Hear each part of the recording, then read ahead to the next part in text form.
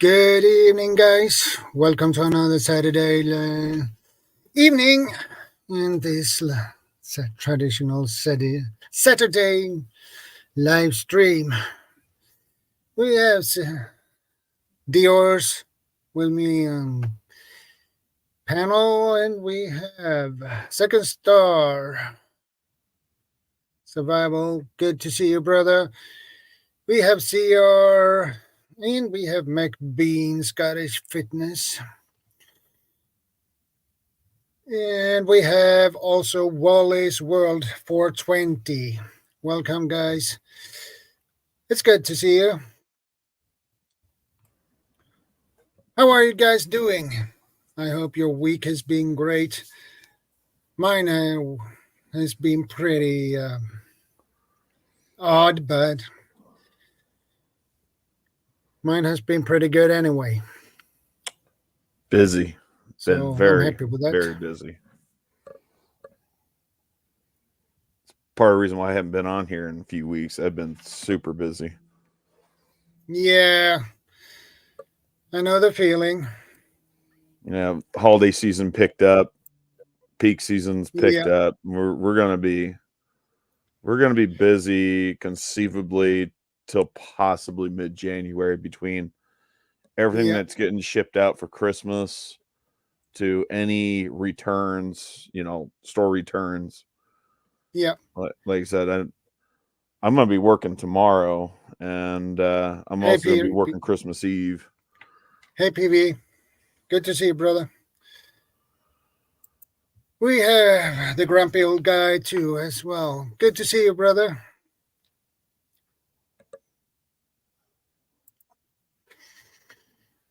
Enjoying the sunshine. We'll probably take a walk and harvest another tree to make stuff for the wife. Yeah, that sounds good. Well, next week will be basically a logistic nightmare. And the Christmas week as well will be a logistic nightmare.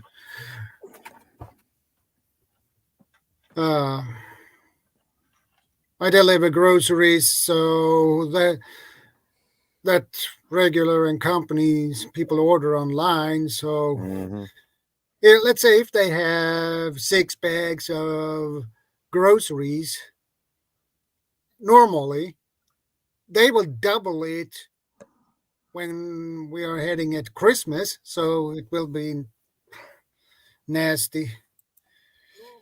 Hey, PV, good to see you, brother. PV. Hey, how's it going there, right? Yeah, I can hear you loud and clear. Yeah, good. How you doing, Joss? You right? Yeah, I've been good. It's like I said, it's been a busy few weeks. I haven't been able to join you guys in a while. Let's see. Last week I had family come in out of town came down from Colorado to visit, so that was part of the reason why I wasn't on last week. And then, of course, the week before that, I was real tired. There was no way that I was going to be able to get online and, chat with you guys. I haven't had very many weekends off. I've been working some of the weekends, or, like I said, I've been busy with projects around the house.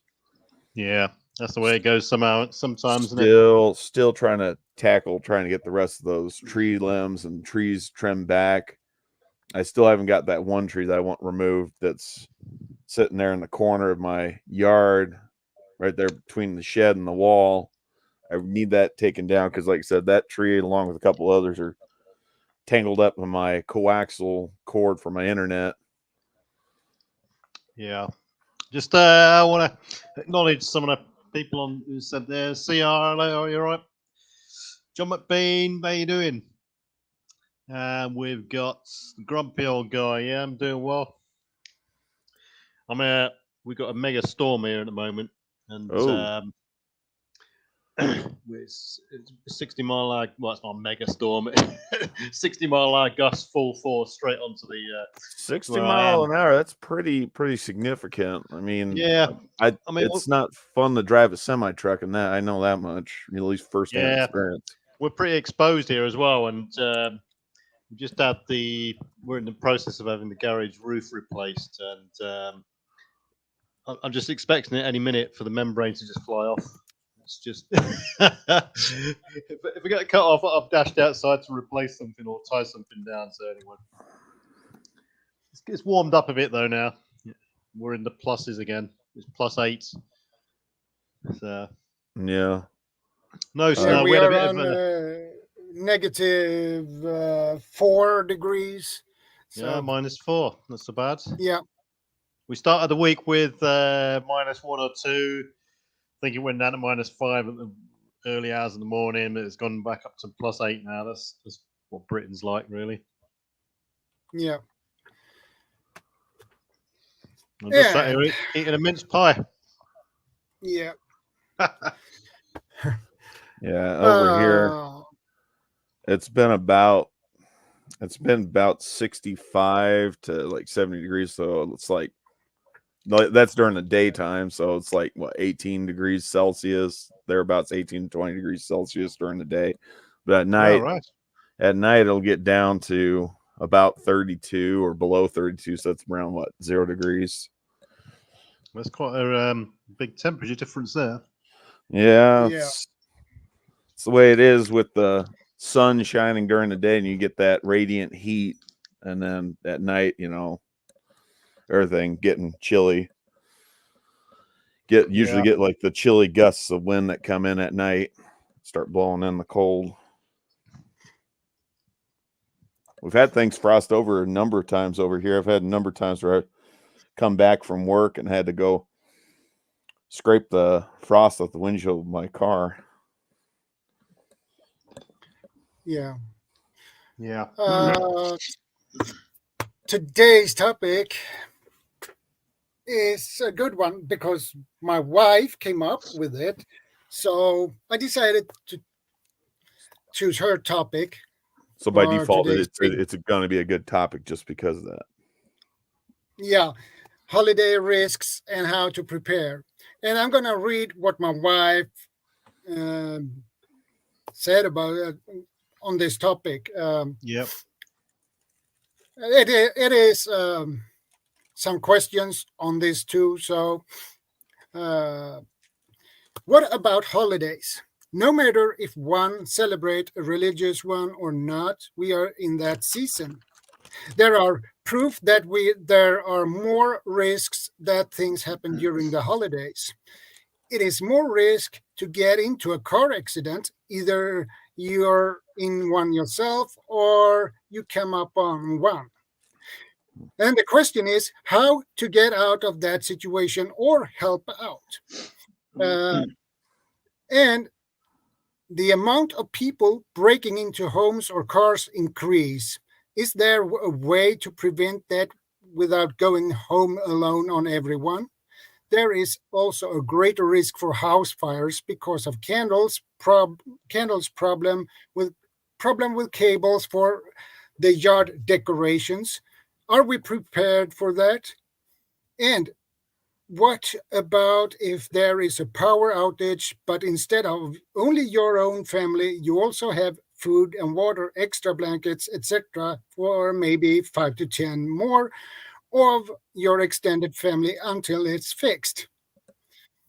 So there we have the topic, basically. Yeah. So guys, what do you think? Pretty good. It's a pretty good topic thus far. I don't have a whole lot to add. I mean, like I'll add stuff as I go, but like I'm gonna say for me, I don't have the facilities to house 5 to 10 additional more people, just because this house is not large enough to facilitate that.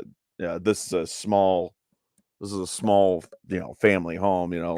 Maximum of 4 occupants can live here, but I've got extra blankets, maybe enough to have 2 additional people. That's about it. I don't even have enough places for people to sleep. Some people are going to be sleeping on an air mattress, guaranteed. As far as like additional like backup emergency heating, that is something right now that I am actively working on. That's part of the reason why I've been busy.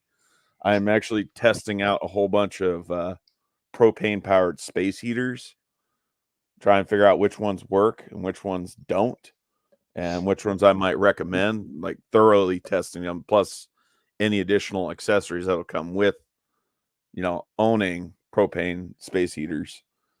And of course, there's kerosene space heaters too, but like I'm not looking at buying a kerosene space heater, not yet. Yeah, I think there's nothing like the cold to bring out problems, especially like Mrs. Shadow has said there.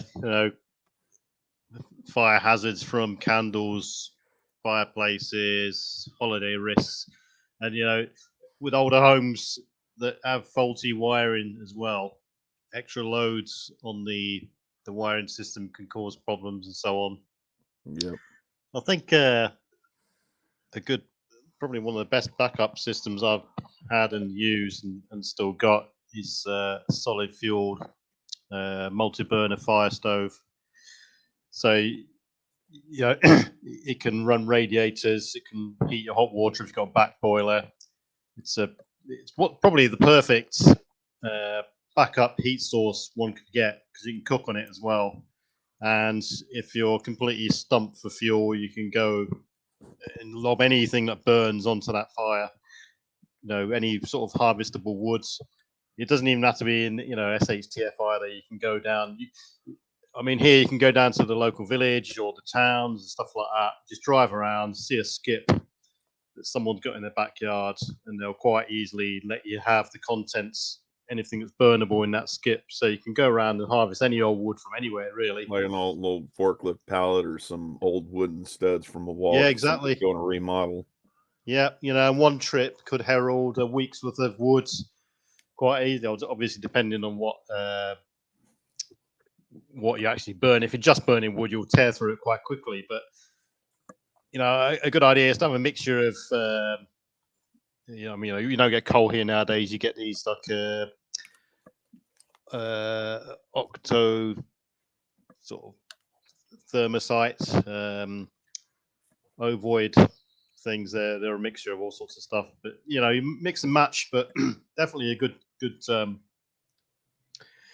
good way to go. That get a solid fuel stove, because I find I've used propane and stuff like that. For me, there's just too much moisture in it, and you get a lot of condensation kicking out with that sort of thing. Obviously, you can use diesel heaters and stuff like that, but yeah, well, moisture might not be a bad thing in the air, because with it being wintertime, it's naturally going to be drier. The air is going to be naturally drier, and But I'm just looking at something that I can use with the power being out, whether it be an SHTF, permanent grid down thing, or just something temporary power interruption. Yeah. And my question too about this solid burner that you're talking about. Is it safe to use indoors? Because like all these propane heaters that I've been testing out, these are indoor rated. Yeah. This is I'm talking about a cast iron fireplace stove. You can go from 4 kilowatts up to 18 kilowatts, sort of thing. You have to install your own flue and all that sort of stuff with it. Yeah, we've got one here in the house. We've got one in a boat.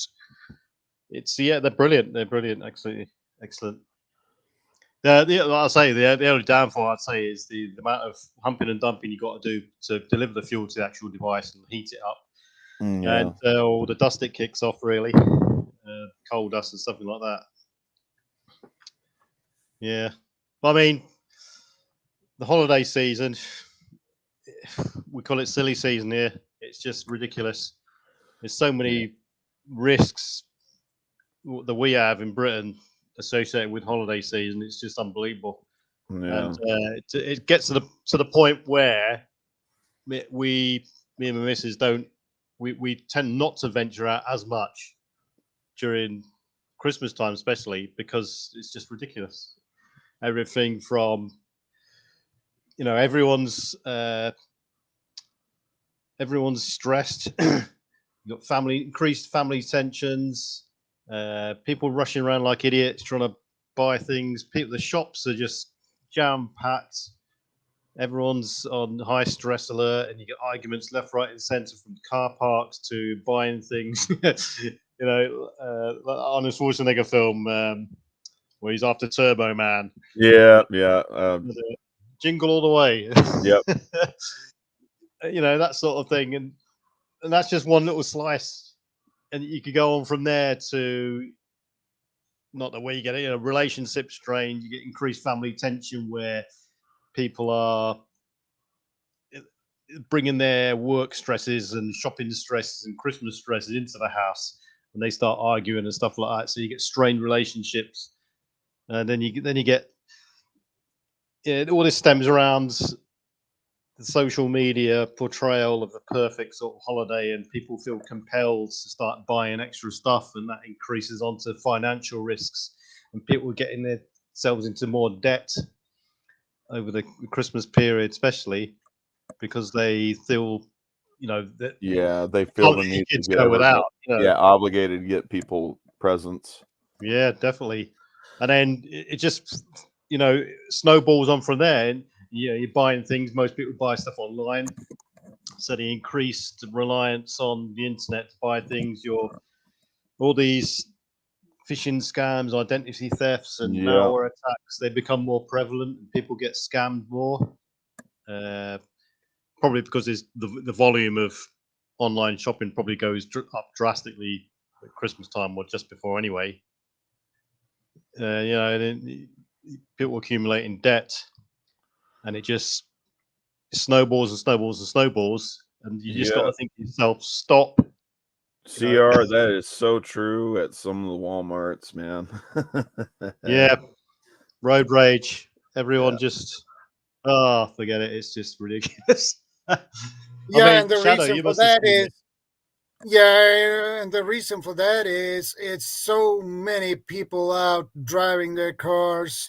The traffic is terrible, basically, even here at Christmas time. It's so many cars out on the roads, and they are stressed, and that's why it turns out to be a road rage if something happens. And it's can be over a parking space. It could be small things, and that turn out to be a road rage, basically. Now, about the question your wife was asking, how do you prevent break-ins, et cetera, et cetera. Some of the stuff you can't. Like, there really is not a whole lot you can do outside. If you're already security minded, there really isn't anything you can do outside of what your normal is. Just lock things up, be observant. I mean, if you live in a bad part of town, there's really not a whole lot you can do to prevent your car window from getting smashed out unless you've got a fully enclosed garage or secure parking area, like controlled entry points to park your vehicle in. Like, that's going to be unavoidable. The other thing too, this time of year, porch piracy goes up. That's part of the reason why I'm kind of hesitant about ordering anything off Amazon or anything off of Walmart online, just because I'm worried about my package getting stolen. I've already had this happen to me last year. I had $200 worth of gun parts get stolen off my front porch, but that was back when I was living in Colorado. So I haven't heard of any porch piracy taking place here, but I'm not going to delude myself to think that because I live in a new state that certain crimes don't exist or they're not as common. Now, I'm certain that the frequency of some of these crimes are just the same over here as they would be in Colorado. Yeah, probably wouldn't surprise me if they're the same. It doesn't take a lot of, it takes one person to go on a porch rampage, and so many people affected. Yeah, I mean, they're you've got the weather as well.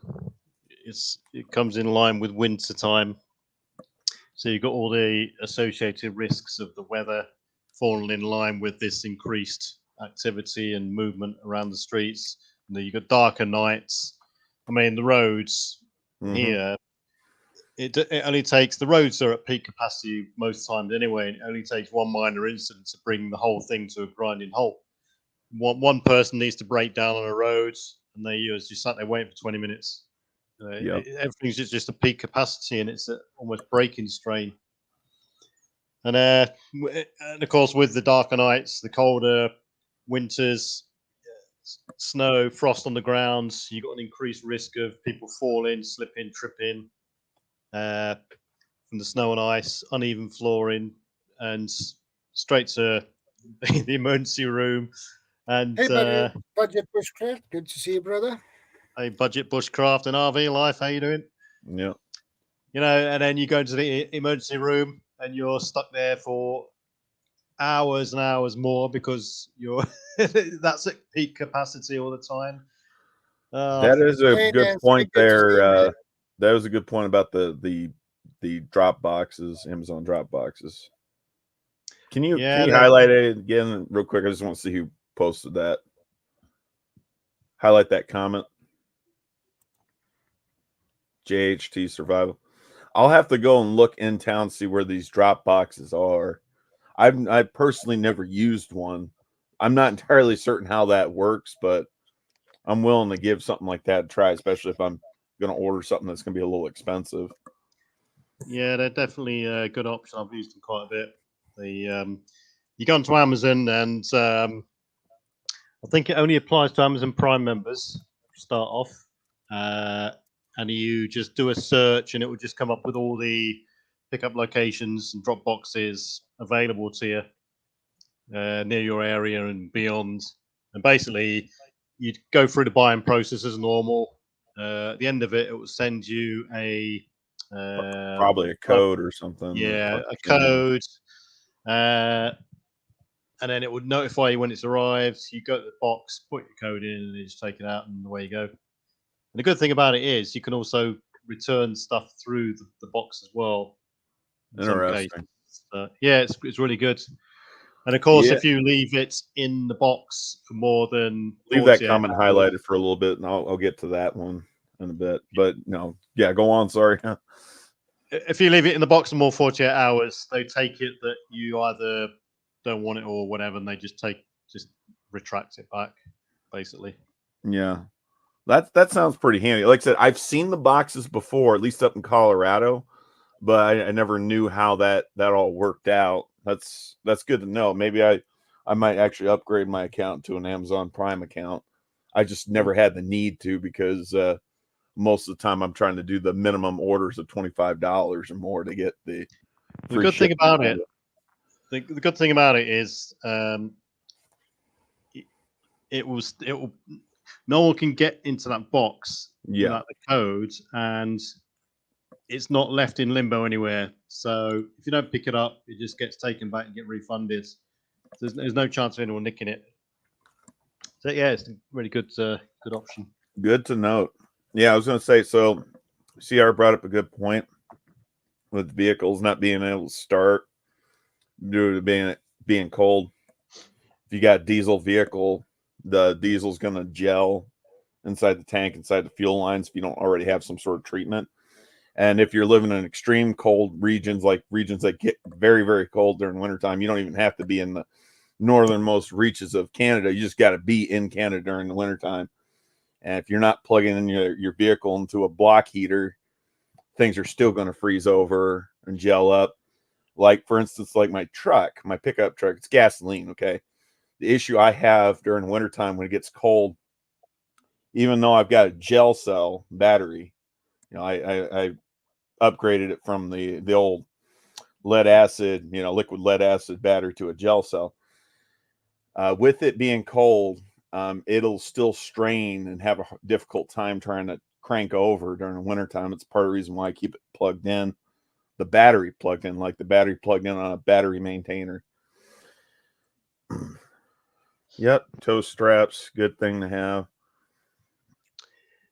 Come in handy to know where your tow points are on your vehicle. Like, for instance, like my car, I'm not exactly sure where I would be able to safely attach a tow strap to the front of it. On the back, I could figure that one out, but on the front, I'm not seeing any like removable covers where I could like attach like a tow hook, removable tow hook, so that way I could attach a strap.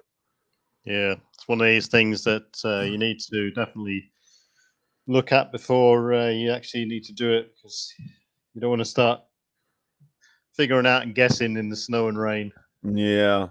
that probably we've all done before. I have anyway. Yeah, I've had to get towed out a few times. It was mostly in my pickup truck, get myself stuck. Thankfully, with that truck, I know where to attach. I know all the attachment points on that. It's pretty easy. But these cars, these modern day cars, they got the plastic bumper covers and everything on them. It's really not as obvious to be able to tell, and you can't just really hook anything up just anywhere, because you run the risk of ripping the plastic bumper cover off, and there goes $2,000. I think the biggest risks we have in Britain, and probably coming to a country near you soon, is firstly, well, I'll say the first one straight away, which is probably the one on everybody's mind in Europe, is the religious aspect of things, religious grievances.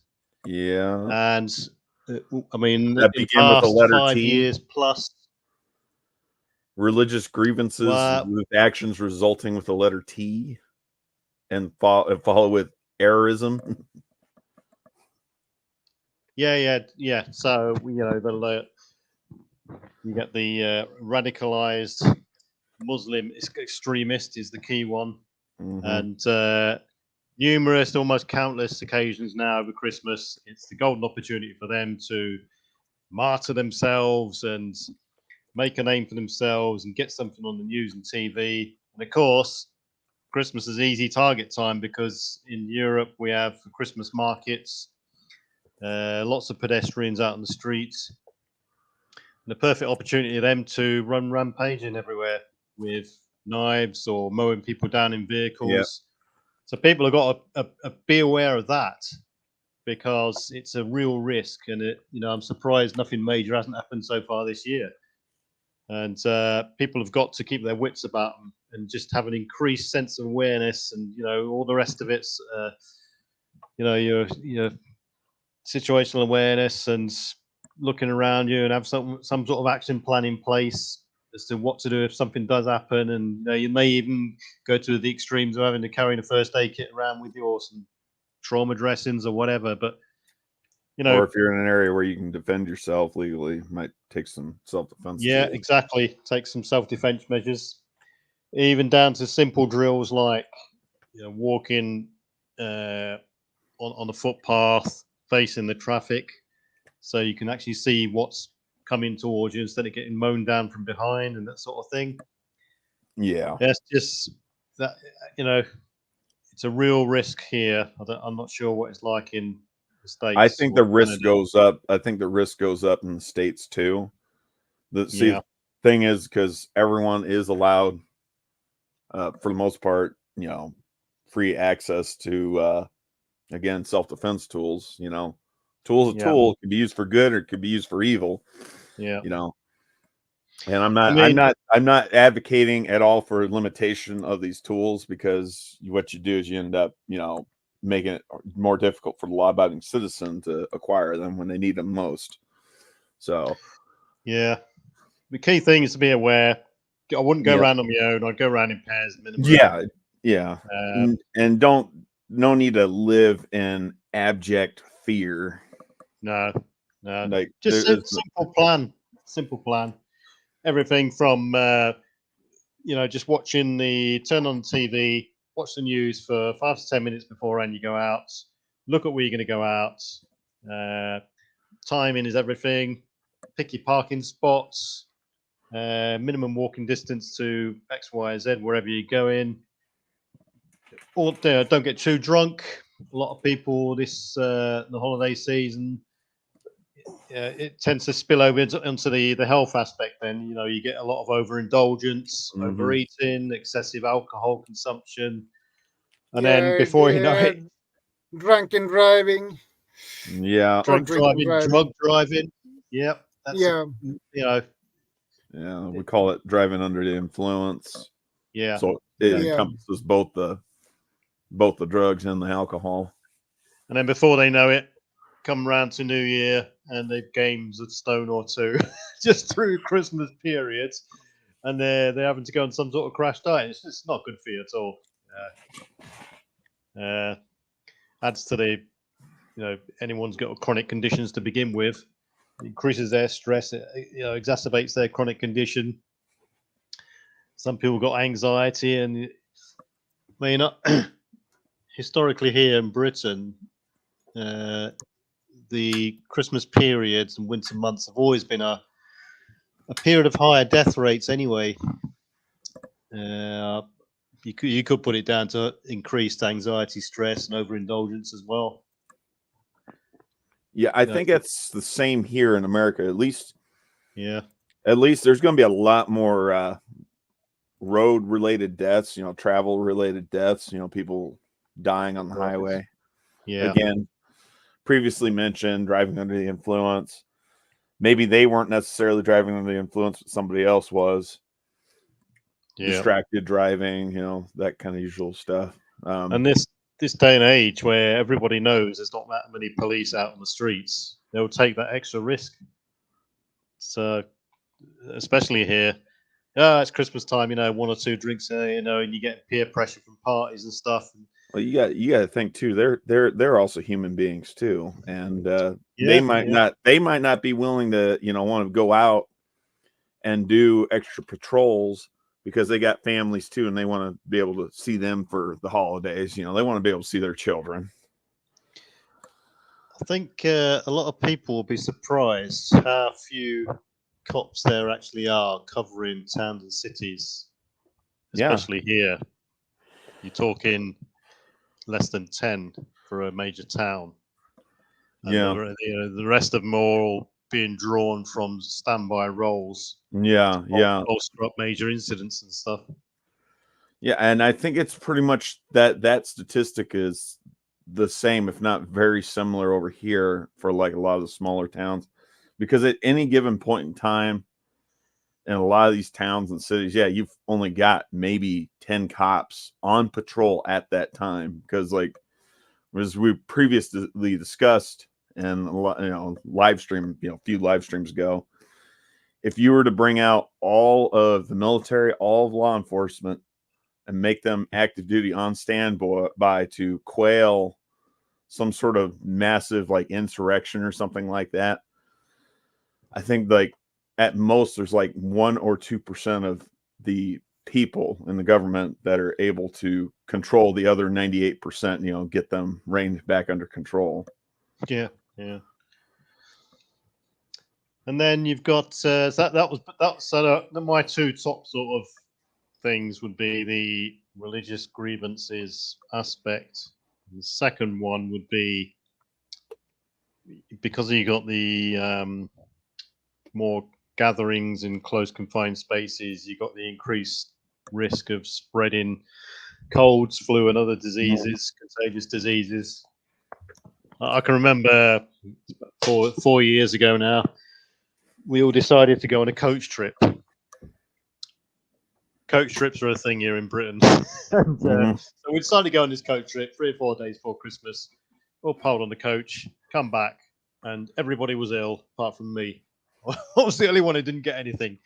So, and they just spent the next 4 or 5 days over Christmas in bed, feeling horrible, And that was that sucks, really. It was me playing waiter. Nurse. Yeah. So you do get people, coughing and spluttering, and it's horrible. And of course, we're all more prone to getting colds and flu, and we're more susceptible in the winter months anyway, as your nasal mucous membranes change and all this sort of stuff. Yeah, the air gets drier too. That doesn't help. Yeah. And of course, you're also naturally you're going to be shut in a lot more, not getting as much vitamin D, not as much of them sun rays from natural sunlight, and doors and windows going to be shut, so therefore you're going to be breathing in the same stale air that's going to be recirculating the same cold and flu viruses. Yeah. I mean, I think it would be a good idea for quite a lot more people in the northern latitudes to definitely take some form of supplementation. I mean, I take as a bare minimum omega-3 every day, vitamin D3 and vitamin K, because we just don't, we're just too far north to get a good dose of vitamin D3, you know, and that's definitely not good for you, you know, getting deficient in that sort of aspect. Yeah. Here in Sweden, we have a lot of problems, especially when it comes to candles. Yep. Every year, some people's house or apartment has burned down because they forget to pull out their candles. So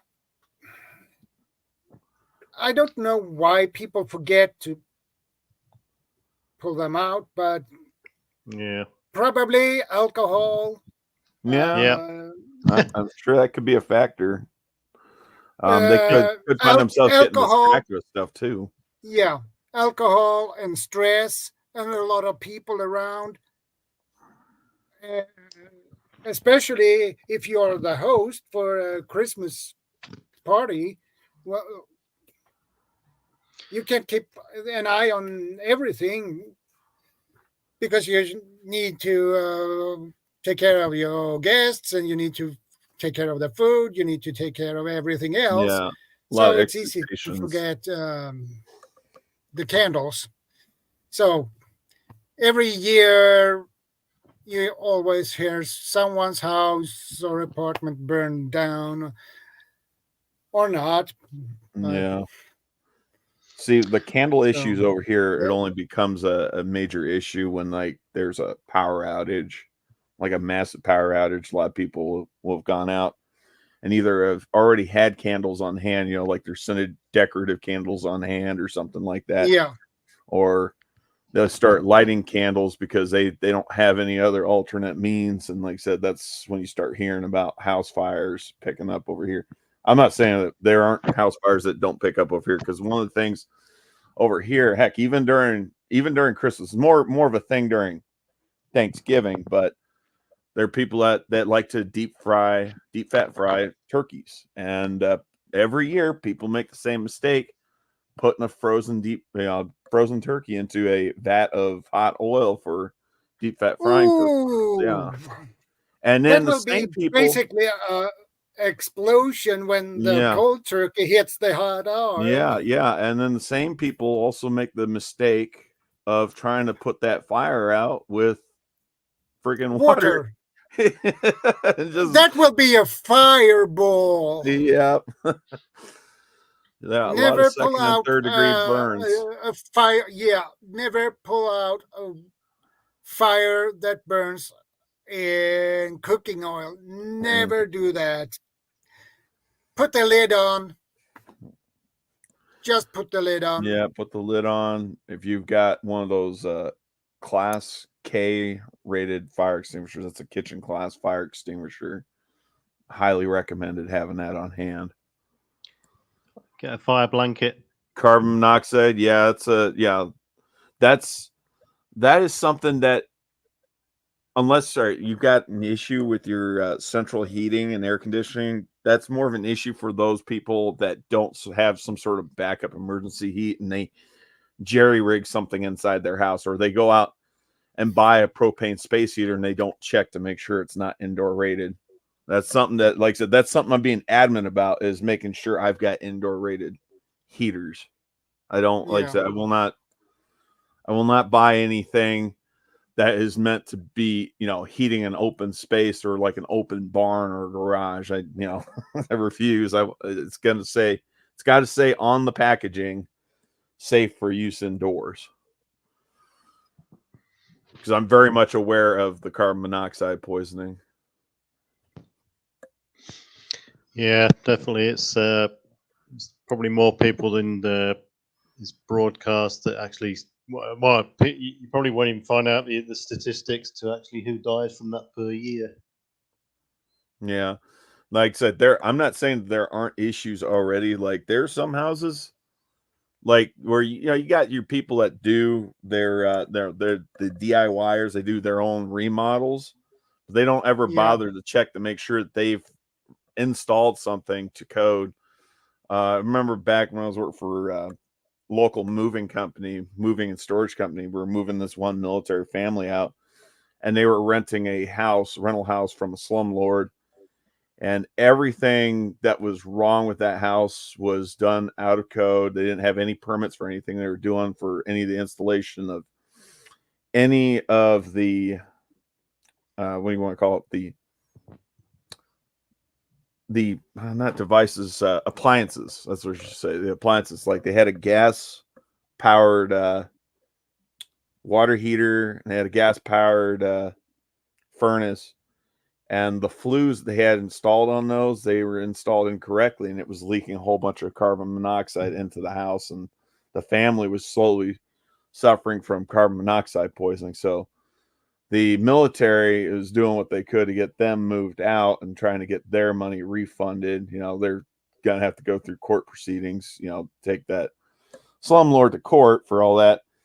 But they didn't have carbon monoxide detectors in the house. Like I said, nothing was to code. Like I said, so that will, that can happen. But that's one of those things where that's not necessarily a holiday season thing. I guess it could be a little bit more common, especially if it's a flue that's attached to a furnace, and now you're using the furnace during the wintertime versus not using it during the summertime.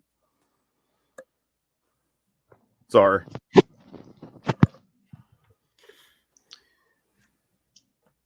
Yeah, definitely. And, a lot of get a decent quality one, check it regularly, get one that's combined smoke alarm and CO2 detector. And, go from there. Fire extinguisher, fire blanket, detectors. All adds up, and avoid any sort of distress in the future. I mean, candles are, yeah, especially this time of year as well, when you get scented candles coming out and everyone wants one and they all light them and stuff. Yeah, such a risk. Don't put them on any sort of surface that the surface can heat up either, especially the little tea lights, because the base of those can heat up quite drastically hot as well. Yeah. And like you said there, you got because you got a lot of people who are having time off, they're decorating and doing DIY.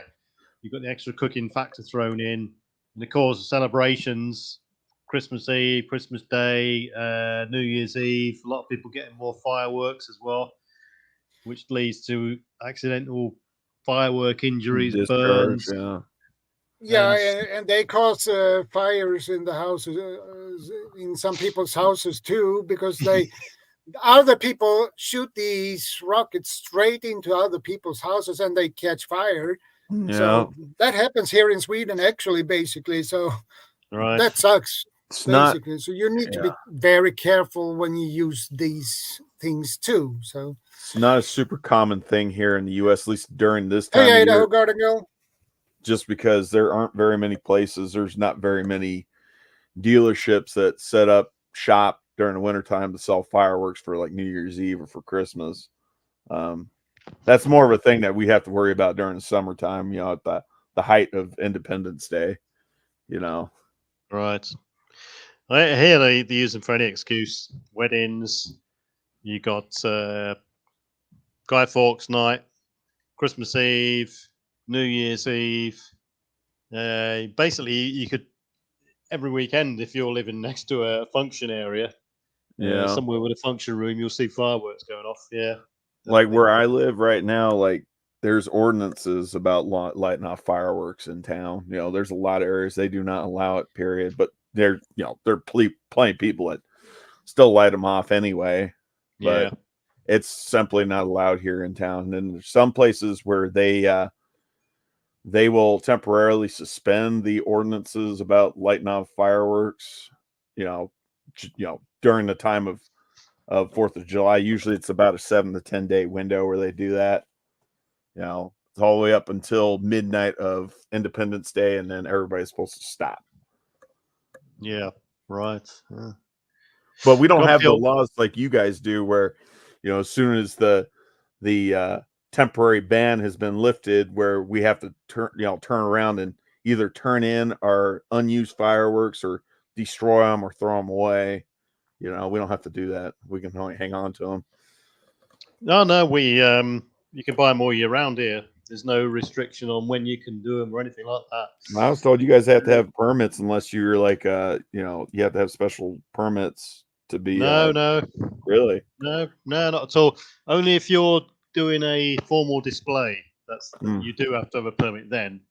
I mean, I could go down any time of the year down to a local store and buy a bunch of fireworks and just use them willy-nilly. You know, there's no fascinating. Nothing on that. I think you're not allowed to use them after like 10 or 11 o'clock at night, something like that. But yeah, no noise ordinance. Yeah. Comment there from Grumpy Old Guy. Checking your flue as well. A lot of chimney fires, especially in the creosote buildup in the winter time. Yeah, people burning green wood or wood. Yeah, or they're burning wood that's got a lot of resin in it, like basically like your pine woods, your Douglas firs, your spruce. Yeah, we mainly we burn all sorts on ours. I'm not going to tell you what we burn on ours, but everything goes on the fire. Well, it would be the same for me too, but it's just some of those woods, regardless of whether or not they are seasoned, they're going to put a lot more creosote buildup in the chimney, just because of the resins and the saps in them. It's a lot dirtier than. I mean, I tend to just put coal or coal substitute on the fire. And when you need a quick burst of heat, just throw a couple of logs on or something like that, just to get the heat really going. Or when you initially light it, that's really it, basically. Yeah. Over here, what is a popular thing to use if you got an actual like fireplace proper, wood burning fire. Those are actually getting to be a rarity here in America, but if you got one, what's popular here is they sell those fire logs. They're designed to burn out the residue out of your chimney, so you don't have to have hire a chimney sweep. Well, apparently what they do is they're good for carbonizing the internal part of the flue, so that it's easier to sweep the chimney. I wouldn't rely on it as a substitute for sweeping a chimney, but it definitely makes it easier. Yeah, that's why, like I said, if I get a chance to build or buy my ideal house, I want one with a stove. Most of the wood burning stoves, they've got removable flue that you can take down, so that way you can do regular maintenance and cleaning. Right. We've got a chimney, and then we've got an internal flue liner that goes down the chimney. So it's a double sort of backup. Yeah, definitely worth having though. It's a key asset, definitely, I'd say, because like I say, you can cook on it if needs be, heat everything with it, and you can do your radiators off it, your hot water off it, and so on. So definitely a key asset. What else we got here then? Anyone got any ideas or comments? I was thinking about another thing when it comes to the cables for your the Christmas lights for your Christmas tree. Yeah, the wires. Or outside, for that matter. Some people don't check them. They just put them up and plug them in, and then they get a shortcut. Yeah, short circuit. And they have a damaged cable, So check your cables Mm-hmm.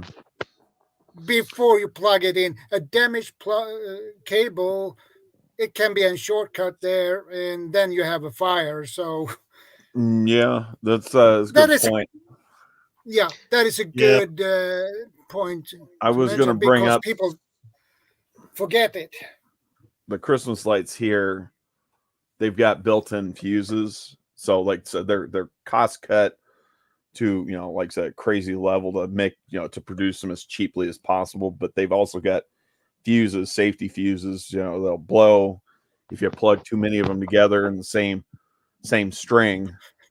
But Yeah. the other thing too, I mean, yeah, fires will still be a thing, especially like Christmas tree fires. Those would be a thing. You know, if you got like old lights that don't have the fuses, I don't know many people that really have those anymore. But the issue that does come to mind though is people using extension cords to plug their Christmas lights into, and they don't realize they don't know the amp load rating of that extension cord, and it gets really hot. And what do you do when you got excess amount of extension cord? You coil it up. When you coil it up, it doesn't allow airflow, and that cord's just going to further heat up to the point where either the insulation starts to melt or it burns. Yeah, as soon as you said that, I was thinking about that. People plug in 3 or 4 sets of Christmas lights into a socket, which isn't, you know, and you're just overloading it, and eventually goes up in smoke. Yeah. Yeah. I want to say most of the sockets here in the U.S., including a lot of the older houses, I want to say most of them are rated for 15 amp. I'm sure there's some that might be rated for 10, but I want to say by and large, most of the outlets are rated for 15 amp. You got some that are a little bit more heavy duty. They're like rated for 20, 25, and 30 amp, but that's getting into like commercial setting, you know, or some sort of like shop attached to like a garage in a house, you know. Yeah. Yeah, definitely want to check for sure. Second star. Hey, Matt. Good to see you.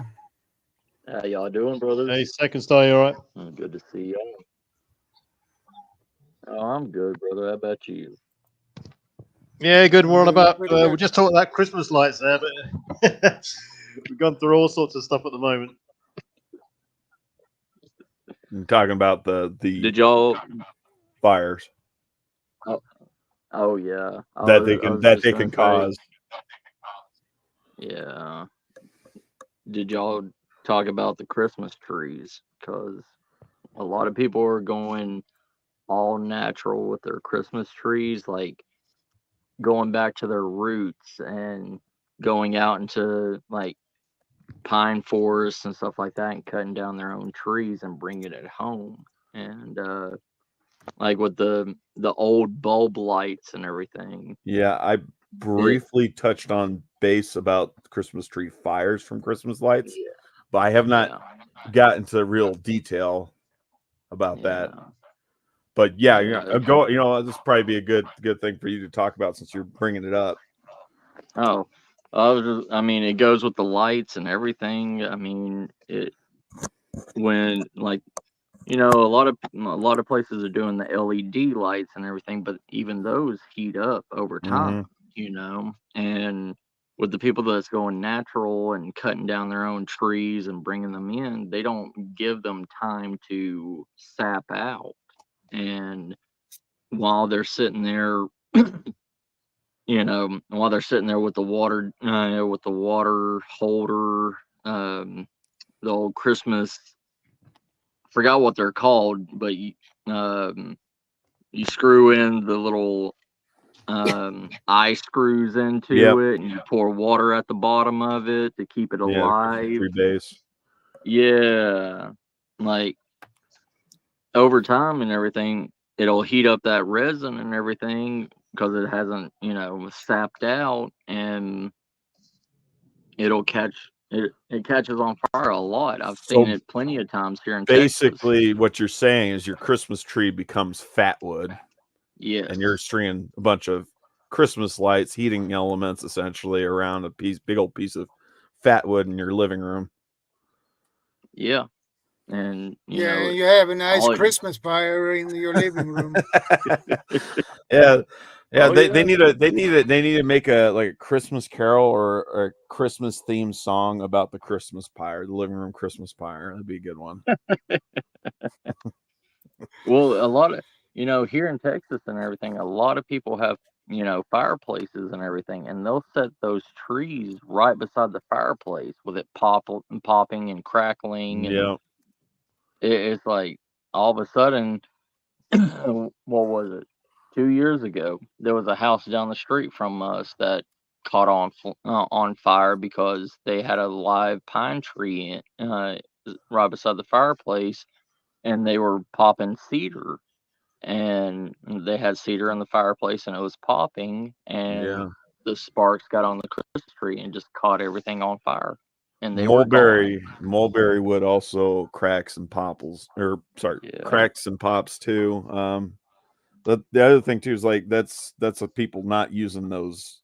They're supposed to have those screens in front of their fireplaces to prevent ashes, cinders from being able to blow out or pop out of the fireplace. Because Yep. I see that being an issue, especially when that stuff's hitting like Berber carpet or something like that. Yeah. Yeah. Whereabouts in Texas do you live? Oh, I live in San Antonio. Oh, okay. I'm wondering why it looks sunny and warm over there, because I live out here in Lubbock. It's a little bit overcast. Oh yeah, yeah. I'm not even that far from you, but you know how it is here in Texas. Yeah, I was gonna say elevation. A lot of people don't respect the fact that elevation plays a key role in how warm or how cold a place is going to be throughout the year. You're Yep. probably sitting at 1,000 foot or less than 1,000 foot elevation, where I'm at like 3,400 foot elevation. Yeah, yeah. I live around the hill country, so yeah. We're in the low altitudes down here. Yeah. We're I'm I'm out around Bernie. I'm like in between Bernie and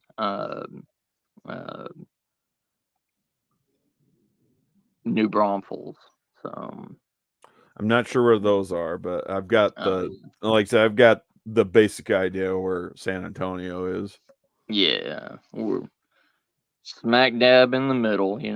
4 hours from the Chihuahuan Desert.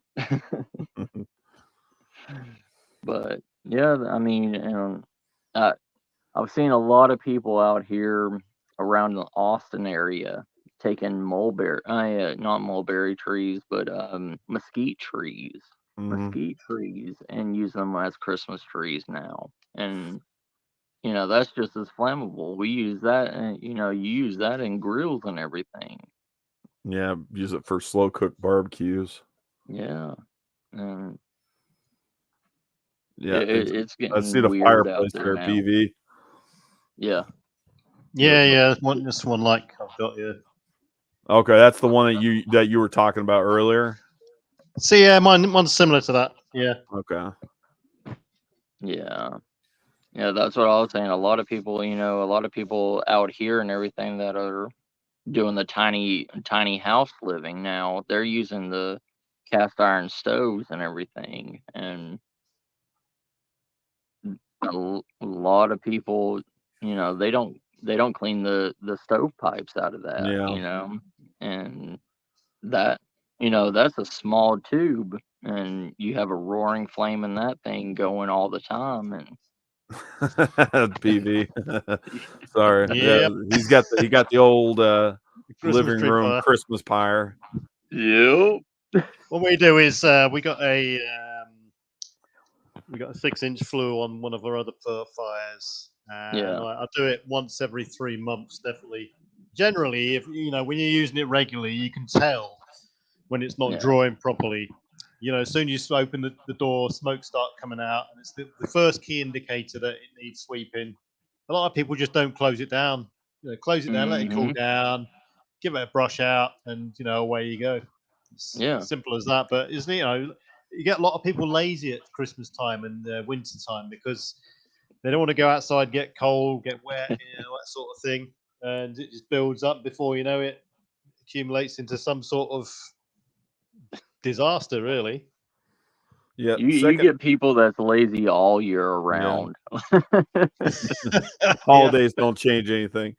The second car, as I had previously mentioned, a lot of these, like I was telling these guys, mentioned a lot of these newer wood burning stoves, they are designed so that you can remove the flue and do regular cleaning and maintenance.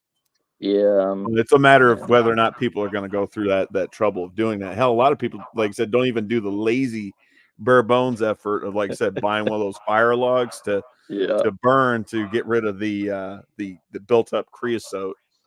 Yep. And like we used one of those cleaner logs, and I'll tell you what, I don't know if it was just the brand or what, but maybe it was because it was called Jinx's brand, and I put it in the fireplace. We lit it to clean out the chimney and everything, and it stunk the whole house up for like a week. And I read on the packaging that you're supposed to have all your windows open and burn it. And I was like, I didn't even know that. But yeah, it was like it can cause like respiratory problems. It was like medication, Well, it seems to be a fairly common complaint because somebody else brought up the same complaint earlier when I mentioned those logs, about 20, 30 minutes ago. Yeah, like I don't know if it's just the chemicals that they use in it or what, but like I would say that's a fair bet right there. The chemicals. Yeah, maybe any on sort of where it comes accelerant from. they might be using. Yeah, because usually with those fire logs and everything, you light the paper and it it makes the whole fire and everything. But with this one, like you had to use the candle lighter and hold the candle lighter on it, and it had kind of like a TNT wick coming out of it. You had to light the TNT, the little fuse, and as soon as the fuse went in and everything, it took probably about 5 minutes, then it started burning out the sides and caught on fire. That is interesting. I've never heard of one with a cannon fuse. I'd be wondering if I'm not, accidentally putting a stick of dynamite in my stove. That's what I thought. I was like, I've never seen anything like this before, but I was like, I mean, it looked like the one that I had. It looked like a pretty much a white brick. It didn't even look like a log or anything. It would look just like a white brick, and it sent up this white smoke through the chimney and everything, and you just saw all of the pine resin and everything just like loosening up and falling into the fireplace. So just elected a new pope. Yeah. Well, yeah, I mean, as well as all this sort of thing, we got to, it's a big time for kids and this sort of thing. Keep a closer eye on your kids and that. And the increased risk of injury for those because they're running around potentially causing chaos and tripping over wires and pulling things and mixing with other, all these. I was going to say mixing with other kids, but that's what they do anyway. Right. You get the idea.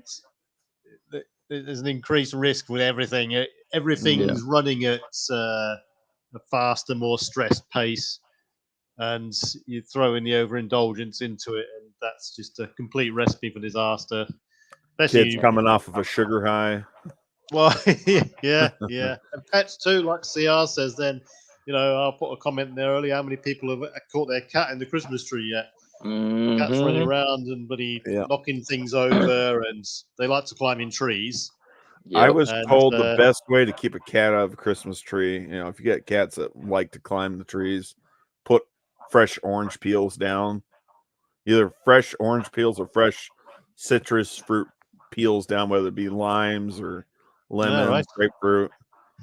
They have this won't... deterrent spray too that like you spray on your couches and everything, and it makes the cats not want to like scratch on the couch or whatever. You can spray it down on the tree also, but I don't know how flammable it is. Yeah. So. And dogs too. I mean, I used to have a dog. It used to like eating tinsel. Yeah. So, yeah. And before you know it, you got a £5,000 trip to the vets. You know. Yeah. Yeah. 5,000 pounds. It's a big dog. I'm just kidding. You've seen the vet fees around here. Yeah. You're right. Yeah, like animals, and especially with ornaments and everything, that's going to make the cats, the cats or the dogs go after it also, because, like Hallmark and all this stuff, like my grandmother used to get a Hallmark ornament that would like sing or do something and everything, and it would attract her animals, and it's like, yeah, especially if it's talking to them or whatever. I could see that being attracted to a dog. Now, I think ornaments in general, that's always good. If you got cats, I can definitely, that's always going to be an issue, unless the cat's like an old cat and it doesn't give a crap. But everything to a cat is a toy. Yep.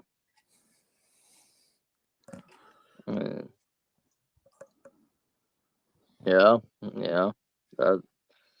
Yeah, especially if you hang the lights on the outside of the house. Yeah. And the ladder is made of metal, and it get very slippery. Yep. Mm-hmm. Or people improperly using those ladders. They just for the record, those A-frame ladders, they're not meant to be leaned up against things, but I see people do it all the time. Hell, I've been guilty of doing that, but that's not the proper use for them. You're supposed to set it up as an A-frame and then climb. Yeah. So I'm just. I have seen people doing that too. They lean it to where they're gonna climb out and do it anyway. Yeah. Yeah. So I've just Googled what is the biggest cause of death in Britain over the Christmas period on average, and it's come up with last minute shots. It's come up with heart disease, chronic lower respiratory diseases, kidney disease, dementia and Alzheimer's, and strokes. Crazy. It almost sounds exactly like the same problems we have here in the U.S. Right. Which, I used to work on an ambulance for 3 months. Over the period, we have an ambulance strike, so they called in the army. Anyway, I was an ambulance driver, and I was assisting the paramedic that was with us. And over a 4-month period, over the Christmas period, the amount of people that died was massively higher than the other months, and most of these were heart attacks and strokes. And the only thing I could think of, were the combination of people overeating, lack of exercise because they're staying in more because it's colder outside, and this sort of thing. So, if that's the biggest cause of death over a Christmas or festive period, people have got to look at that and really think about what they're doing. Yeah. Spending a lot of time sat around isn't good anyway. So maybe get up and have a walk around, or make an effort to do some exercise in the morning. Don't just save everything for Christmas.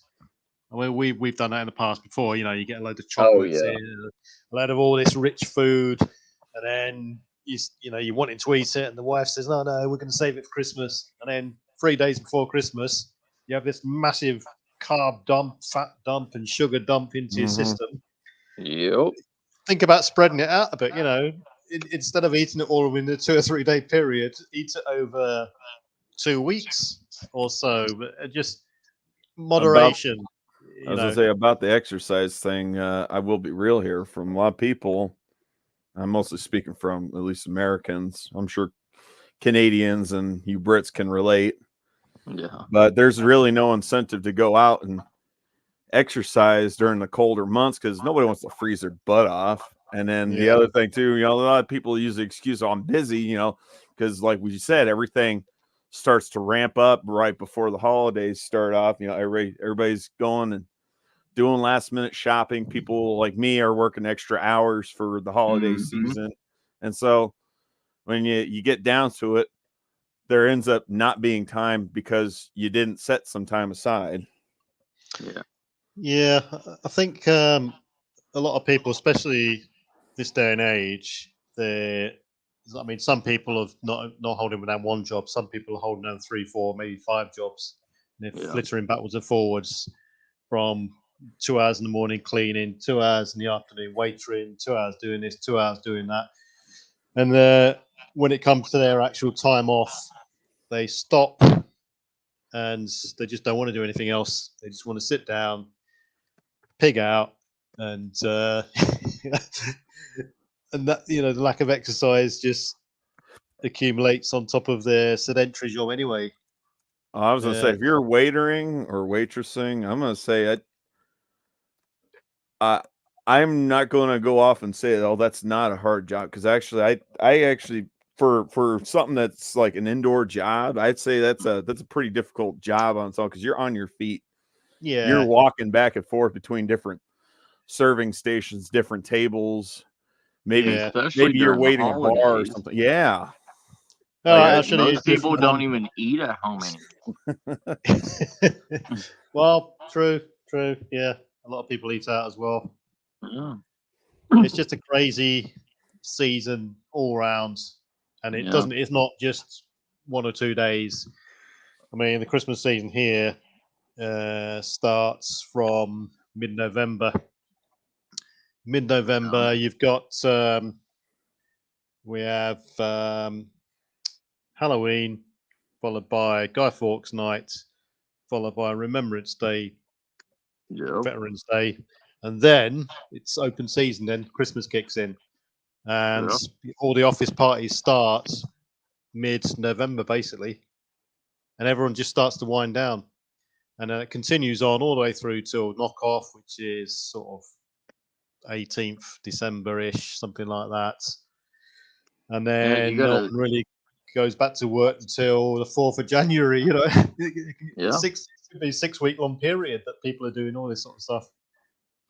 And you got to think about like all these companies and everything during holiday time, because these companies are, doing the parties and stuff like that. Like my security company, the day before Thanksgiving, my company had a huge barbecue, sit down dinner, all you can eat, whatever you wanted. You had people just shoving food in their face all day long. And then the next day was Thanksgiving, and they had a Thanksgiving dinner the next day.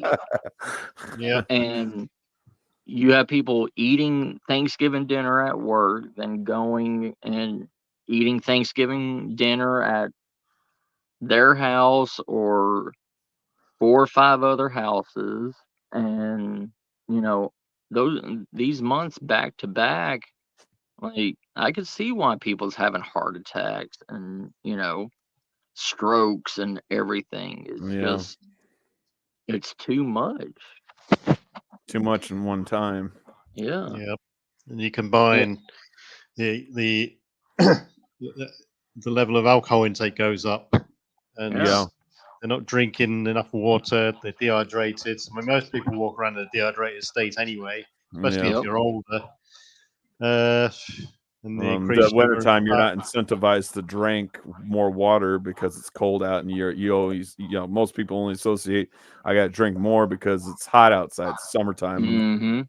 I'm getting hot and need to cool off, but a lot of people aren't thinking, I need to drink just to stay hydrated during the wintertime. Right. And then you've got the increased risk, like, when we do it ourselves here, you're increasing your risk because you're traveling more. You may want to go a couple of 100 miles down south to meet your parents, a couple of 100 miles east to meet sister-in-law, another trip to meet your brother and all this sort of stuff, because it's a tick in the box. That drive fatigue. Yeah. And I know about that all too well, being a professional truck driver. Yeah. Christmas time, people travel long distances to get to their family and relatives to celebrate Christmas. So it's a lot of cars on the roads, and the road is the volume of slippery and traffic, snowy and icy. And if you're bad luck, you hit a snowstorm and and that's one of the major risks out here in the West, especially like the Mountain West states. Either going south or going east. You're there at any point in time a winter storm could blow in from the north, and now the roads are ice covered or they're snow covered. And of course I'm sure Second Star Survival's aware, a lot of people out here in the South, even in Texas, they don't have winter tires, or they've never driven in. They've either never driven in snow or ice, or they don't have enough experience in it. Look at Snowpocalypse that we had. Yep. That's something I'm trying to prepare for right now. Yeah.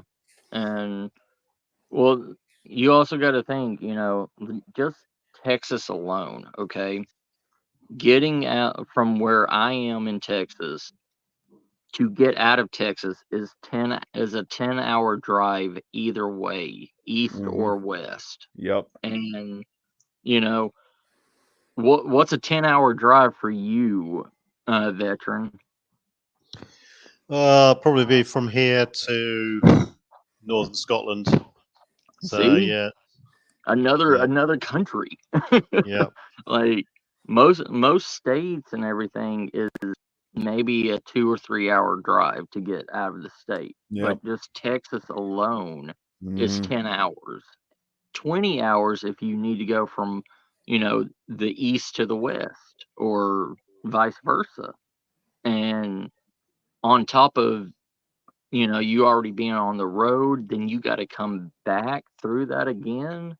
And just that drive fatigue in general. And during holidays, everybody's trying to get back home, or everybody's trying to rush and get out. So there's so much more wrecks and bad driving because people were pushing themselves to get to their location sooner so they can leave sooner. And have you ever heard of the Chinese Chunyun Festival?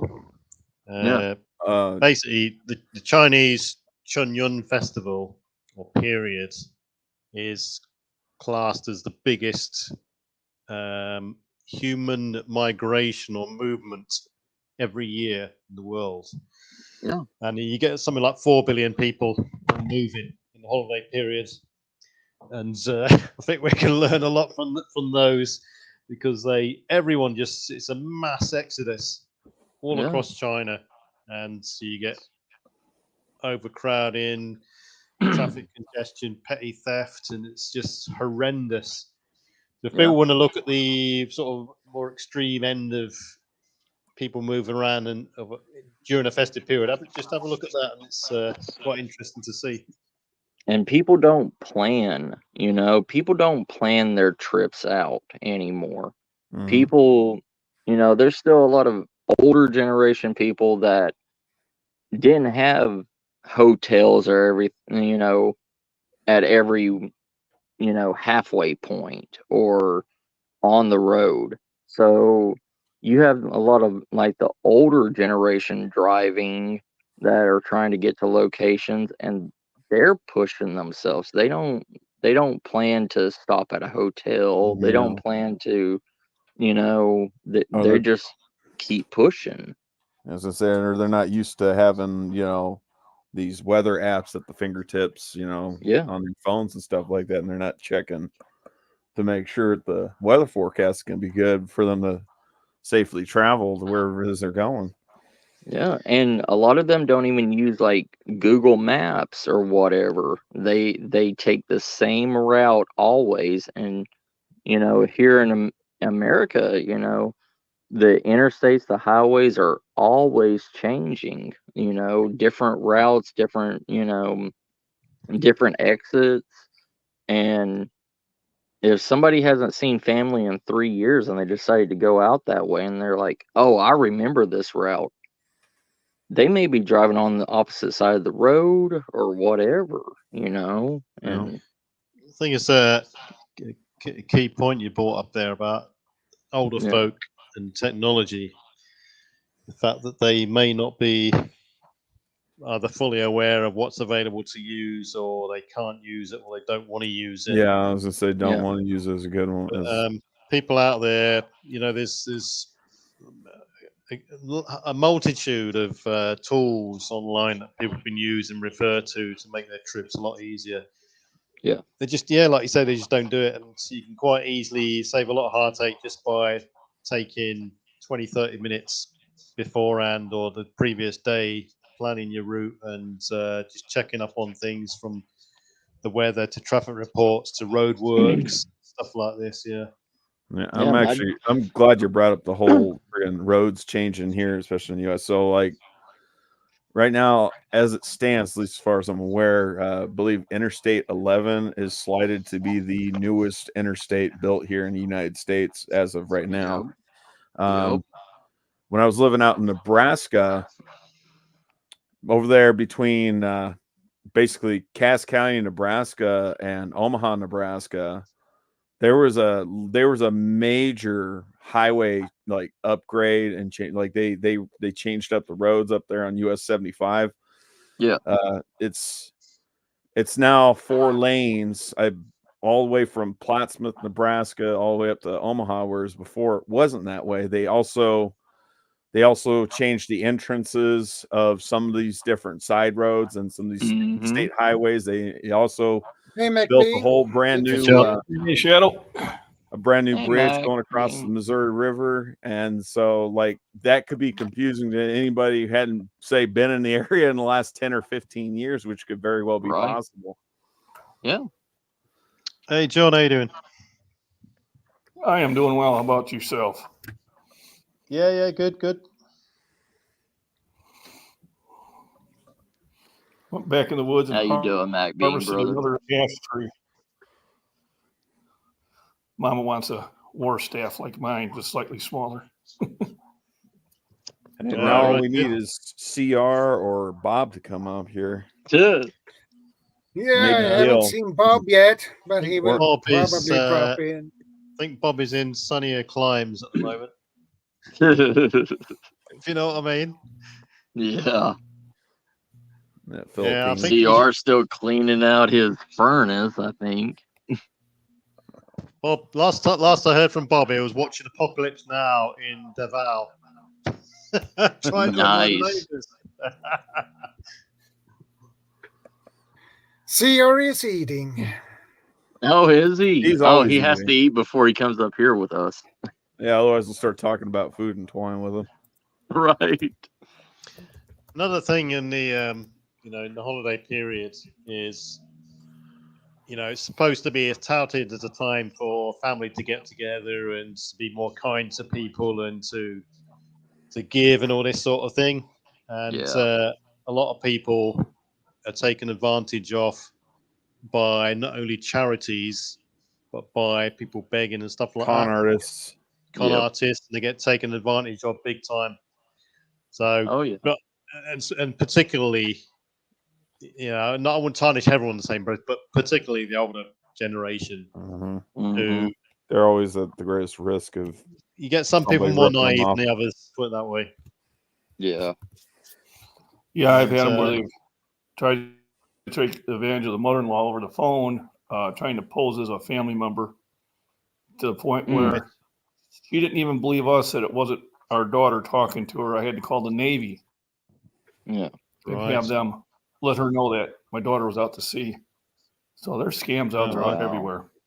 Yeah. Yeah. And they like to pull on your heartstrings and all this sort of stuff. And a lot of people, if they're animal lovers, they get bombarded with all sorts of adverts and commercials from donkeys to cats and all this sort of thing. Yep. And in this day and age, trying to differentiate what is legitimate and what isn't legitimate, what's a scam is so hard that, I mean, for me personally, I just switch off and I don't entertain anything unless it's my own personal decision beforehand. Yeah. Or, I don't answer the phone unless I know who it's from or I'm expecting a call and this sort of stuff. So, yeah, it's a minefield. Yeah. Too many people can take their eye off the ball easily in the Christmas period. Another thing that came up in my mind that in a moment here, a minute ago, that is, if you're out for Christmas shopping, your Christmas gifts and things like that, pickpockets are out because that's the best time of the year for pickpockets. Because now they know there are a lot of people who go for shopping and they know it's so crowded. So people are so focused on to doing their shopping that they don't think of pickpockets.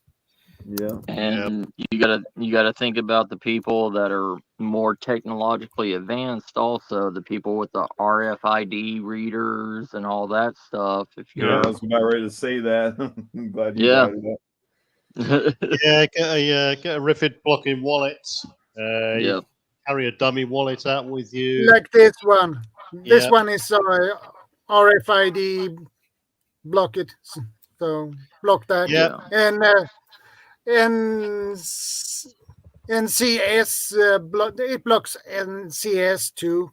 So yeah, they're quite easily available nowadays, and do things like if you're going to the bank to get some money out, some cash, because a lot of people like to give cash as presents.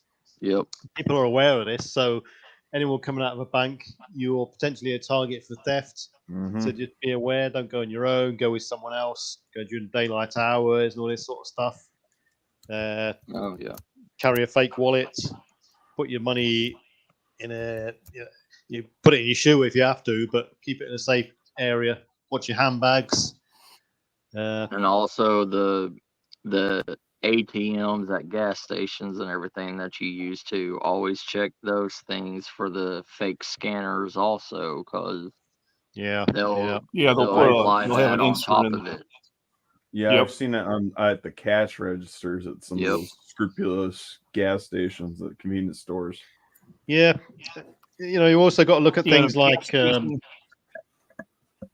Sorry, go on. If they ask to use your card and take it in the back room, that they got me that one time like that, where he says, "Oh, the reader ain't working," and he went back, and like 5 minutes later, I checked my account, and they were trying to buy, $400 shoes in Italy. So I was able to stop it. But anytime they want to reach for your card, you just tell them, "Nope, we'll just cancel it." Yeah, I mean, some people have. It might be a good idea for someone is to have 2 accounts, and you have a working account where you do all your purchases through, and you have no more than a couple of £100 or dollars in there. Yeah. And your other account, which is the main account, where most of your money is there, so you're not getting fleeced through a card system or purchase.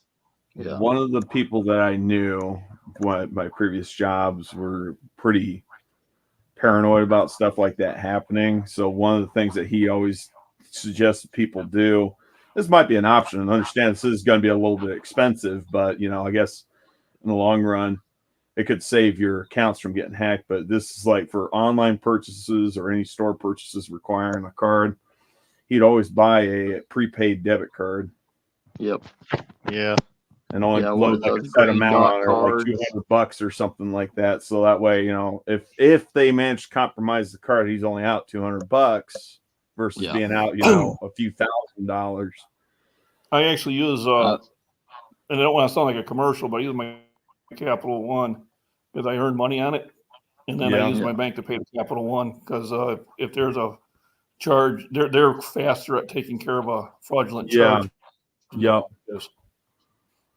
Yeah, I have one of those throwaway green dot cards, and if I'm doing any big purchases or anything online or whatever, I transfer my funds over to that, and I use that green dot card because the green dot card has the exact same backup plan. If you buy it, it's only like $2 for it, and if you get scammed or whatever on it, or you know, somebody hacks your account or whatever in it, they'll refund your money. But yeah, the green dot cards are really good. CR's just brought up a good point there, is the use of gift cards. If you, instead of giving away money, which can be good, but you know, they got their drawbacks as well. You're limited to buying from a certain store or an outlet like Amazon or something like that. Yeah. Well, you can get those Visa gift cards. Yeah. It's just like a Visa. What people got to watch out for with gift cards is an expiry. Yeah. Yeah. And that's same for some of those prepaid debit cards. There's an expiry date on them. Right. Yeah. So if you don't use it up within that time, that's it, gone. Yeah, it'll do like small little like withdrawals until the account balance is zero. Right. And they call it a service fee or something like that. I mean, the actual expiry date is about, you know, you're talking about 18 months or so, but there are some people, I suppose, that may put it in a drawer, forget about it, and 18 months later they think, oh, there it is there, and you know, it's all gone then. Oh yeah, there's also something that people need to watch out for too. It's big here in San Antonio and Houston and everything. Like if they know you're out Christmas shopping or whatever, they're going to bug your car some way. They're either going to put like a gift card or cash or something like that, like on your windshield wiper. So you, like, if they see that you have a big purchase or whatever, and you see you got 320s on your, you know, windshield wiper, you're going to stop and try to grab that with a big, huge purchase or whatever in your buggy, and they're going to come by and grab your buggy or your money or whatever you have on you and take off with it. And they do it in like bigger, like big box stores or malls. So you got to keep your awareness around you and look around you and keep your wits about you. Yeah. Same as I mean, this time of year, everybody knows, and all the dates are published of various events like school activity plays, which all the parents like to go to, parties, fairs, church ceremonies, you know, carol services and this sorts of stuff. And people know that, you know, the whole house could go out to these events, and they sit and wait. Once all the whole house has gone out, you're left yourself open, because everyone knows they've got presents under the tree and all this sort of stuff, and you've got more products in your house, so you open yourself up for burglary then. Yep. So it could be an option to look, you know, enhance your security, even get the neighbors to keep an extra vigilant eye out, or even leave someone behind who may not even want to go anyway in the house. Keep watch. Yeah. There's a church service out here that gives homeless like made like fruit breads, or, you know, like banana nut bread, stuff like that, and drop them off in neighborhoods to sell these things and make a little bit of money during the holiday, you know, hours and stuff. And there was a report about 3 days ago of one of them that sold a loaf of bread or whatever to this elderly couple, and turned around and broke into their house that night and stole everything from them. Yeah. So, and it goes back on the church too, because the church didn't know. Yeah. We got a guest appearance there, Shadow, from Mrs. Shadow. Yep. Like I've said, elderly people, generally speaking, are always going to be most at risk for scams and getting defrauded, or even getting straight up having a physical, like, armed robbery take place at their house, like a home invasion, break in, Yeah. maybe snatch and grab, like you said, a handbag or something like that. Yeah. I mean, there's a lot of people also that families come together over Christmas and stuff like that. A lot of people just like the parents, they may just completely lock up and leave their house and come to visit the kids, or vice versa. Yeah. And therefore, you're leaving your house all empty, open to the people who want to take advantage as well, burglars and stuff like that. Yeah. So it might be a good idea for people if they are going on a night carol service or some sort of church concert or kids nativity or anything like this, to put a timer switch on their lights to come on, or the timer switch on the TV to come on, so at least it's illuminating the place and it's making it look as if there's someone in for a start off. It's definitely a good idea. Or at least in like certain rooms, like the bedroom, like at least, because if somebody's spotting your house and everything and they see they were out there for an hour, then they turn around and look back 10 minutes later and now the bedroom light's on, then they're going to be like, well, somebody's there now, instead of all the lights coming on. Yeah, definitely. Yeah. That was a common thing that my folks would do, like when, especially like this was like during summertime, whenever we'd go on vacation, we'd turn a couple lights on the house, different parts of the house, make it look like it's occupied, maybe have the radio on and have it on pretty loud, so that way it sounds like somebody's watching TV or something. Yeah, I heard Garden Girl there. It was on about the garage door business. We just had our garage door fixed, and you get those normal pull cords, which, in case of the outage, you can pull the cord and that's it. You can open the garage door. They're the easy way into most these electric systems. Yeah. So plenty of videos out there on how to secure it. Quick padlock and drill a hole somewhere, and you're sorted. But yeah, definitely security. All right, brothers. I gotta get out of here for a few minutes. I gotta go help the wife and everything. But I'll be back. Okay, I'll be no in problem. chat. Yeah, no worries. Have a good one. Yeah. Great talking with y'all again, brothers. Yeah. Y'all take care. Yeah. Yeah, All right. Take care. You see, most of the things we talked about we see them every year, and generally people should know about all these things by now, because recurring events, recurring threats, and so on. You hear no end of stories about tales of, from Christmas trees burning down to people getting robbed when they're out, people getting pickpocketed, people overindulging, drink driving, drug driving, all this sort of stuff. I think what we've got to look at more deeper is, how to prepare for the other events that happen over Christmas as well.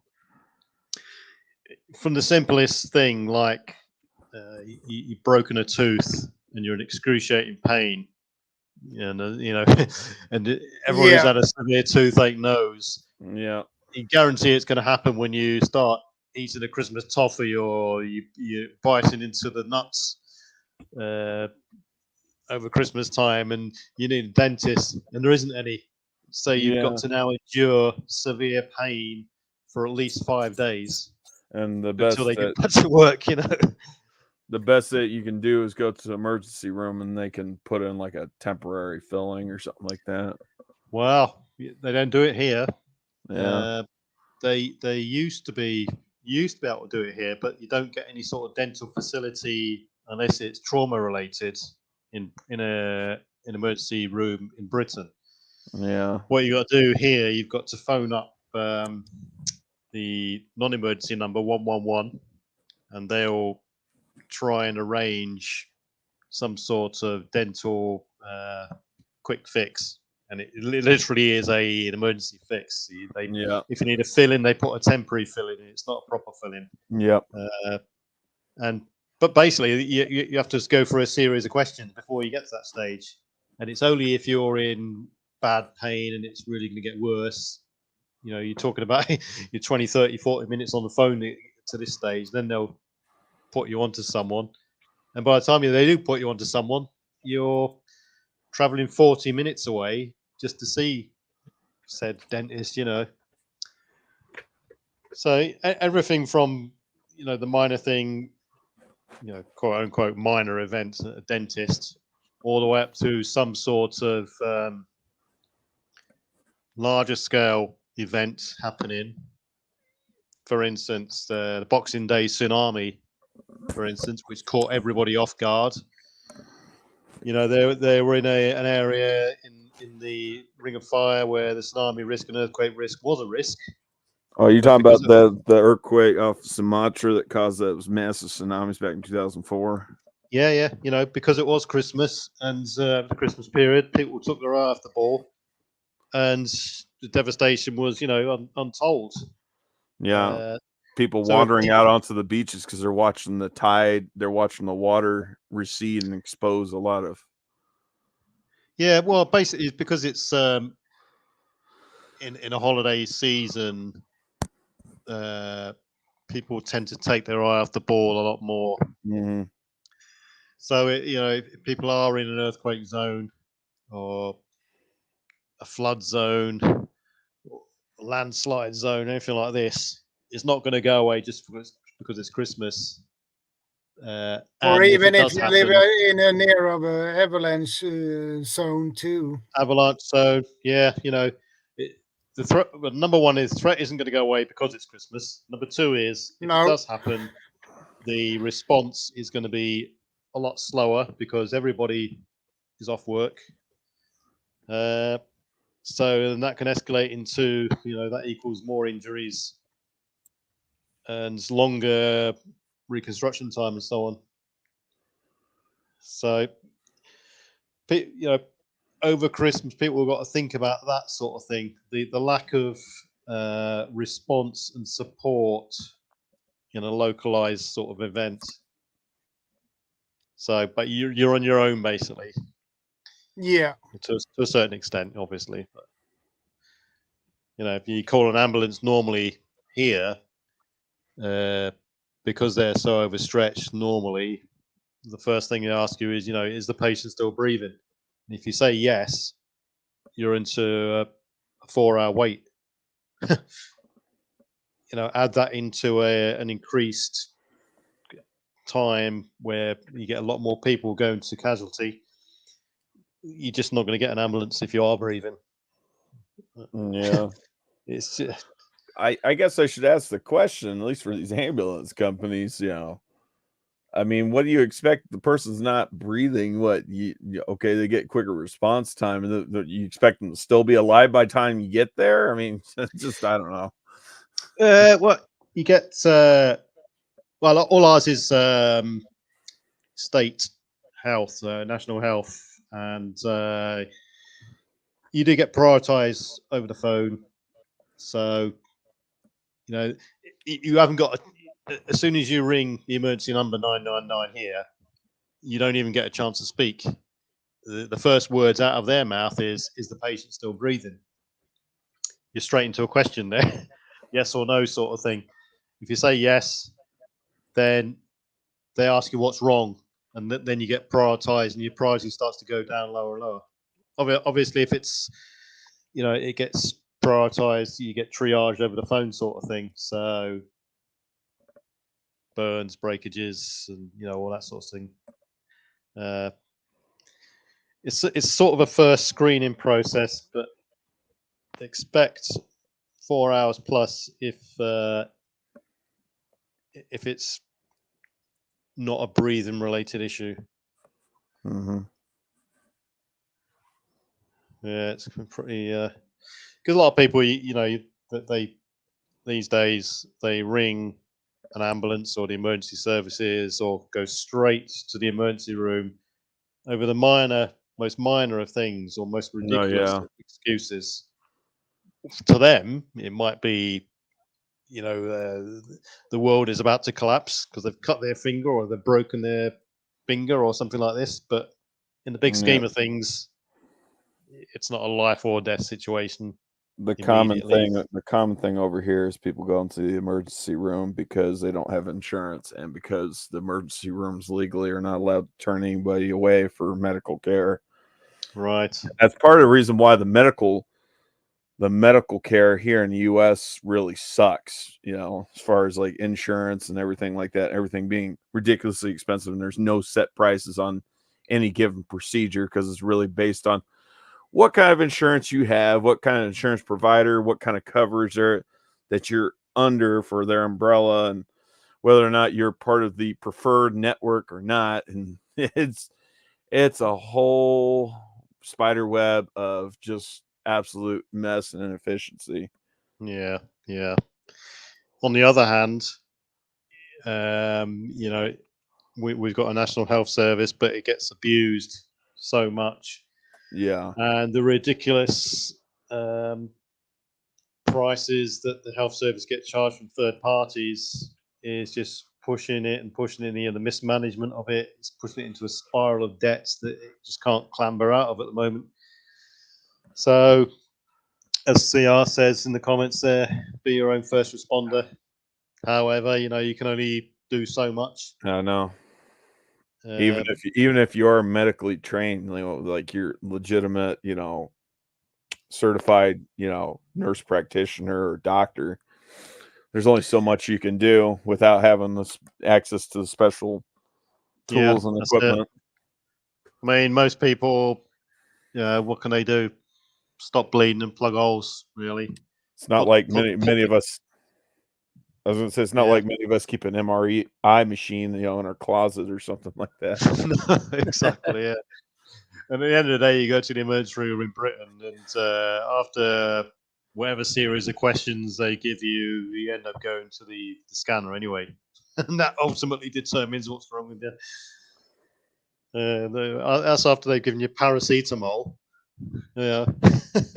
So, yeah, be your own first responder. Stock up on your own sort of minor meds.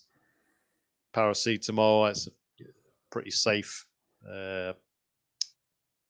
medication. It's within reason, obviously. Aspirin. I mean, aspirin's okay, but people have got to check their aspirin stocks because aspirin goes off pretty quickly. Yep, if it goes off, does. it turns into a real bad poison. Yep. A good indication that if it smells like vinegar, it's bad. Yeah, that's it. Smell of vinegar, ditch it. That's you know, when I found that out, that really put me off. Yeah, so yeah, I stopped stocking aspirin after that. I mean, I do stock it still, but the only aspirin I stock is the dissolvable aspirin as a sort of countermeasure to heart attack or stroke, and that's it. But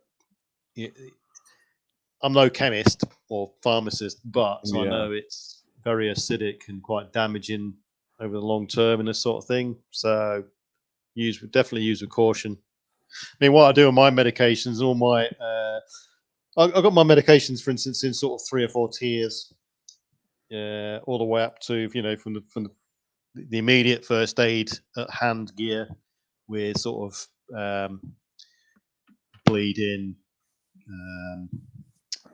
burns, and that's that sort of thing, all the way up to a 3rd line, 4th line box full of medication, so that once you've treated, stopped the bleeding, that sort of stuff, or you've given rice treatment to someone and the swelling's gone down, then you can think about the longer term wound management or aftercare of whatever injury it is. So that, you know, you go into the pills then, so keep an eye on your pills, and, you know, on the packaging or label, put a little description of the dosages. Well, it should be on there anyway. Don't throw away the instruction leaflet that comes in the medication. Keep it up to date and regularly check it. Especially check it over the as we go into autumn, winter time, because things can deteriorate quite a lot depending on where it's stored and sort of stuff. Regular checks. Yeah. Yeah, I was gonna say cold doesn't usually have much of a negative effect on most items, cold storage, but heat, on the other hand, or going from heat to cold or cold to heat, that's when you start to have large deterioration on things. But I was gonna say, back to the over-the-counter non-prescription medications, most of those, with the exception of aspirin and maybe a couple others, a lot of the expiration dates are more of a suggestion than they are anything else for legal purposes. It's not to say that they won't lose their potency, and it's not to say that you might not have to up the dosage to compensate for lack of potency, but there have been numerous studies performed in the past over the medications. Now, the one guy I do not like, and I don't like to mention very often because I think this guy is a piece of crap as a human being, but he did produce a good video prior to his channel going downhill, was Canadian Prepper, when he started talking about the prescription. He started talking about storage life of non-prescription medications, and he also started talking about the storage life of like different antibacterial, what do they call it? Antibiotics. Antibiotics, yeah. Yeah. Like, he did a really good informative video. I will give him credit for that. I absolutely will. But other than that, I think he's a reprehensible human being. I think, well, a lot of these people trying to sell things. I think if you're going to talk about something like that, you know, you've got to stick to your own field. Is basically what I'm saying. I mean, you wouldn't go to a car mechanic and take advice of medication from a mechanic. You know, you go to a doctor and stuff like that. So these people, they should do videos in line with what they know. You know, I agree with that. As far as I know it, you know, when it comes to medication, for instance, I basically look at two channels. I look at Doom and Bloom, Dr. Joe Alton and Nurse Amy, who produce the good series of books, and Hoople's Cat as well, because they know what they're talking about. You see, as far as I'm aware, when it for expiration dates, is that I could be talking complete crap here. Someone will correct me, I'm sure. Comments or whatever. Is that they correct me too. The dates are there to guarantee 100% efficacy. Yeah, potency. Prior to that date, and after that, it's not a sort of guarantee that it will start to go down. After that.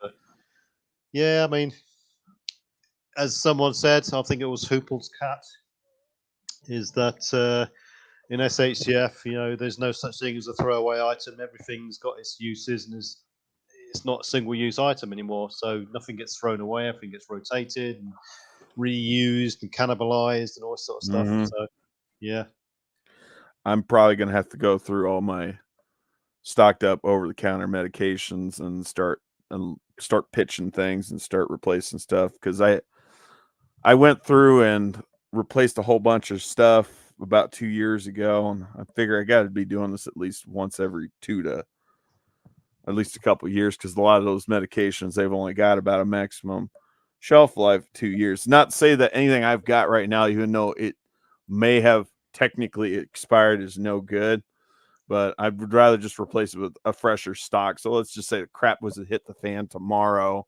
Yeah. You know, theoretically speaking, you know, I've got X amount of storage life that's a little bit longer on these newer over-the-counter medications. Yeah, definitely. I mean, you know, at the moment we've got the luxury of replacing things as and when, so keep it as up to date as possible. Definitely. Yeah. Acetaminophen, that's what that is your Tylenol, your general pain reliever.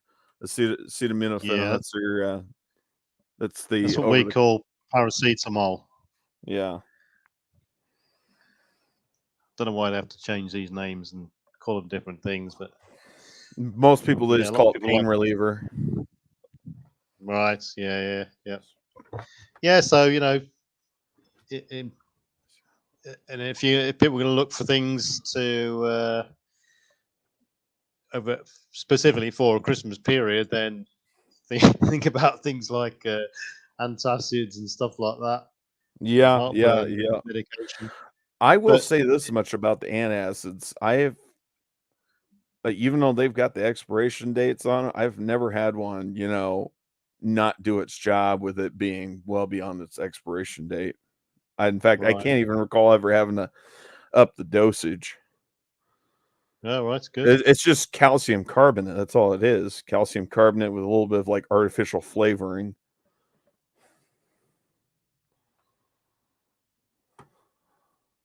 Happy pills. Every pill CR takes is a happy pill. Yeah. I'll tell you one thing to definitely stock up. Talking about toothaches, is clove oil and some rolled gauze and stuff like that.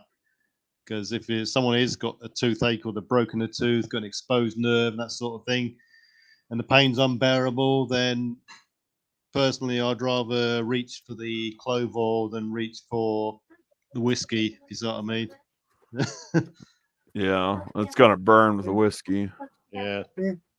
Clove oil is. I was surprised when I first ever used clove oil for any sort of gum or toothache how effective it is. It's super I'll have stuff. to look into that. I've never heard of that. It's interesting. Clove oil. Yeah, definitely. Even last time I went to the dentist for a checkup, I didn't say I was a prepper or anything like that. So I said to him, "Oh, I'm going away for a while abroad. What alternative methods can I use?" I'll be damned. You can actually buy this off of Amazon. Yeah. I said to him, what kind of alternative things could I use as a medical first aid kit? Are these temporary filling kits good? What should I buy? What pain relief should I get? And he basically said, any tooth filling repair kit that contains zinc oxide will do. Cement-based ones are okay. Yeah, they're fine. I've used them before, and they're brilliant.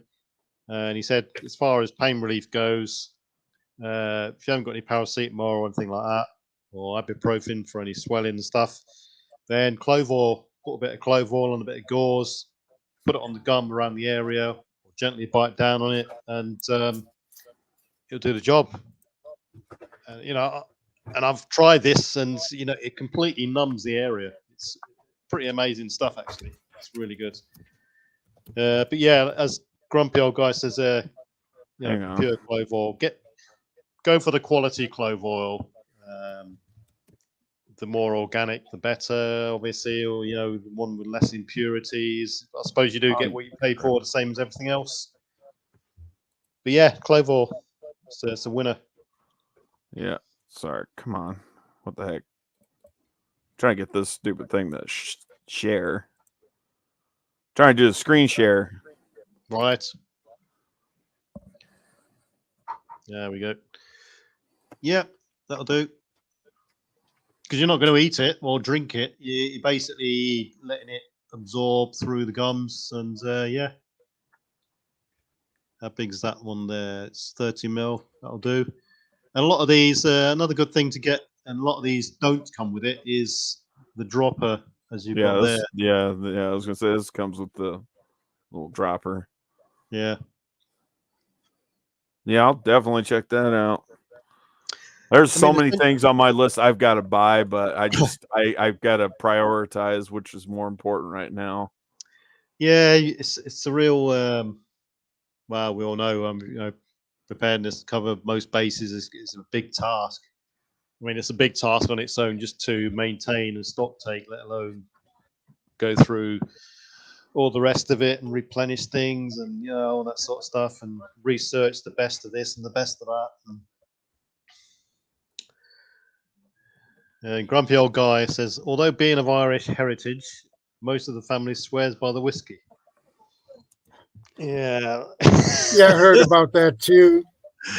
I'd just be worried, if you got an exposed nerve about that, just being some serious pain, because like high proof whiskey, hell, even high proof moonshine, it burns like an MFer, what I mean, going down. Like, I couldn't imagine what it's like putting that on an exposed nerve. I think it's an expensive way of dampening down the pain. I think you're better off getting Clover. That would be my preference anyway. So do an IV of whiskey or something. Yeah. And yeah. So, what other threats have we got? I mean, we did cover break-ins. We did cover, being aware of your surroundings. We did cover the hazards of being out on the road, especially during the heavy traffic in the holiday season. We covered winter storms coming in while being on the roads, road conditions and such. We covered Christmas lights and Christmas trees becoming Christmas pyres in the living room. The terrorist threat. Yep. Yeah, that kind of goes illness. on the being aware of your surroundings thing. Yeah. The spread of illnesses and close contact with other people in big gatherings and stuff. A lot of people get a bit more personal and loose when it comes to Christmas time for some reason, because alcohol gets thrown into it. A lot of people like going to parties and events, and yeah. I think, like I say, the biggest one for me would be the terror threat and the spread of illnesses, and that's not even counting thrown into the network. The other natural disasters you got to face with, or societal collapse, or all the other things people prepare for. You add in Christmas, and when people are knocking off just for 2 days, sometimes. I mean, it's. I think here 1 day, just Christmas Day, is the only time where everything sort of stops, and everything around that day, because you got to give people time off early or time off late, and people covering each other. The whole system becomes thin and weak, and it's a lot more stressed and prone to not collapse, but prone to being broken a lot more easier. So, like the dentist situation, for instance, try getting a dentist on Christmas Eve. Forget it. Dentist will be in his party getting lashed up, Mm-hmm. Yeah. Gonna be a lot of skeleton crews working for emergency and health and human services. Yeah, exactly.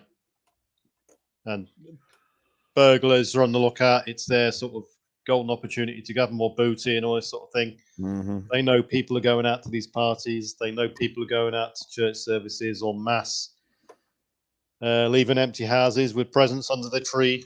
Yep. Financial strains, people feeling pressured to spend a bit more on their bank cards and credit cards. And comes, tick in the box. Come round to the new year, and they're faced with increased debt, which they then have to juggle around the money figures to pay off. Yeah. So, I mean, people got to be honest with each other. They, I'm getting you this because, it's going to be a tight Christmas for me this year, etc., etc., etc.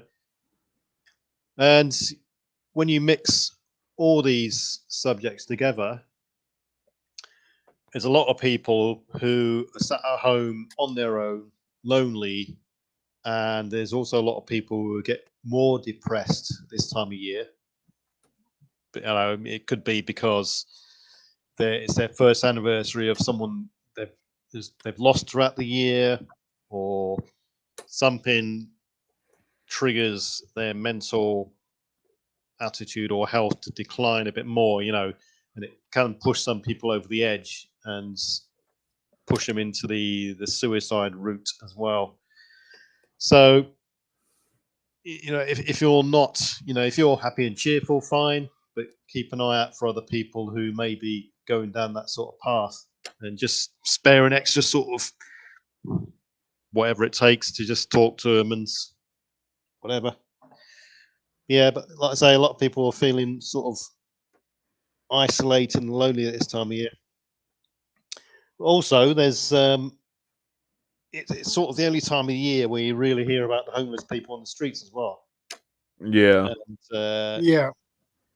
oh yeah, we'll give our extra this and we'll do a guest appearance and give out a load of turkeys and this sort of stuff. 2 days later, it's all forgotten about, and everyone goes back with their normal lives. But for them, it just carries on. They're sort of living it every day, So. I like I said, I don't know. I'm not gonna lie, because I'm a little bit more of a realist. I'm not gonna say that all homeless people are this, but an overwhelming majority of them have substance abuse problems, issues that they don't want to address, and that's why they're homeless, and that's why they're living on the streets. Yeah, well, yeah. A lot of people also they want to be in that situation. Yeah, I know they perpetuate it. Yep, they like being, whether or not it's through drink, drugs, or they want to be out of society and they want to be under the radar, or Yeah, they want to be in the fringes. Yeah. So, that's why, I'm unless I know for a fact that this person, really did hit hard times, and I'm sure a lot of them, it probably was, that's the way it started, but then they started turning to substances, and now they'd rather just be high or constantly drunk. And a lot of these homeless shelters, a lot of these halfway houses, they don't want to take any of these people in if they're going to have they're going to have issues, and these people don't want to live in those places because they don't want to live under rule. You know what I mean? Yeah. I mean, at the moment, a lot of towns and cities are swamped with. Oh, look at that! CR's kissing your butt. Well, cheers, CR. A lot of people are swamped with. Sorry, a lot of towns and cities at the moment are overloaded with, through the soup kitchens and stuff like that, because you get an increase. We're overloaded now with asylum seekers and immigrants who can't support themselves. Oh, let me tell you about Chicago. Chicago. You've got beforehand,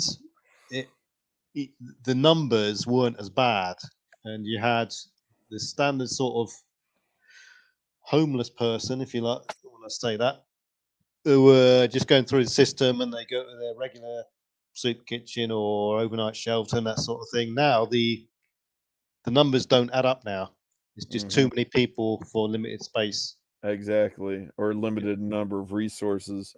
I don't know if you guys are aware of this, but they're in New York. I guess they were giving out the free turkey dinners to the less fortunate people over there in New York, and these migrants found out about this, and they were told, make sure you're there,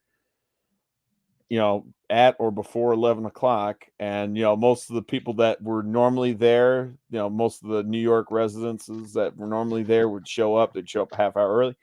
These migrants that just recently moved to New York, when they found out about this, they were in line like an hour and a half beforehand. And by the time they were done handing out these free turkey dinner meals to everyone, they ran out for the actual, less fortunate people that normally showed up. So it's like, strain on resources, and people want to just go ahead. Yeah, sorry, this is a whole nother subject. I need to stop talking about. No, that's exactly what sort of thing I'm talking about. Yeah. People want to be generous, like, oh, we gotta hand out all the charities, we gotta let people in. Oh, these poor people living in Africa or living in Mexico or living in Guatemala, gotta let them in. It's like, no, they got to go through the proper vetting. proper vetting, just like everyone else who's ever immigrated here. Yep. It's a slap to the face to the actual people that spent the money, went through the right channels of getting immigrated and getting assimilated here to become a citizen. It's a slap to the face to just allow those people to jump ahead in line. Yeah. So, what we got in the anything else in the comments? Anything anyone wants to add?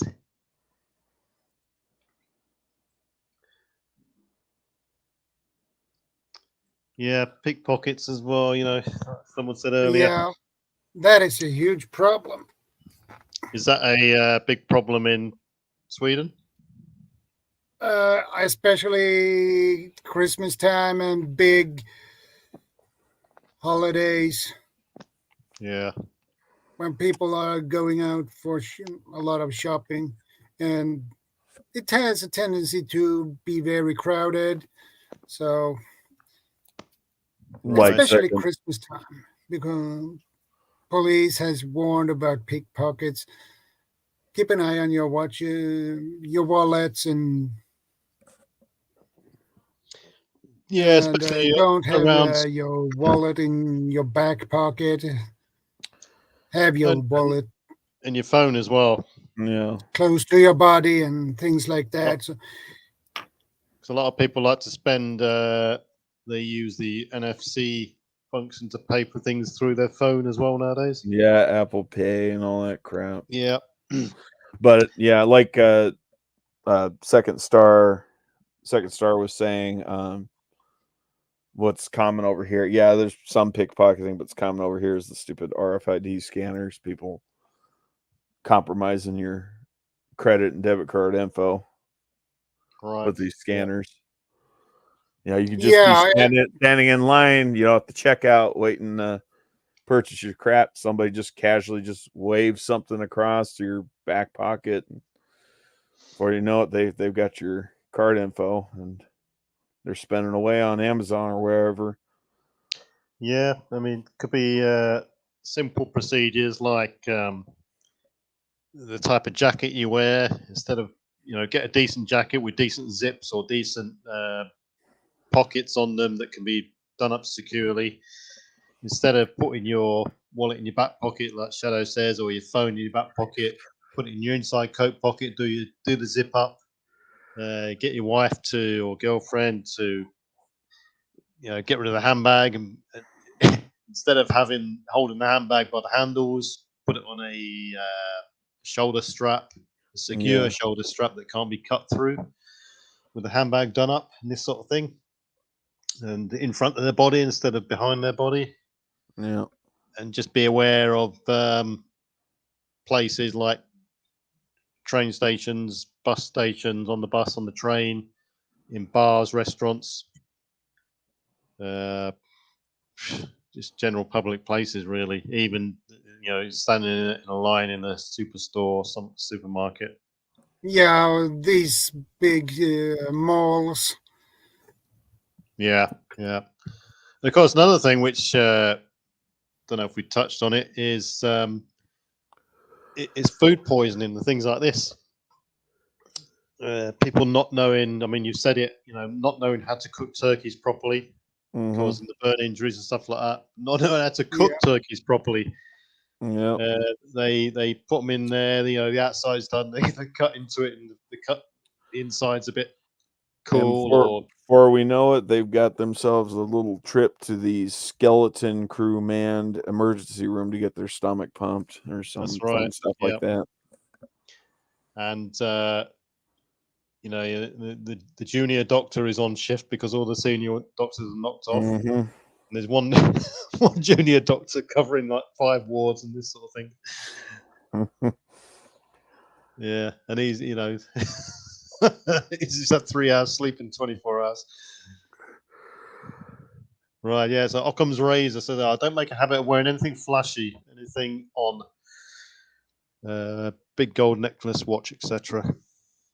Yeah, well, I mean, you can do that, but you wear it under a coat until you get to the place where you're going to. You might be going to a restaurant or whatever, but it's got to be aware of your surroundings, you see, haven't you? I don't know if it's the heroin zombies that go after, because you see a heroin addict, they're really kind of docile. The ones that I'd be worried about are the fentanyl and the methamphetamine addicts, because they're a lot more aggressive. Generally, here, you can spot these people a mile off. They've just got that look about them. And the druggies have got sort of a gaunt, withered look. Yeah. Obviously undernourished and that sort of thing. They've got, they're a bit scruffy. They're quite easy to spot. Yeah. The harder ones to spot are the professional pickpockets who are dressed a bit nicer. Yeah. Pretending to commute, or they got the little old lady look and this sort of thing. And yeah, they somebody not, who's completely innocuous that you wouldn't suspect. Yeah. And they may not directly pickpocket. They might do the old distraction sort of scenario. Yeah, something that Bob had discussed previously in depth. The whole what the hell they call it, like distraction, and I can't remember what the heck we call it. How we worded it. It was a lot better than that. I just can't remember. Yeah, it would be a distraction. Yeah. Yeah, we worded it differently. It was a little bit better than that, because distraction is just a little too broad of a term. I don't remember. Right. What does what's CR mean there? Don't put your TV box out. Oh yeah. Whenever you buy a brand new flat screen TV or something like that, don't put it out on the curb, because that's just advertising the thieves. If you got any high dollar brand spanking new electronics, do not put the packaging out on the curb, because that's what a lot of people do. They put it out on the curb. They don't bother deconstructing the boxes, maybe cutting them up and putting them in trash bags, conceal what they bought, and they just throw that crap out on the curb. And well, that's a billboard advertising the thieves. Hey, come rob this house. We just bought brand new fancy TV. We bought brand new fancy computer or something along those lines. Common sense stuff. Yeah, a lot of people. Diversion. Thank you, CR. Diversion. Thank you. That's what I was looking for. Diversion. Yeah. Right. Yeah. If in doubt, back to the solid fuel stove. If in doubt, love it on the fire. But do it at night time in case it releases black smoke everywhere and everyone looks towards you. Yeah. My buddy, my one English buddy, he absolutely hates Dick Van Dyke and his role in the Mary Poppins. Dick Van Dyke. Yes, He's the chimney sweep. Chimney. He hates him. He absolutely hates him for that role. He hates him with the fake accent that he had.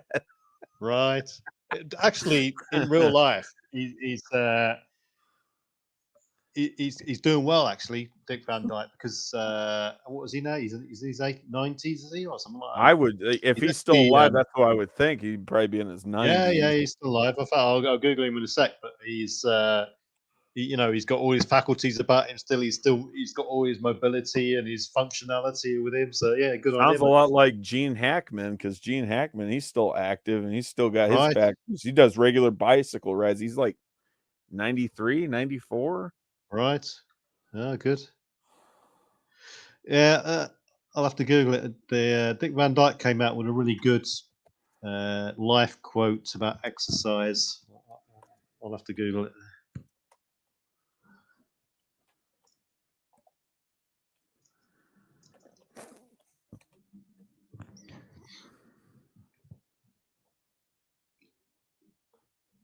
Right, yeah, all right. So Dick Van Dyke is 95. 97. 97. 97. Yeah, he's 97. Right. There you go. He's had a good innings. All right, so it says, this is it. He says, in my 30s, I exercised to look good. In my 50s, to stay fit. In my 70s, to stay ambulatory. In my 80s, to avoid assisted living. And now in my 90s, I'm just doing it out of pure defiance. I think that's a great quote, that is. That is funny. Yeah. Oh man, this kitty, man, he's loving this space heater. Sorry, my cat, he's laying down, he's rolled over onto his belly, he's exposing his belly to the radiant heat of this propane space heater. Oh, right. Yeah, so you know, Christmas is a tense time for most people, and stressful time. Everyone's really rushing around like idiots. Oh, I'll be damned! I didn't know he was. Sorry, I'm looking at Dick Van Dyke. I didn't know that he was an Army vet. Is he? What was he in? Yeah, United States Army Air Force. This is Right. This is prior to the Air Force actually becoming its own branch. So back in World War II, they were Army Air Force. Yeah, Army Air Force. Yeah. Right. Yeah, good stuff. Yeah, people, you know, keep people make an extra effort, keep yourself active, don't sit around. You want to start developing DVTs, especially in the winter time when your blood starts to thicken up a bit more. Those of us who live in the colder climes. I mean, Shadow, do you take extra D3 supplements and K2? No. Do you take any form of supplements? Yeah. Multi-vit? Yeah, there's Multiplus. Right. 108. So that's got, it's vitamin D in that. Yeah. Yeah, it is. Yeah, because you know, in the darker times of the winter and that, we don't get as much sun. Yeah, that's something I was talking about earlier. You know, a lot more people become shut-ins. Yeah, definitely. I didn't really think so much about the sun going down earlier, but I'm sure that is a huge factor because, you know, we're all complaining about, man, I go to work when it's dark and I come, you know, and I get off work and it's dark. Yeah, and, you know, we less sunlight exposure on the skin, less D3, you know, it's immune system support and all this sort of stuff. Yeah. Take your K2 with it as well for absorption and calcium absorption. I take. Yep. I was gonna say I take fiber supplements, vitamin C supplements from time to time, and multivitamin. That's about it. I don't really do anything extra. Yeah. I take every day 2 krill oil tablets, vitamin D3, which is K2 in it as well, and a good multivitamin. That's what I take per day. Vitamin D, I take 8,000 IUs a day because I think the stated advisory international units dose for people is vastly underrated. It's based on what I've read and researched. So I take minimum 4,000. That's one tablet, and 8,000 I use a day, 2 tablets. But krill oil as well. I'll take krill oil because it's a good quality form of omega-3. I mean, a lot of people take cod liver oil tablets, which is good as well. And of course, it depends on where the fish is harvested from as well. You want quality. Yeah, you need high quality cod oil if you are going to use it. Yeah, I mean, cod liver oil is okay because it's got all the vitamins that the fish has consumed and absorbed in it and processed within it itself. I went for the krill oil because I believe it's a far better quality beyond cod liver oil in its purer form. Most krill oil is harvested from the Antarctic area, the Southern Ocean. But it'll probably get to a point where that's overfished and over, there'll be no krill oil left. But yeah, I'd definitely take watch what I'm taking in the winter time to bolster my immune system up and stuff like that. Yeah. Eat organic food, because the amount of pesticides and all the rest of it that's out there, and the lack of nutrients and vitamins in general. Quite frankly, I actually enjoy the artificial flavoring of the man-made pesticides and fertilizers. Gives it a really distinct taste. Thing is, some of these things can accumulate in your body, and Yeah. the problem is, when you're talking about things like cancers and stuff like this, or other chronic diseases, at the end of the day, if you do eventually get something like that, there's nothing really you can pinpoint it down to, to say, it was because of that, unless you've been obviously a heavy smoker all your life, or you've been a heavy drinker all your life, or you've been working around radiation or whatever, but I agree with everything you've said thus far. I'm going to say this. All of us are born with cancer cells in our body, every single one of us, whether we want to admit it or not. It's just a matter of how well is your body's immune system able to suppress all that, for one. So again, that'll come down to genetics. The other portion of it, it's going to come down to environment. And actually, my brother, he actually came up with a good quote about this. Yes, genetics loads the. Genetics is like a revolver. It's like a pistol. Genetics loads the revolver. It's a matter of whether or not what you do to pull the trigger. Yeah, and so it was a pretty good quote. I think I might have butchered that quote of his, but I thought that was an excellent quote, excellent way of thinking of things. It's, when people get to their late 40s, 50s, they start looking at health a bit more, and how to, they sort of come to this vision in their life, this crossroads, or this key points in which they start seeing other people in their age group who have died early, and they start investigating and thinking, how long can they then prolong their life and be well as long as possible, and that sort of thing. And that's probably where I've just been, really, in that sort of age group. And one of the best explanations or simplistic depictions of this sort of thing I've seen has come from John Campbell, ACR YouTube channel. ACR. He puts it quite. APV. He does it really well. He explains all the factors as a nurse over the past 30 odd years that he's encountered, and it goes through, as you say, genetics, your environment, what you've eaten, exercise, and all this sort of stuff. And I've subscribed to Dr. John Campbell, and he does some really good videos, and I can't remember which one it is. People have to search a while back, but yeah, it's a good video.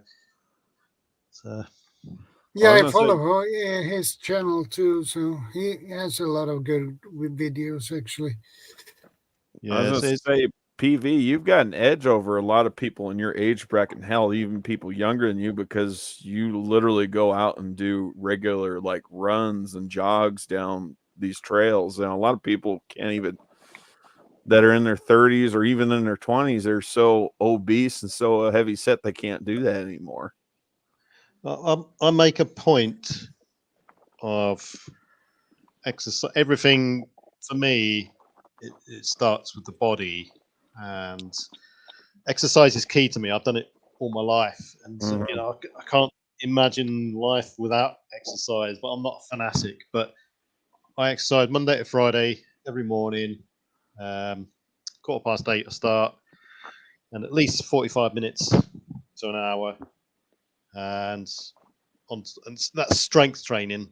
So you keep in your, because everyone must realize that fitness It's more to fitness than just strength and running. You know, you got the flexibility, endurance, strength, and always, you know, and proper nutrition.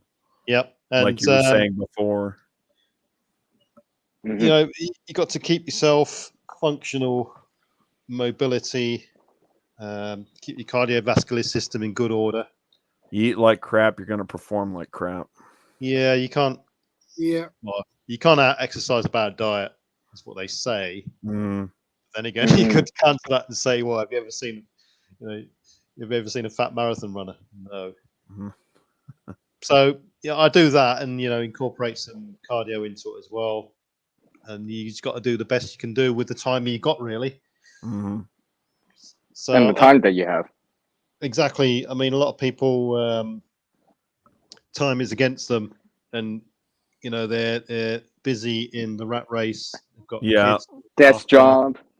In front well, of the especially with the inflation, the out of control inflation, and people's hours getting cut or people's jobs getting cut, and people having to take on 2 and 3 jobs, like you had previously said.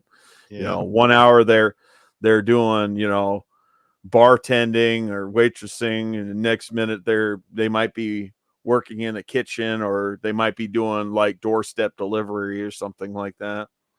You gotta get fast food on the road. Yep. Yeah, and they're waking up in the morning. They're doing a 9 to 5 job at best. You're lucky if you got a 9 to 5 job these days, long term, because the bean it's counters, such a fast pace. Yeah, the bean counters have figured out the ways to maximize profit at the detriment of their employees. Yeah, that maximize profit for their investors and for the company. I just watched a video on that yesterday. Right. If you haven't got your eye on the ball, you're not eating properly. You're not keeping yourself hydrated, drinking properly. And the mind too. Don't forget the mind. Yeah. Right. You're living in a because your willingness to do stuff is important, right? If because seasonal associated disorder is a thing, right? Things happen, or things have happened in the past, and you remember it because it's that time of year again. Yeah. Before you know it, you come home from Spiral work down, and you're that knackered that you just want to sit down and just do nothing. And then the weekends is your time off, really, and that's probably spent shopping, looking after kids.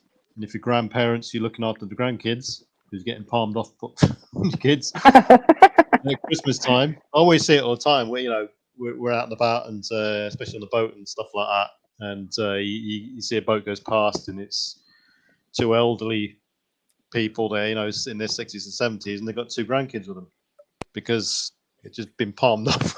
And then before you know it, it comes to sort of holiday season time, and everyone just either has a blowout or just sits there and thinks, "Thank Christ for that." When am I back at work? It's going to start all over again. How are you going to fit in any form of exercise, quality exercise, quality relaxation, quality eating, and all this sort of time? Most people just don't. You either get the odd person who is on the ball and, but yeah. And when you can call up like Skip or DoorDash and be like, and bring like a taco over in like 20 minutes, eating crap all the time, high fat, high sugar. Before you know it, you've got diabetes. And once you're in that sort of hole, it's hard to get out of it. If you can. Yeah, I've seen that. I have a friend that they have diabetes. They have to use a crutch, a cane every so often, and they've had surgery on their foot. Yep. Yeah, definitely. I mean, and they sit at home and watch Netflix and chill a lot. It's a difference between being born with diabetes and there's a difference and then between having stage 2 or developing it through your own 2, negligence. Type 2 diabetes. Sorry. I mean, you say people can develop it, but that's type 2. That's type 2 diabetes is the one that's the most common one. That's the one that people develop over time from bad habits, like said. High carb, high intake of carbs. Not really so much high intake of fats for diabetes. It's high intake of carbs and sugars. And I think, type 1 is the childhood diabetes where they're born with, some sort of insulin issue where their bodies are incapable of generating their own insulin. Yeah, see, if Second Star was here, he could elaborate more. I think a lot of people don't realize how damaging diabetes can be. Weight gain. You see a lot of people, going blind through it. You see a lot of people with limbs missing. Yep. My grandmother on my mother's side, she actually had one of her legs amputated from the knee down from diabetes, out of control diabetes. And that's, that's worst case scenario. You've also got the other complications where your immune system and your ability to fight off infection isn't too great because your blood sugars are up and all this sort of stuff.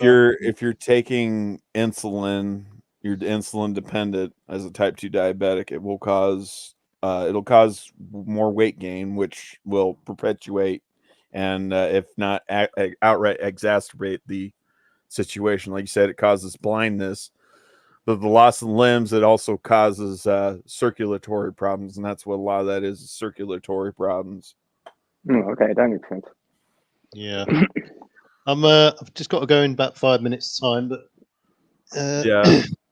yeah, no problem. What else? Anything else anyone wants to say? Well, I mean, another thing which we haven't really touched on, prepare for this sort of festive period, is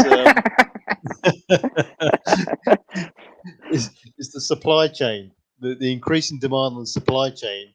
It's already stressed normally. When people, you go into a store in the last week build up to Christmas, and everyone's in there, and the shelves are starting to look pretty bare as they're and they want to sell stuff off, like fresh produce and things like this. You add into the mix of this lot any sort of even minor event, minor disaster or snowstorm or whatever that lasts, avalanche. And it increases the load on the supply chain even more. It's already increased because the road conditions are clogged and the weather. Well, not to mention everything now, at least in America, probably Canada, everything now is just in time inventory, just in time delivery. Gone are the days of the stores having the back rooms and back shelves for stocks and everything like that, additional stocks to restock the shelves. It's everything is ordered at an instant, and it arrives there within a day or within a few hours because. Hey, Woman Outdoors, good to see you. Hi, LB. Again, it's so cost cut. It's, bean counters have figured out the ways to maximize profits, some extent at detriment of the company, and other extent it's just a detriment of the employees or sometimes detriment of the public at large. Yeah. Hey there, Woman Outdoors. So we've only got 7, 8 thumbs ups. So there's a lot of people out there. I'm pretty sure it's more than that. Yeah, I was gonna say I'm pretty certain it's 15. 15. Yeah. There's still a lot of thumbs up by people out there. 16 now. Yeah, you gotta refresh. Shadow can actually see the live feed of it, so it doesn't cost anything. I think when you look at your YouTube, I think you can only like up to 5,000 videos. Really? I think that's the limit. The last time I checked, yeah. It says so. Yeah, like I say, it doesn't cost anything to give a thumbs up. And if anyone wants to give a thumbs down, crack on. But at least tell us why you're giving the thumbs down. But the most people who give a thumbs down doesn't tell anybody, tell why they do it. Yeah, exactly. There's a lot of people hiding behind, accounts with no content and this sort of stuff. That's the sort of people you get. Well, I think what YouTube like is just they just like people to keep. Yeah, I agree with that. Interacting. Yeah. Yes, you're right. YouTube wants that interaction. in there, because then they know that you're on the platform. Yeah, it's not a bot. Yeah. Has anyone not got the tree up yet? Yeah, me, because I'm not planning on celebrating this. You know, I have a little Charlie Brown tree, Christmas tree. Yeah, just small, just enough. I actually have 3 up. So Shadow's got 3 trees. Yep. Got one up for you, the Oris. Hey, Shadow, you got to send us a WhatsApp picture of your trees. I'm interested to see them. Yeah, I can arrange that. I can do that after the stream. Yeah, do a selfie.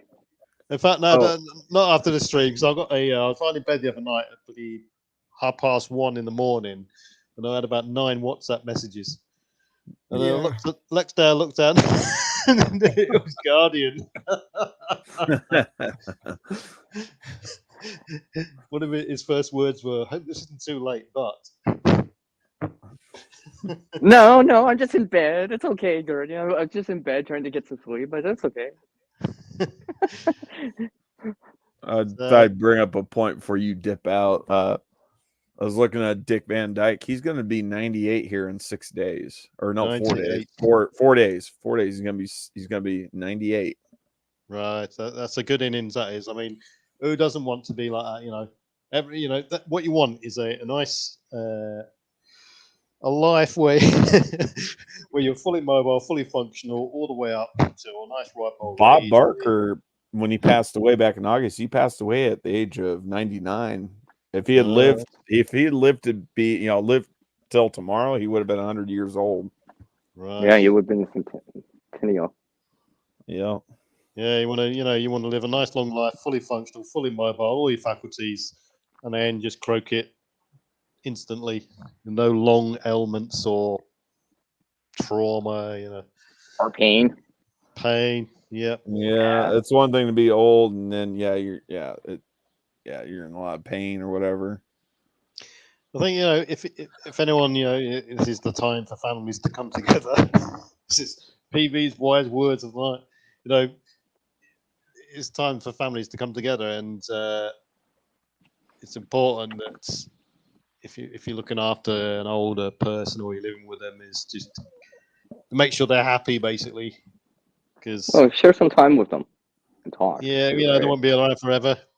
Yeah, share some time, whatever it is. If it's through a game, talking, playing cards, playing bridge, I don't know, sewing, whatever, right?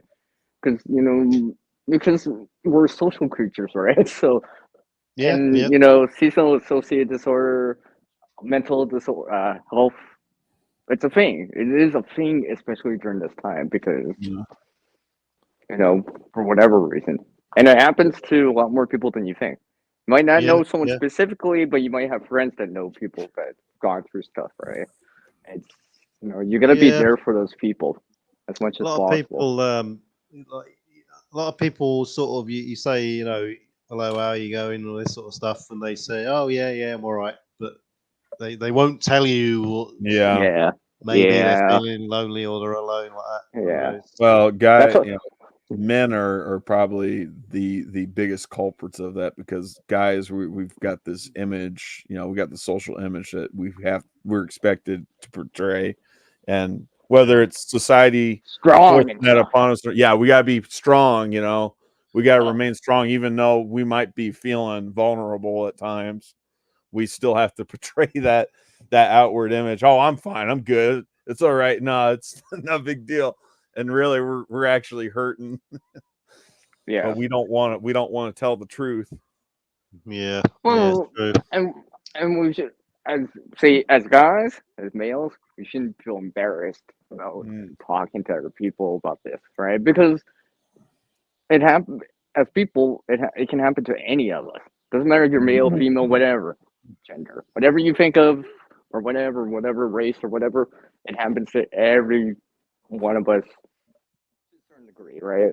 That feeling down, depressed, right? And sometimes it's associated with not seeing the sun so much. The holiday season brings back bad memories or something like that. Something happened, fights that happen, right?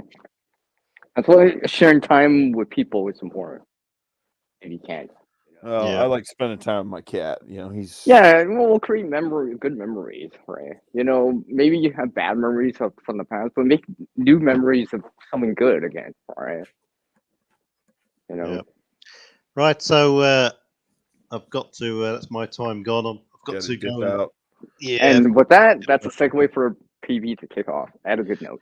Yes. So remember, don't forget to turn your lights off tonight. Your Christmas tree lights. Yeah. Right. Right. Don't keep extension cords coiled up at the base of your tree, and don't forget to turn your lights off. Don't choke on your turkey. Yada yada yada. And make sure you keep a fire extinguisher present for your Christmas pie or your living room Christmas pie. What's the other one? Don't feed your cat turkey bones, is it, or chicken bones? One of the two. Oh, that's really or dog. Dog, is it? Right. Don't be feeding bones to your dog or cat. You know that come from chicken or really any bird. It could be duck bones. I'll be right back. I'll see you later, PB, but I'll be muted for a moment. No worries. I've got to go. So I'm going to be having to leave pretty soon too, but I'll stick around a little bit longer. Right. Yeah. No worries. Right. Catch you right. later, Dawes. Shadow. Right. Yeah. Later, take care, PB. I want to see your tree. See you later. Yeah, well, fix that. Snapchat that. I don't use Snapchat. I don't either. I used Instagram. But like I said, I actually got to go back on Instagram and check up on some messages. I got a whole bunch of messages, people sending me stuff, and that's how unimportant the social media, a lot of it is for me. With maybe the exception of YouTube, so that way I can actually, go on people's live streams and chat. Yeah. This is my social outlet because I don't really don't do anything else. I'm finding it hard to do a lot of the activities I used to enjoy. Either for some reason I'm not enjoying them like I used to, or I'm getting annoyed with some of the newer things. Yeah. Anymore, you used to be able to do just about anything to escape, politics and stuff like that, and now they're trying to inject politics into everything, and I really get annoyed. Even if it's something that I agree with as far as the message is concerned, I do get annoyed with them trying to get me involved politically, especially in video games and stuff like that, and sporting events. It's like the whole point of me even attending or watching or playing is to escape from all this crap. I want a break. I don't want to see it. All right, I'm back. Sorry. Hey. Sorry, someone randomly came by. How come you weren't on here earlier, Because I was letting you guys talk first. And besides, remember, PB always takes off at this time, so I gotta fill in. That way there's always someone here, so Shadow doesn't have to do all the talking. If he ever does. Oh, did I say that out loud? His politeness. Yeah. Well, he smiled. He smiled, when you said No, I'm kidding. He knows I'm kidding. No, but your wife came up with a good topic, Shadow, like I said. And yes, I saw when she came on screen. Yeah. Yeah. Because I always, how do I say this? This is why I always try to put out some cheer during the season, the time of year. Because things happen, right? Some people can use a little bit more uplifting spirit, right? Whatever it is, Because if you think about it, we all shared a little bit more cheer, heard people out, maybe help I'm feeling people miserable. I want other people to feel miserable, so I'm going to spread my misery. Just kidding.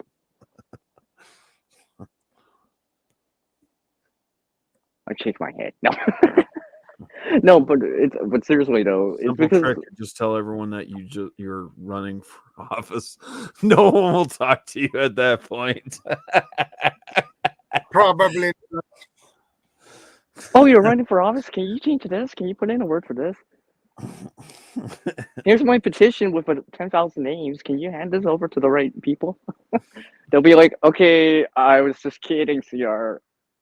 Please don't just madness to me. But yeah. I was just kidding. Meow. Yeah. No, but some laughs too, right? I mean, like, I think, during this time of year, the material goods, the gear, the presents in the tree thing, the tree itself, the lights, the turkey, and all that stuff. But you gotta remember that spiritual aspect of the season, right? Yeah. I am glad, regardless though. if you celebrate or not, or Hanukkah, whatever. Like, I know other people don't or whatever, right? It's just another day for them, but like, then do it for the rest of the year, then, all right? You know what I mean? Like, that's why I'm always a fan of, like, nowadays. Like, in the past, I used to just buy gifts all the time, but now I'm making them, or at least fine tuning them so it's very specifically to the person, right? So it's more personalized. So there's more heart into it, you know what I mean? Instead of just buying something generic, I Yeah. made you something very special, right? To celebrate the season. Instead of, like, this one year I gave someone a personalized pillow that I made. Personalized in terms of what they like, right? So it's one of a kind, right? So, and they could see it all year, right? They could tell people, hey, yeah, CR made that for me.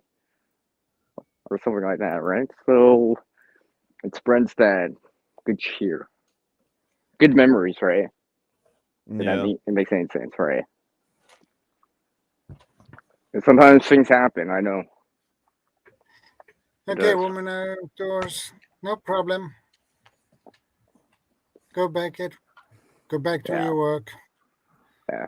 And do stuff. I'll be right back. I gotta mute myself. Yeah. I gotta go grab some stuff. Yeah, okay, no problem. Well, yeah, so, you're going to try to make time for people as much as possible, right? I mean, like, I'll be visiting someone over the holiday season and stuff like that too, right? And hopefully we'll share some good memories again. Yeah. Because unfortunately, sometimes, some years, some days, there's bad memories, right? And, you don't forget them, but try to put some more good memories back in the mind, right? Because, like I said, depression does happen, even to the best of us, right? It does.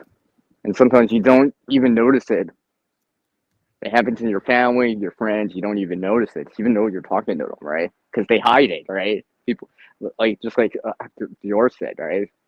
Sometimes the males, the guys hide it better. Yeah, and things happen, all right? And things happen. Yeah, and things will happen. Because, like I said, it doesn't matter who you are. It doesn't matter even if you're famous, right? Even famous people go through it too, right? Because the real world things that do happen, divorce, separation, amongst other things, right? Just look at it takes a toll on you. 27 Club, the 27 Club for the celebrities. Yeah, i.e., the celebrities that committed suicide didn't live past the age of 27, and they killed themselves through because of depression. Committed suicide and that stuff. Sorry, I'm not trying to get we'll use the word self-termination. Yeah. We'll use that word instead. Yeah, self-deletion. Yeah, because I know you do doesn't like specifically that word. Yeah, that sounds like you push the delete button and you delete yourself. Yeah, self-deletion or whatever, right? Because it does happen. And unfortunately, some of us know someone. I know someone too, right? So this is why I'm saying it because it's important. All right, That's awesome. And try to talk to them. All right. I recommend getting a pet. I love having. Yeah, or something like that, right? Something like that. Talking to people as much as possible. Like maybe you can bring them back around, right? Cheer them up, kind of deal. Make it look like at least make it look like that it's not all bad. It's not all, in spite of everything, right? Debt, inflation, divorce. Your family doesn't like you, or whatever, right? We all go through problems, but no one's alone in it, right? we all know someone that's gone through something. You know? Yeah. Yeah. So,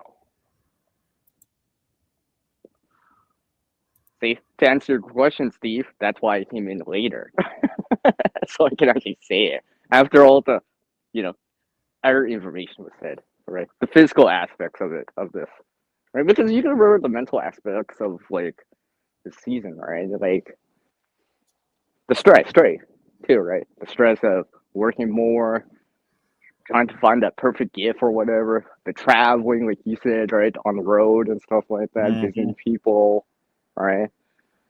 The crunch time of certain deadlines, right? Oh, you got to complete this before Christmas, right? Yep.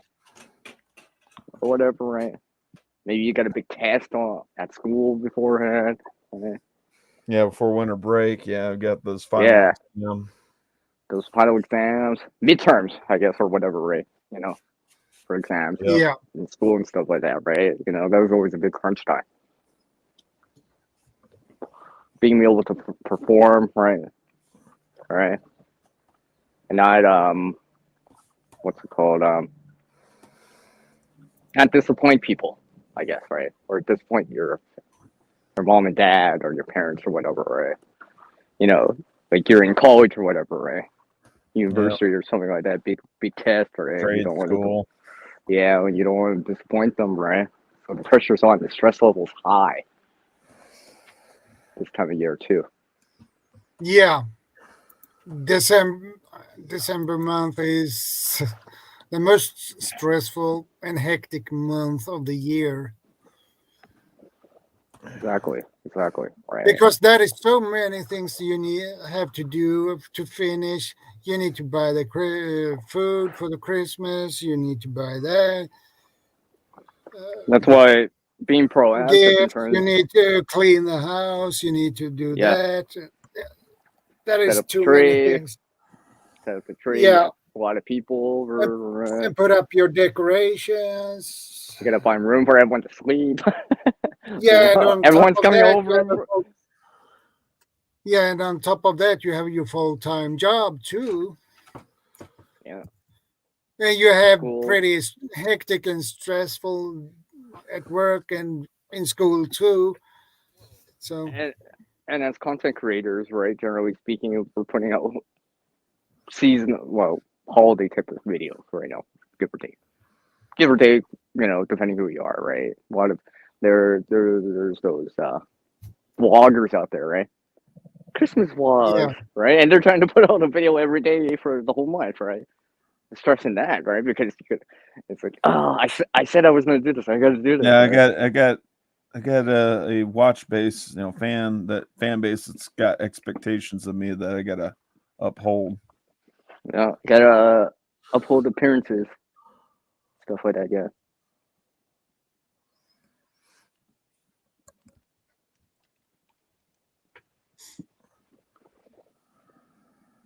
Yeah. And the problem is when it comes to this month, it's so hectic and stressful, and that increases the risks for accidents. Yeah, because we're rushing around. It's like, oh, I should give this turkey another hour, but it's already 4 o'clock.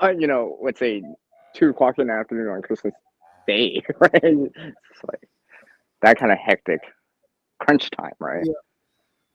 All right. I don't want to disappoint everyone, right? I want the turkey to be ready at 7 or something like that, right? And stuff like that. Yeah. And because you gotta generally prepare food, whatever it is, mashed potatoes, cranberry sauce, whatever, the fixing, stuffing, all that stuff, right? Yeah, exactly. And stuff like that. People coming over with gifts, right? They're like, wait, you can't see the gift. Can you close your eyes? I haven't wrapped it yet. I gotta bring it through the kitchen or something like that. All right. And of course, traveling. Always occurs during this time of year. The church, to see family, friends, right? Events, I guess, too, right? See Christmas lights or whatever, right? Stuff like that. Yeah. So, you know, because you know how I always try to relate this back to preparedness, because now is a good time to start before it's like doing Christmas shopping in November or something like that, or getting the gifts during Black Friday. All right, just Yeah. you know, you just Well, that's what I was do telling it. my one buddy. He wanted to get this one kid a big old Lego set, Spider-Man Lego set, and he was talking about, yeah, maybe we'll get it for him for Christmas. It's like, well, okay, have you ordered it yet? Like, I'm gonna order it around Christmas. Like, I would order it right now, have it ahead of time prior to Porch Pirate season. Well, Yeah. it's not just that, but like the supply chain, like backlog of stuff, right, and stuff like that. Like my friend told me the story last night about having issues redeeming for his Netflix via a gift card because there was hassles or whatever, red tape, right? And I said to them, be proactive. The next time around, do it ahead in advance so you don't have that limited, so you have more lead time, right? Yeah. You know what I mean? That way you have more time to do it before it expires, right? Or before the crunch time. Because usually stress comes because of crunch time. A lot of the time, you're limited on the time.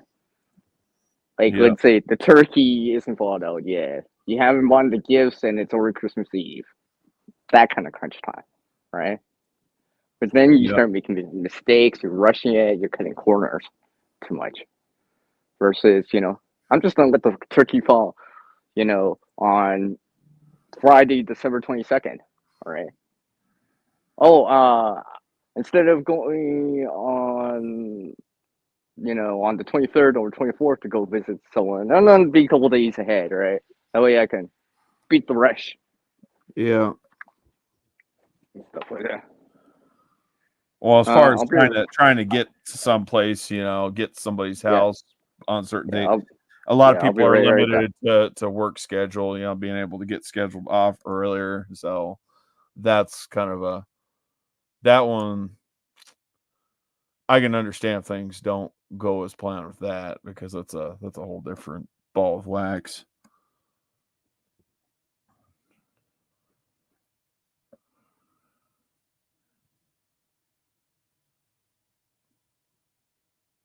Or But is yeah, anybody? I mean, Okay, there we go. That was my ready to ask. Think we had to break silence, man.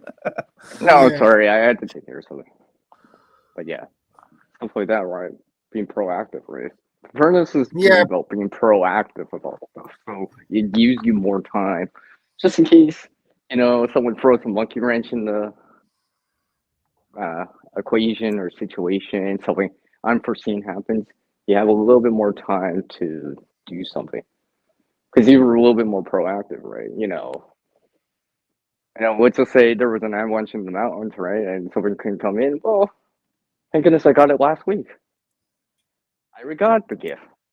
I already got the tree. Stuff like that.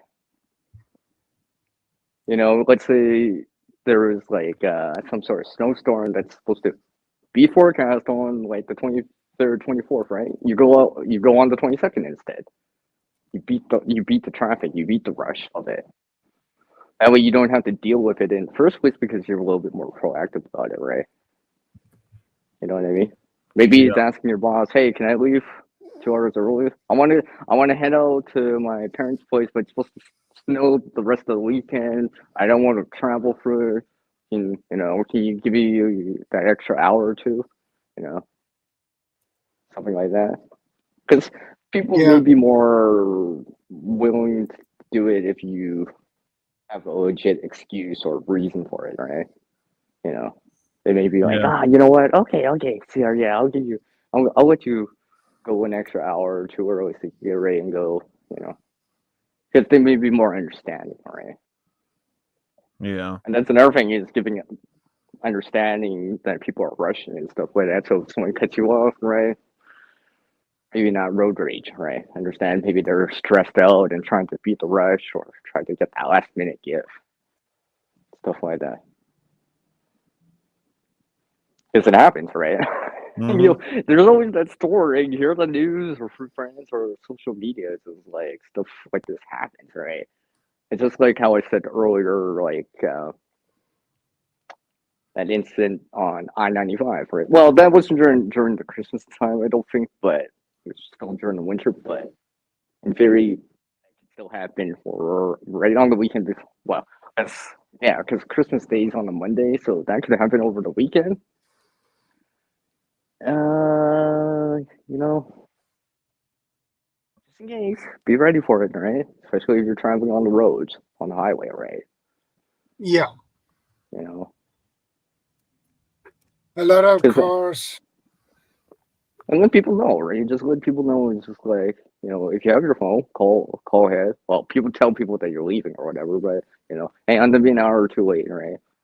And people may understand if, especially if there's an accident or whatever that prevents you from going, right? They'll understand it, right?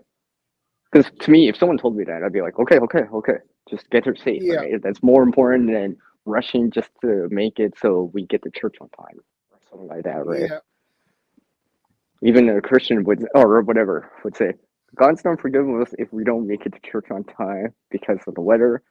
So we arrive at the church safely in one piece. That's probably more important than rushing and Yeah, I potentially agree. something happening and making the situation worse, right?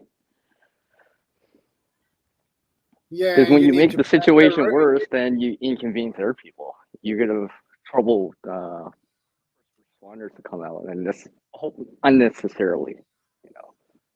Yeah. Just like But you you said need, earlier, I was gonna say they're yeah. already drawn thin anyways, right? You're just adding to the burden, all right? Stuff like that. Yeah, and you need to plan your route beforehand before you go to your family, relatives, and you have to take the car.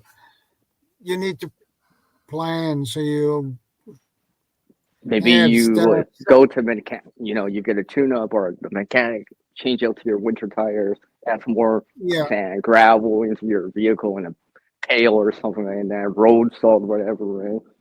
Some ice cleats, some tow straps, jumper cables, battery banks, battery packs to jump your vehicle and stuff like that. Just so, you know, because it may even save you money, right? Also, you know, I don't want to call a tow truck just to mount for my vehicle or whatever, right? Even if it yeah, is free, because You still have to wait on them for to get that. there. Yeah, if you're like 4 or 5 hours from town, it still takes them that long to get there.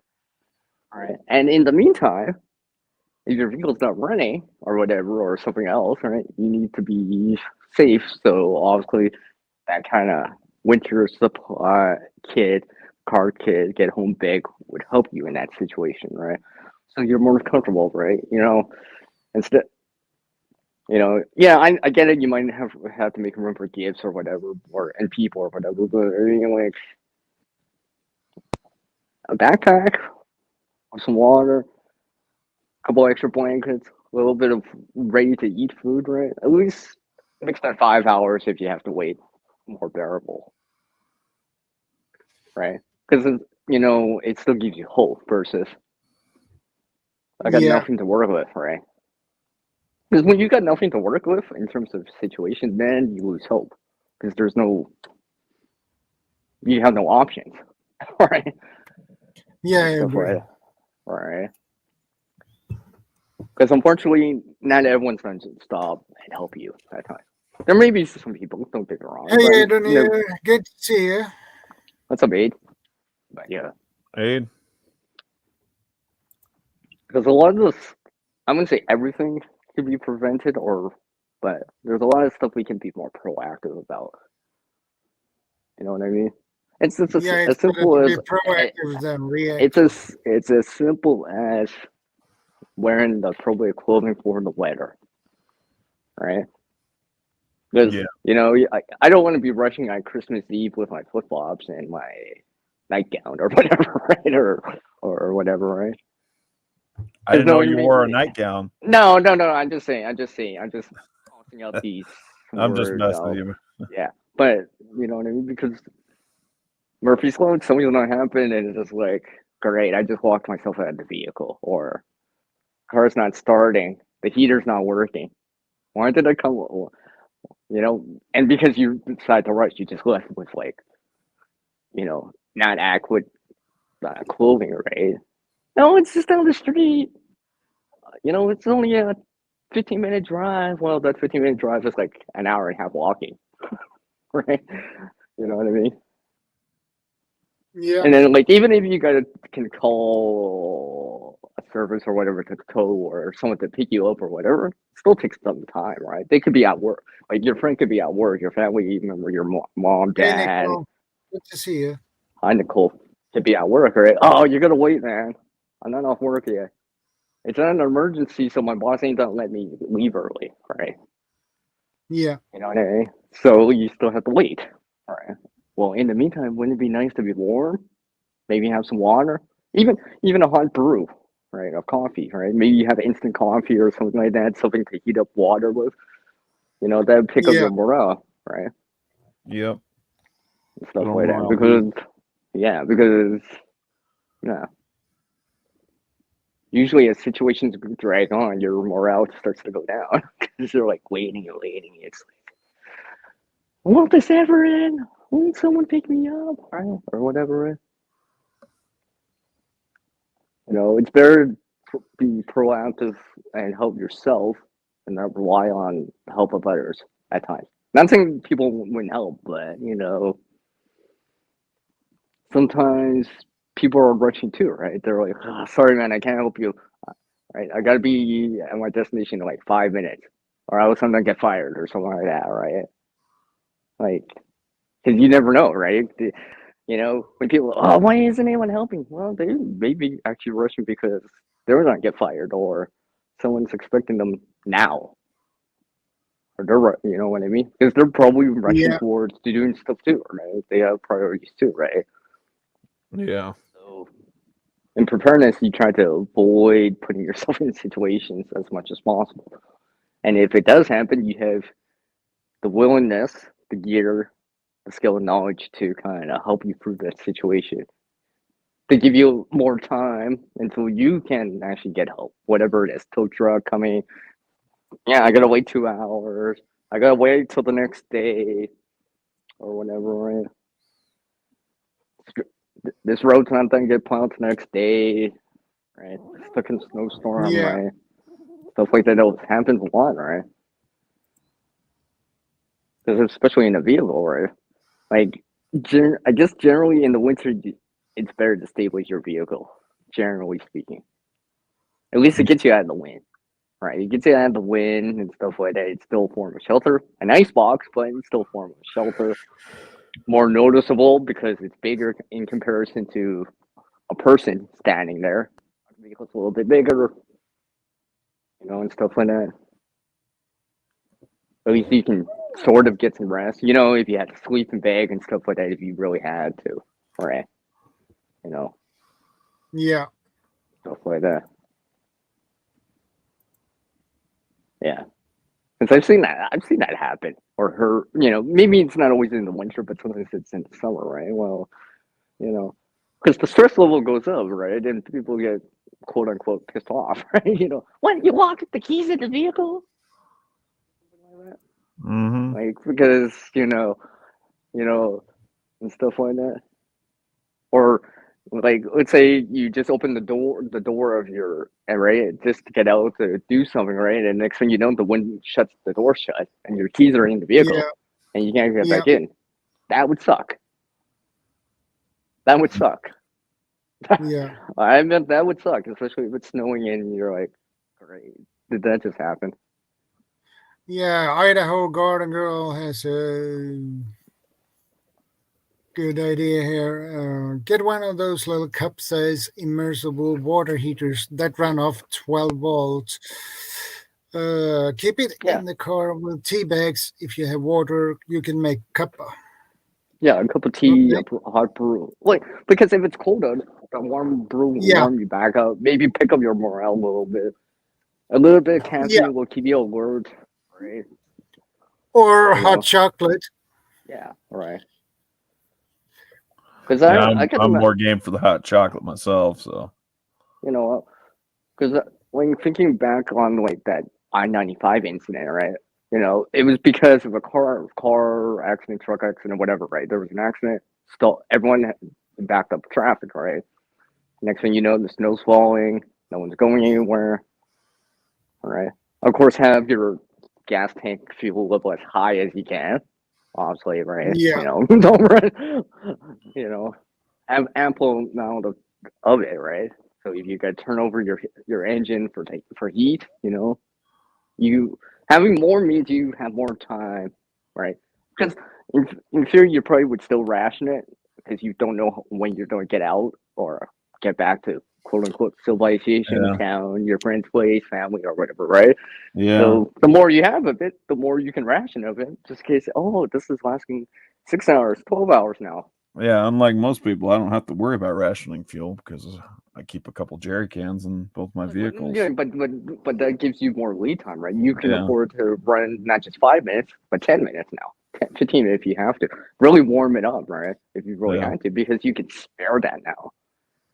Versus if you had like quarter of a tank, even half, right? You only have so much, right? Because it's consumable now, Mm-hmm. right? The more of you have the consumable, well, the longer you can go for. And like you Like said, water, food. like you always say, it always gives you more options. You're always adamant about hammering in that whole having more options. Well, because when you have options, it gives you a little bit of hope. You Peace know, of mind. raises your morale, right? Because when you don't have options, the stress level goes up. I can't do anything about it, right? Versus, oh, Yeah, hey, you're wait a second. powerless. Oh, thank goodness! You know, I took that advice out of Hooker and Girl. I put the immersion cup in my vehicle, and I'm on the side of the road right now, and I have to wait for a tow truck for 2 hours. Thank goodness I have it. Now I can have this fucking hot chocolate, like Steve has. Something like that, right? It'll give you, you know, it'll keep you busy too, right? Because obviously now you can make hot chocolate, hot brew, right? It keeps you busy, right? Because Yeah. let's say your vehicle wasn't running well, you ain't turning on the radio, right? And you might not have cell service or data, right? Or whatever, right? And that's another thing, right? Keep your phone charged too, because in the winter time, during this time of year, your battery tends to go down faster.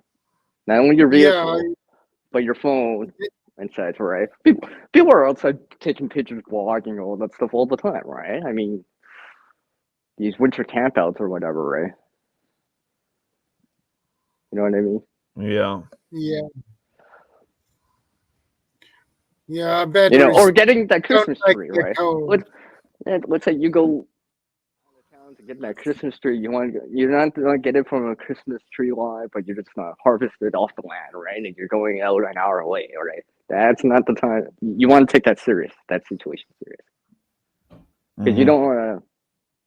It could be as simple something like that, right? Some sort of like car malfunction or hopefully not a fuel or whatever, right? An accident or whatever, right?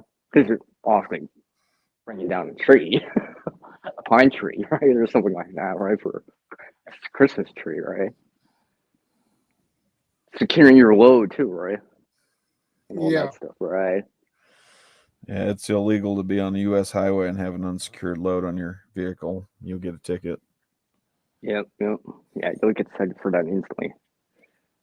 And if you do see someone with like a much wider or heavier load, or give yourself more lead time in terms of distance, too, right? That's another thing too, right? People tend to drive at the speed limit in the wintertime. It's one thing if the roads are totally bare, nothing on them, but as soon as there's snow, wetness, ice, or whatever, you need to reduce that speed because your stopping time is less. So you need to give more distance so you can more reaction. more time to react, because you know you're not going to stop on a dime like usual, like in the summer, right? It's going to take you an extra 20 feet to stop at the same speed. So if you reduce the speed, it gives you more time to react. All right. If you give more distance, it gives you more distance to react to that. All right. Because things happen. All right. And then of course this isn't factoring in things like blizzards and stuff like that heavily reduce the visibility. Right. And how many times in the wintertime do we always hear these stories of like these quote unquote car accidents or these pileups, right?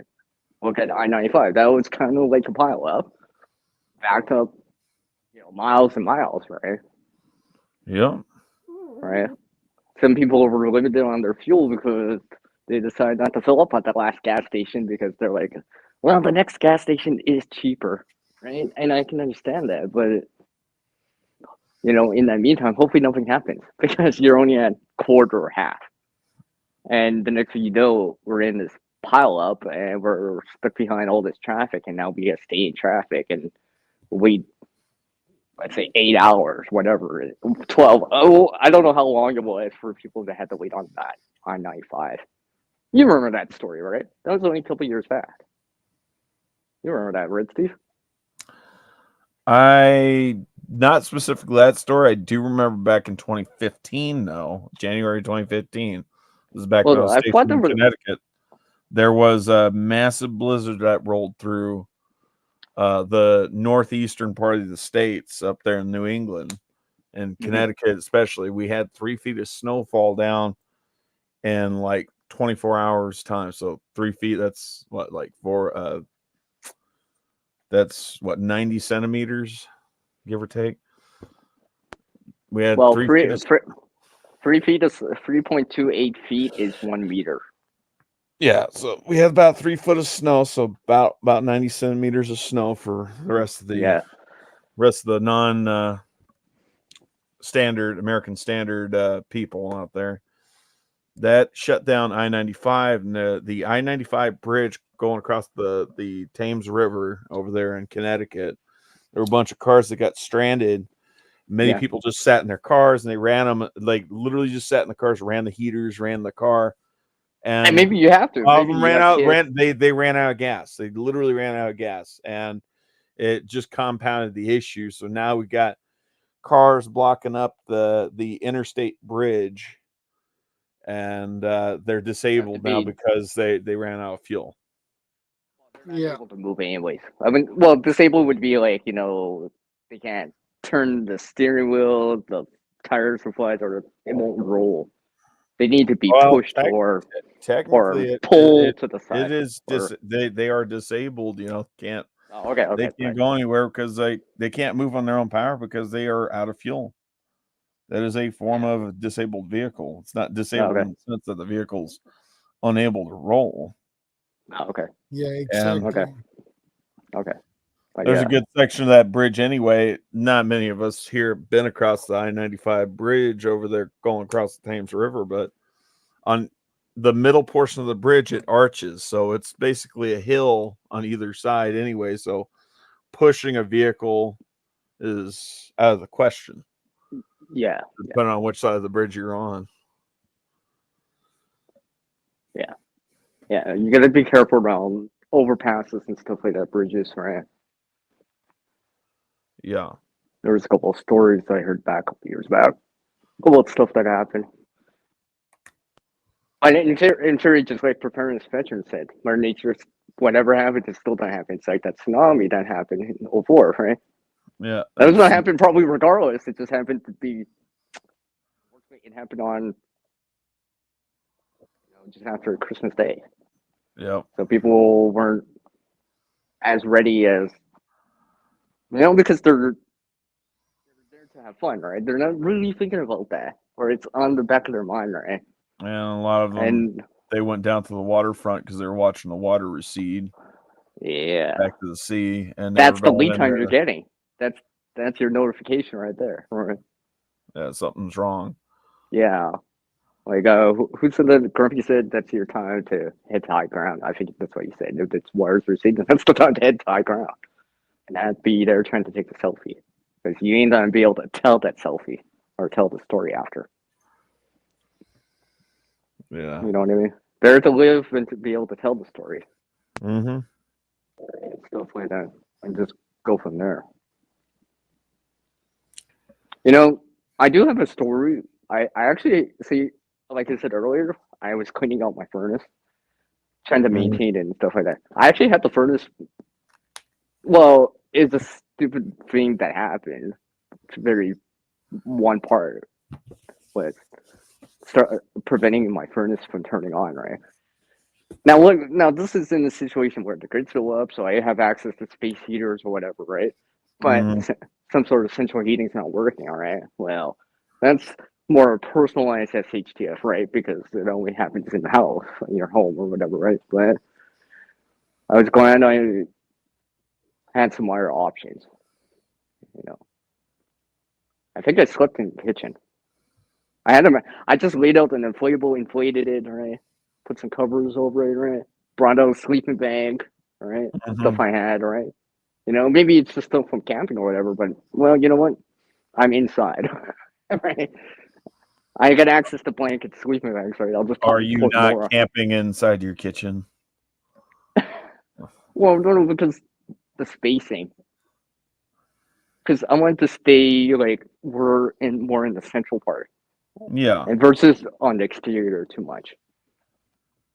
Like, for example, right? I mean, let's just say then maybe, and the thing is, just like you said about the dentist or preventive veteran said, right?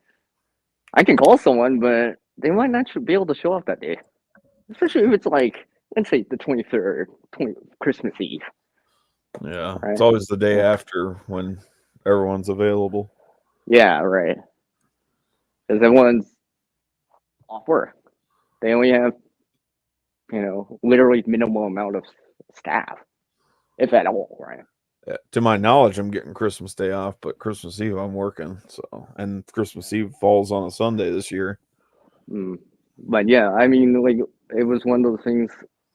It's just because this one part wasn't working, and it prevented the furnace from turning on, like more normally or consistently, like so. You know, the space heaters and amongst everything's helped, right? Actually, I was lucky that during that time it was actually sunny during the day, so that helped me too, because I got that solar energy coming in for the windows and stuff like that, right? Yeah, the radiant heat of the sun.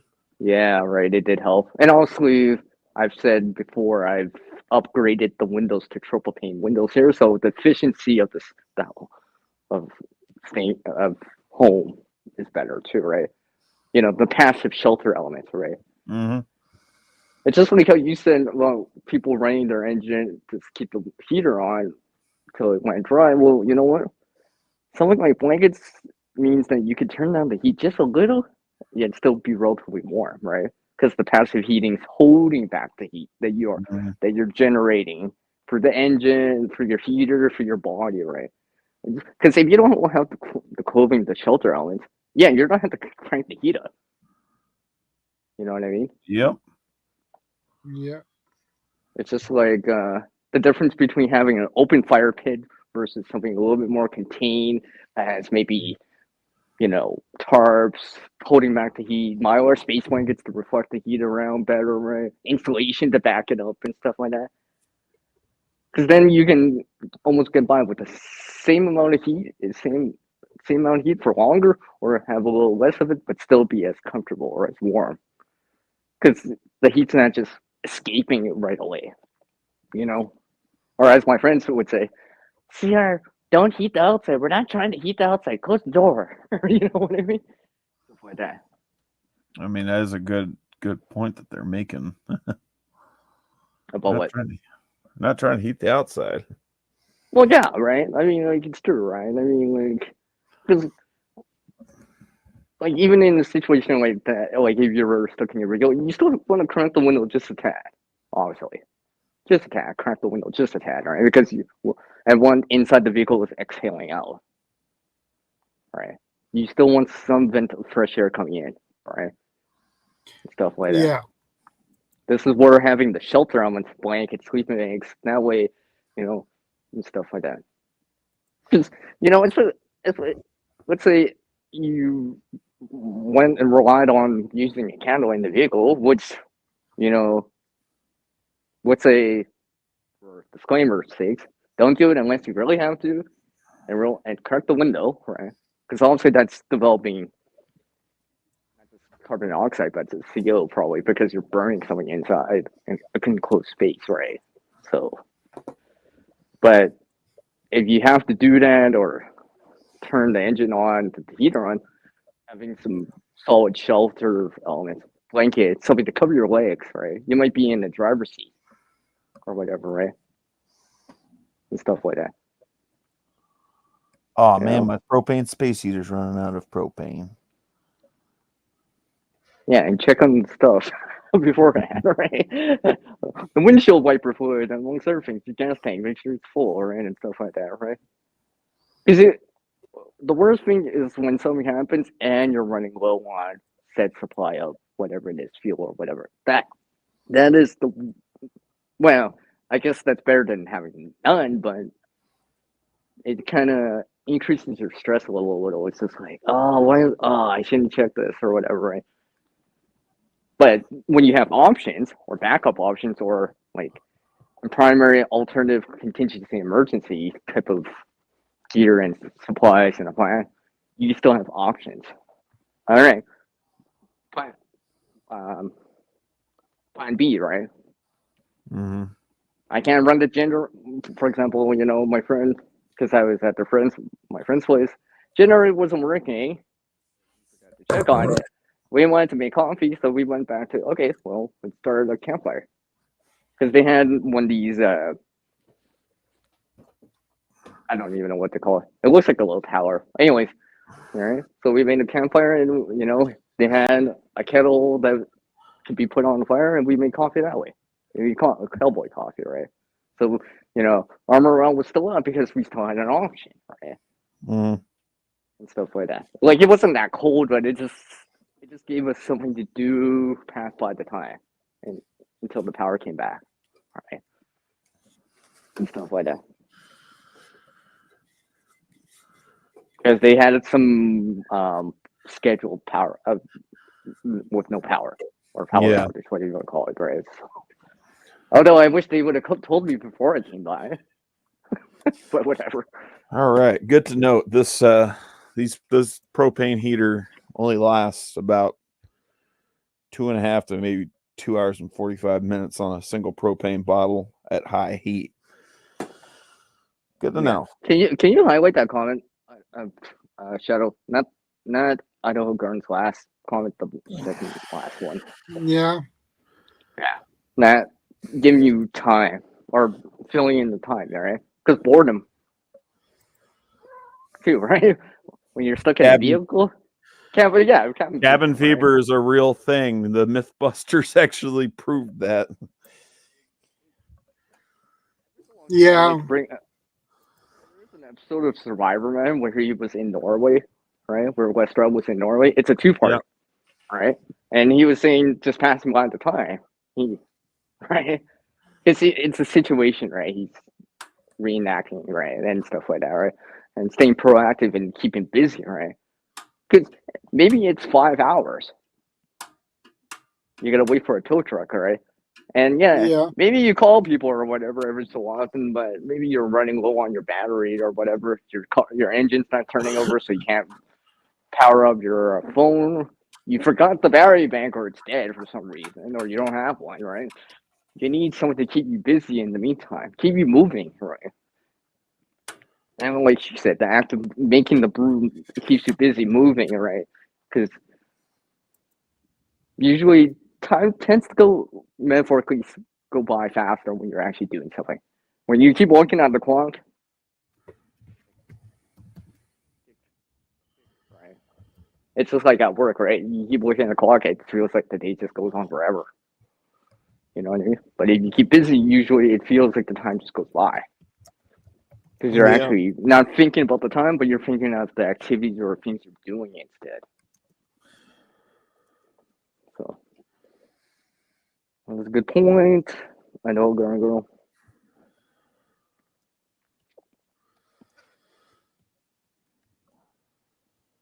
Yeah. I know, girl. Much better to the stage there. And stuff like that. Things can happen. Not all the time, right? Not all the time, right? A lot of people rarely go for it, but in time, something in our lifetime will happen, whatever it is. And for me, because I live here in Canada, half the year is snow or cold. So, You know, between October and April, chances are it's probably below freezing snow on the ground. So I got to be ready for it. Because, like I said, some people aren't even dressed for the weather, let alone prepared for it. Mm-hmm. I've seen I that agree countless with times. you about I've that. seen that countless times. I mean, it's one Yeah, thing. I to have just- seen that too. It's one thing to like, oh, hey, I just gotta go outside to the mailbox that's like 20 feet away. Okay, that's one thing. But then you're driving in flip flops, right? In your nightgown or whatever, right? Because you're just dropping off something down the street. Okay, well, maybe not down the street, but like 10, 15 minutes away driving, right?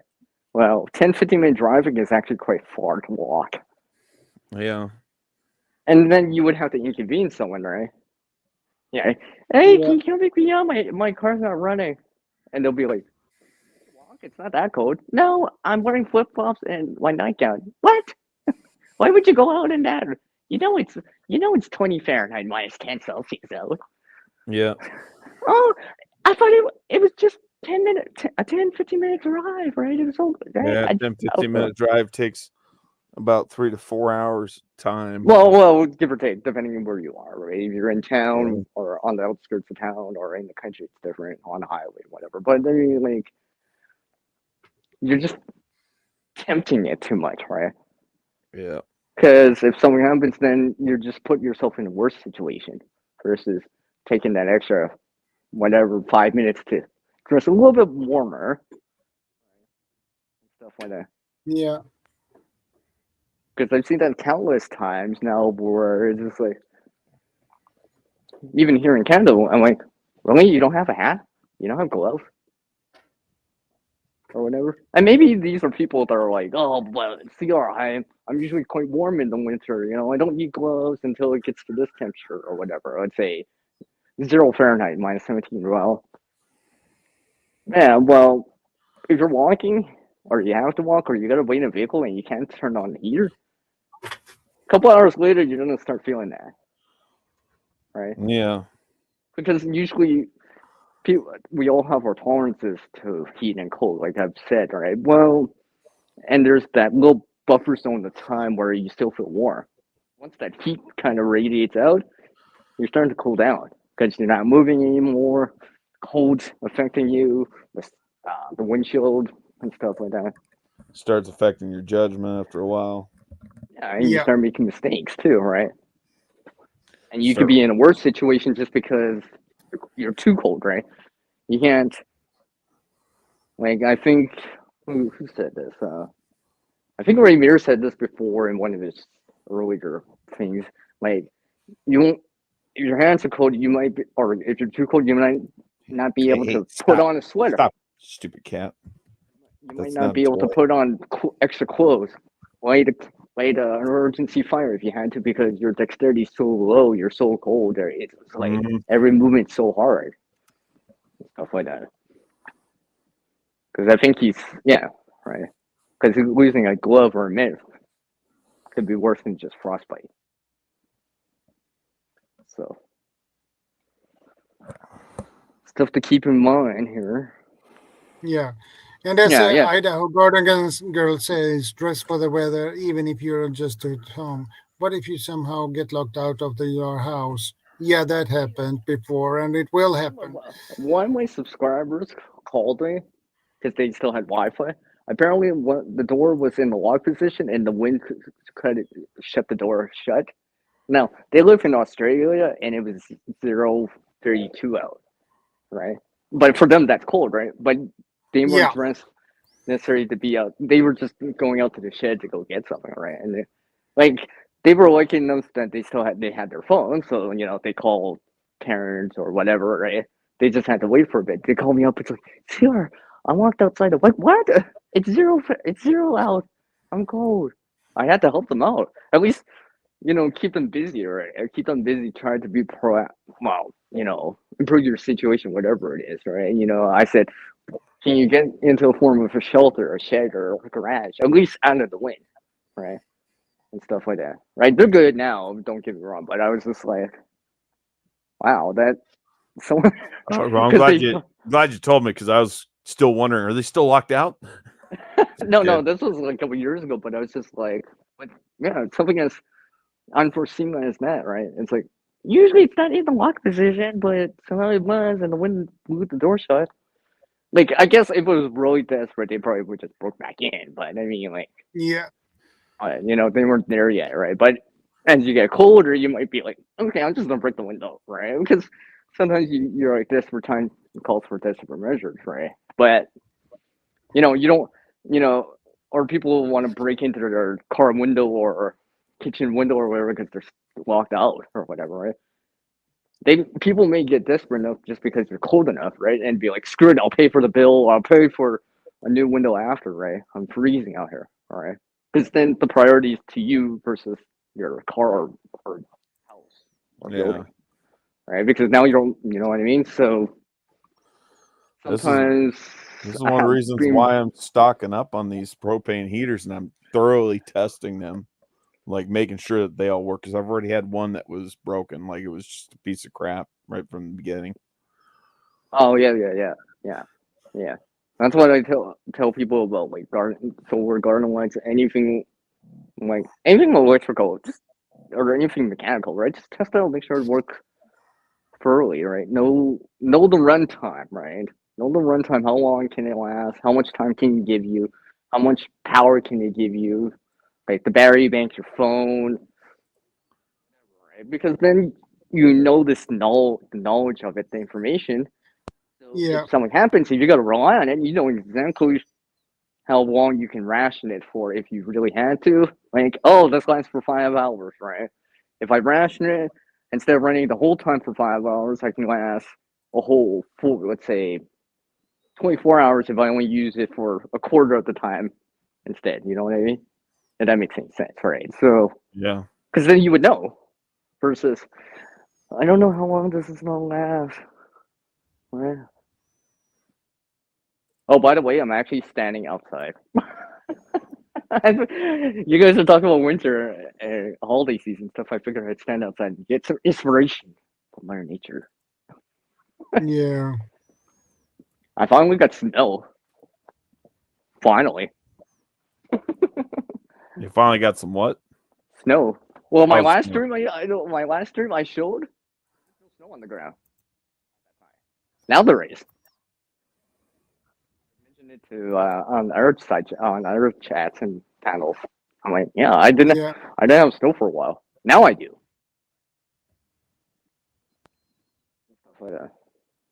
So, like, I was already prepared. I heard a cat. I heard a cat. Somebody had a cat. It was my cat. I just heard a he jumped up. He jumped up on my lap. And my cat, he's being a little ornery, little brat. He's biting my hand. I see Idaho Garden Girl got walked out. Had to ask a neighbor to call Blacksmith. Now I have a kid in your keychain that hangs off. I go, yeah. Well, make sure you got your way of getting back into your vehicle or home or apartment or car, vehicle, truck, whatever. Even the keys, if let's say some ATV you have, right? The transportation to get back out from like the woods or something like that. Make sure it's on you. Yeah. For sure, right? Because it's, you know, if I drop my keys and forget about them, I can't get back in. Now what? I just now it starts getting cold. Now I got inconvenience someone else or whatever, right? And people may understand during the holiday season, but I don't want to burden people. You know what I mean? Because that's what happens, right? You know what I mean? Like, let's say as a kid or whatever, oh, I gotta call my dad. He's gonna be so mad at me for locking myself out. Now he used to, because he might have to slip out of work early just to unlock the door, right? So he loses an hour of work time, right? And stuff like that. And yeah, the boss will understand, but sorry, I still have to cut you out that 1 hour because you're not working. I just, you know what I mean? Ow, cat, jeez, sorry. Yeah, so sometimes preparedness or sometimes being proactive or preparedness can save you money. Sorry. Save you Stop being a little brat. He's biting me in the calf.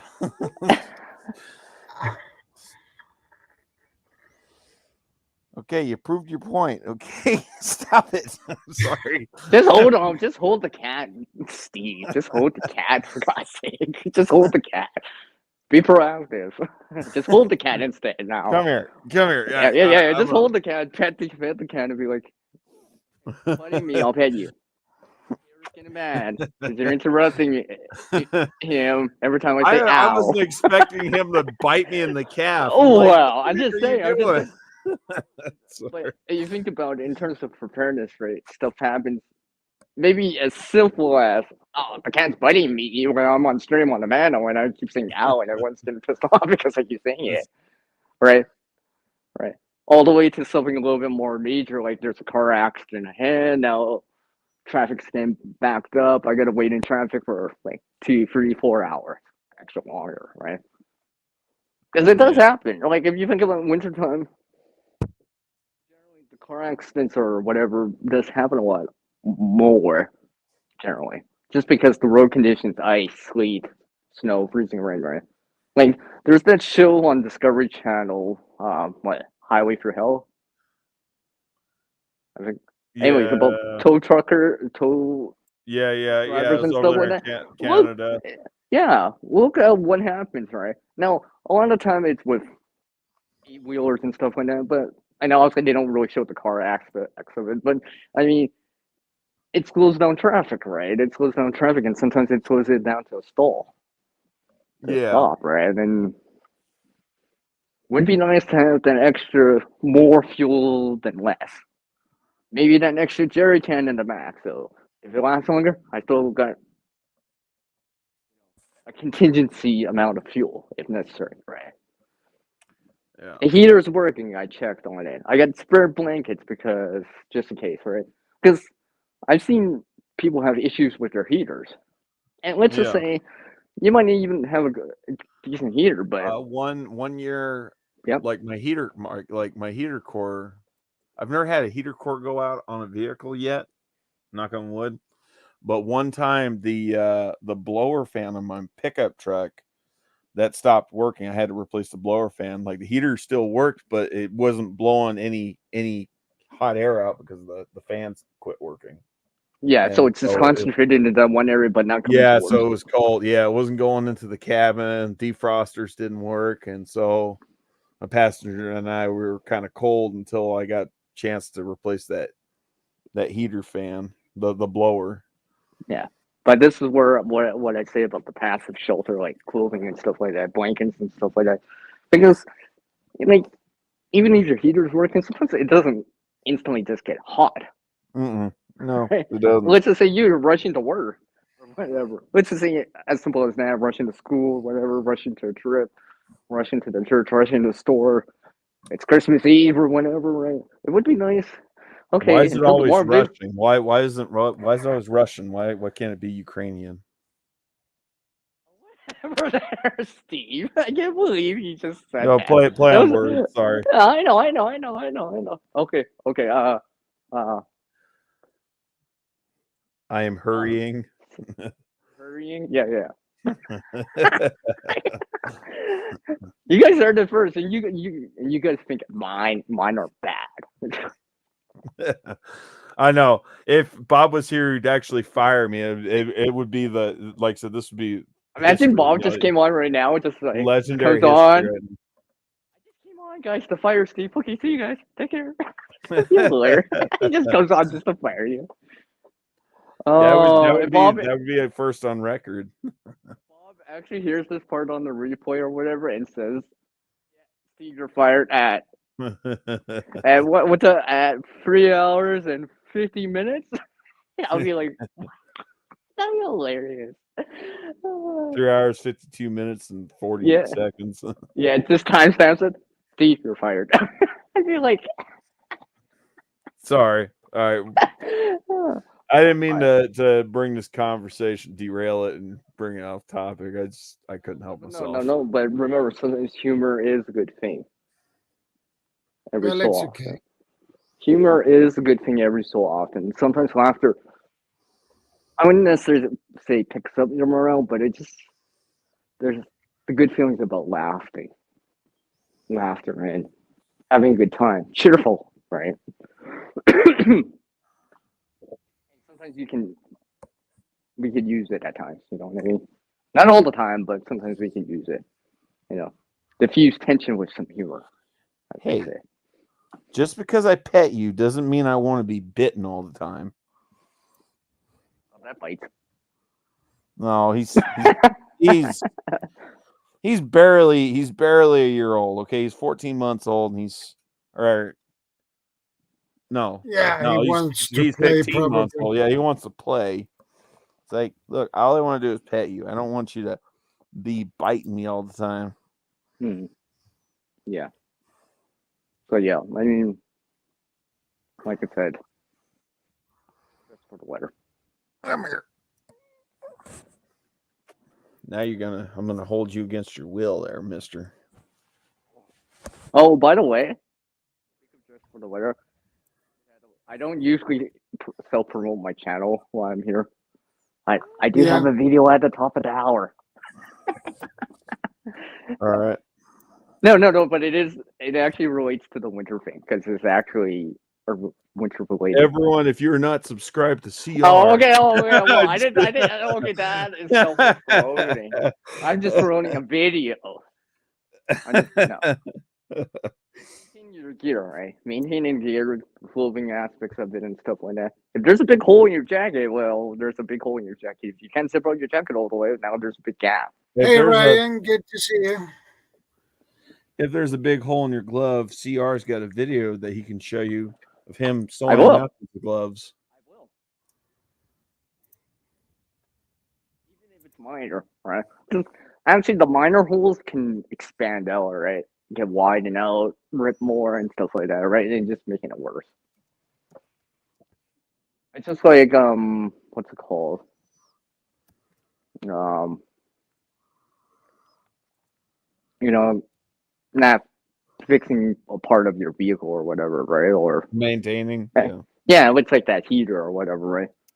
You know, if you let it go too long, it's just gonna make the situation worse as it goes on, especially if you need it. All right. Yeah.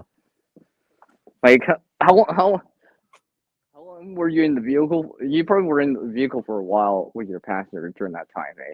Yeah, it was just for the day that we didn't have a heater, and I immediately after that work day was over with, immediately went over to a local auto parts store and bought a replacement fan. Yeah.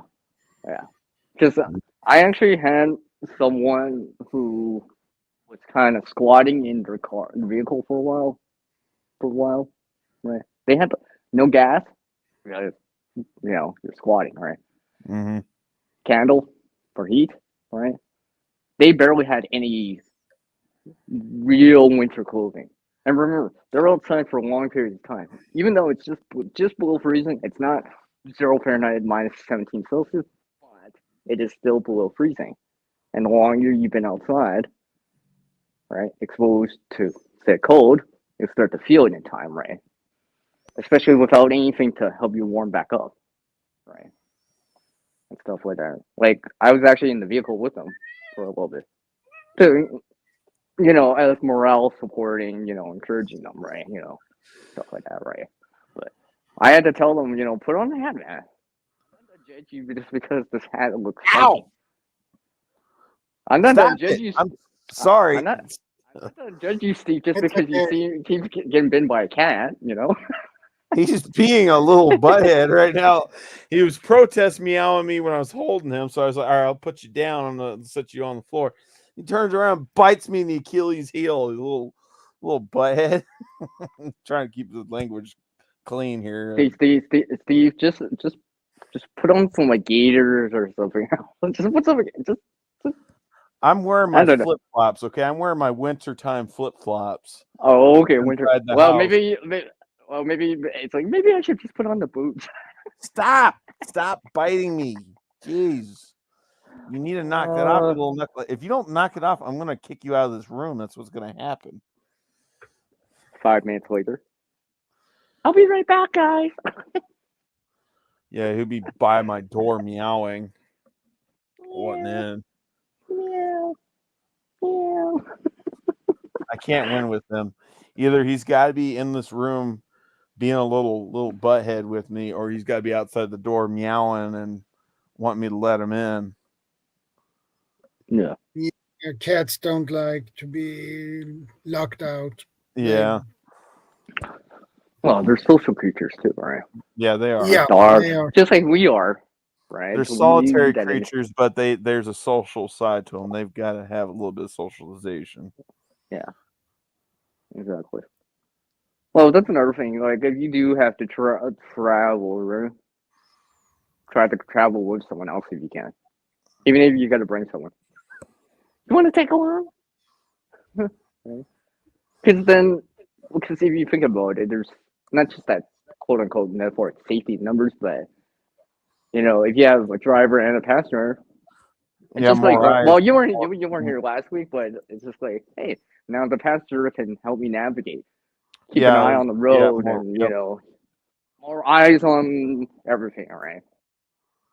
Stuff like that. More health if necessary, right? Share body heat if necessary, and all this other stuff, right? Because I've gone on trips where people just invite me. Hey, do you want to come? I'm like, yeah, sure, why not? I can spare the time, right? And besides, it got me a chance to like try out a few things. I mean, I brought a get home bag with me, right? Because we were planning to stay there at their friend's place for like a couple of days, right? So instead of bringing a blanket or having to rely on a blanket that they have at their place, I just brought a sleeping bag, which also doubled in the vehicle if necessary. Yeah. Right. So, you know, sleeping bag's not just for out camping.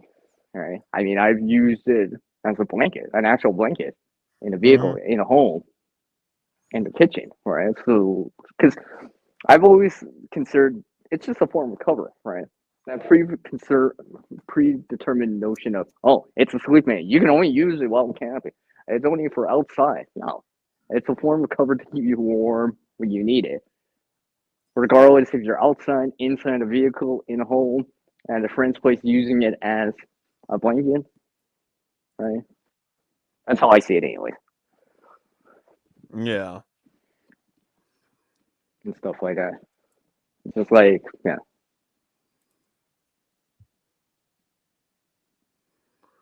Now, Shadow, I'm trying to remember that conversation we had last year at this time. I still remember that conversation we had before Haven. Because I was one. I'm trying to remember that conversation. I think So we you touched remember base that? Yeah, because we sort of touched base on it, right? Because that was more for traveling during the holiday season. But I mean, this is kind of more or less the same. It's that Yeah. same conversation again, all right? So I'm trying to remember. You know, tell people, you know, try to leave as early as possible. Give yourself more lead time. Like Fort Haven would say, you know, the tires are your contact to the ground. So Yeah. Yeah. that's what he says all the time.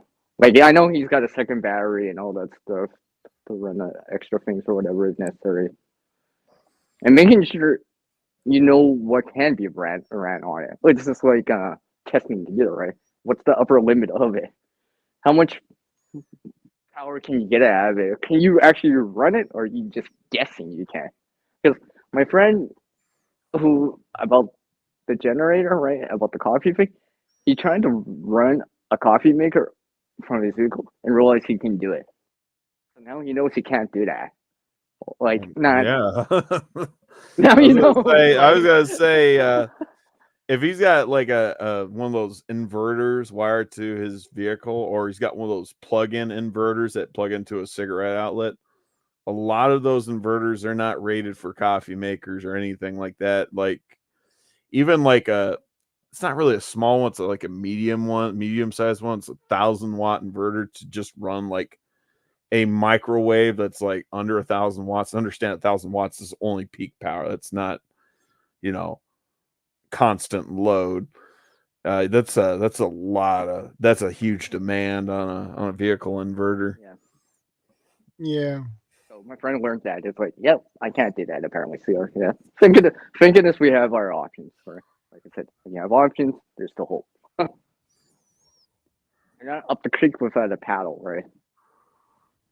You know, I lost the paddle. The motor's not running. I can still make a paddle because I have a cutting tool with me. Hopefully, I can make a paddle and help us along. But there's no still hope. trees. There's no trees. There's no driftwood. Okay, now we're up the creek without a paddle because I can't even make the paddle. So optimistic. Steve just had to go be a realist here. Yeah. People Yes. mistake my realism as pessimism, but I'm sorry. I guess I'm very, very grounded in reality.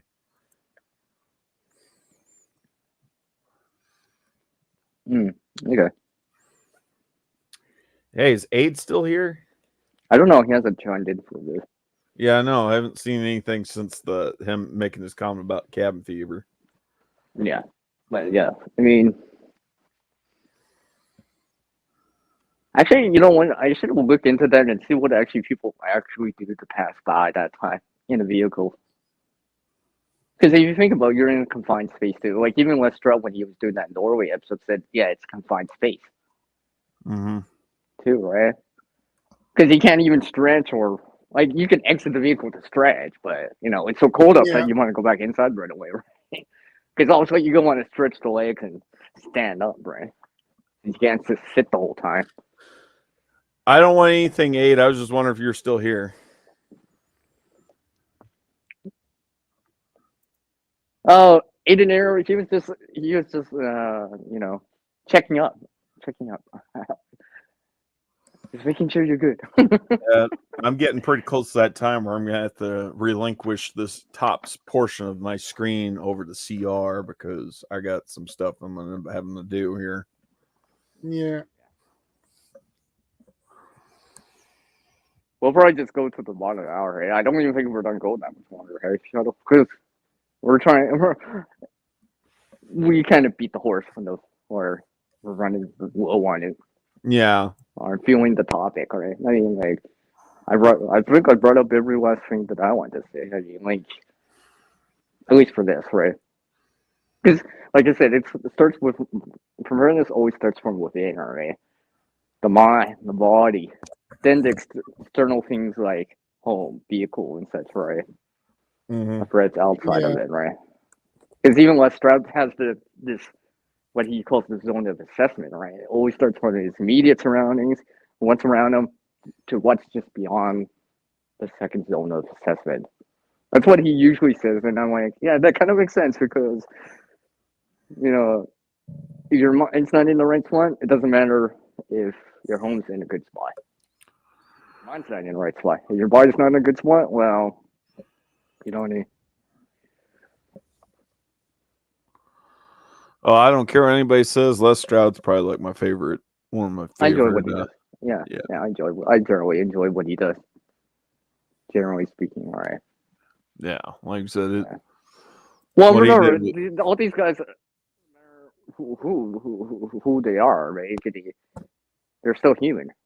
Humans they're still human as humans. They have their biases or mistakes too, right? Whatever.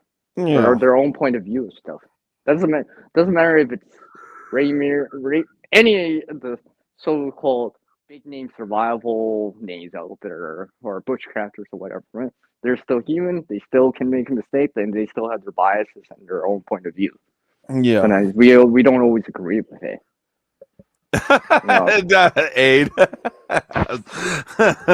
Sorry. Oh no, he didn't. Yes, he did. But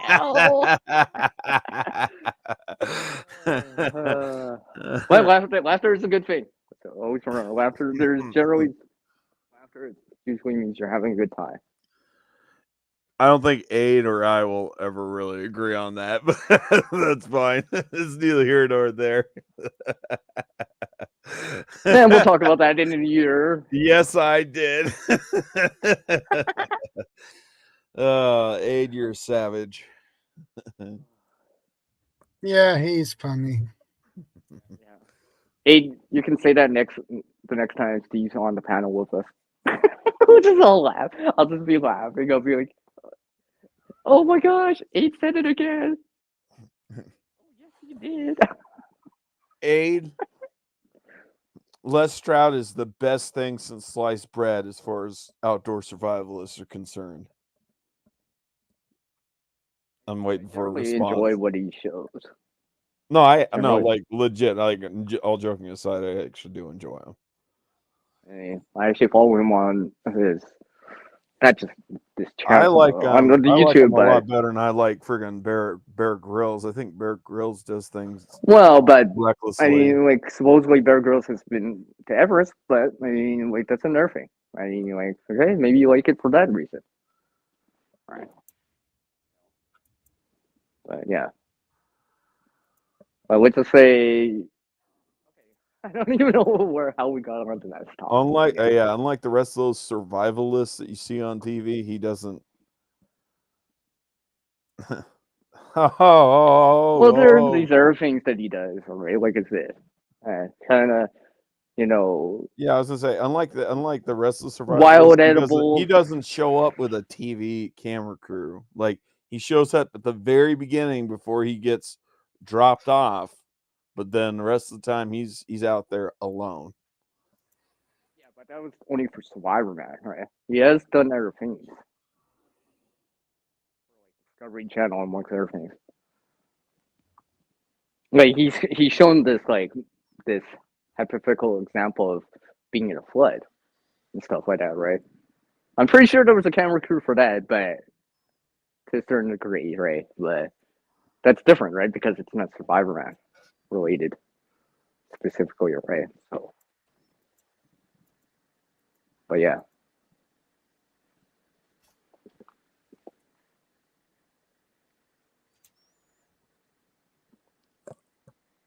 Well, don't all stop talking now. I'm just trying to figure out, good retort to Aid's comment there. I gotta come up with a comeback here. Yeah. All right. Right yeah, now, I can't think of anything, but it's just like, I think I'm gonna be giving him a little bit of a call after this here stream. Yeah.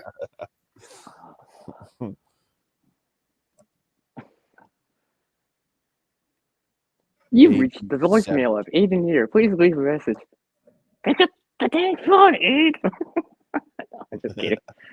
No, he's not that kind of person. No. He'll address the issue head on. Yeah.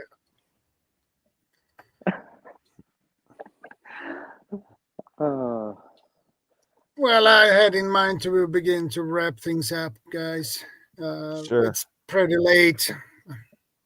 What time is it? Midnight over there, or is it 1? Yeah, it's after midnight. 8 minutes past midnight.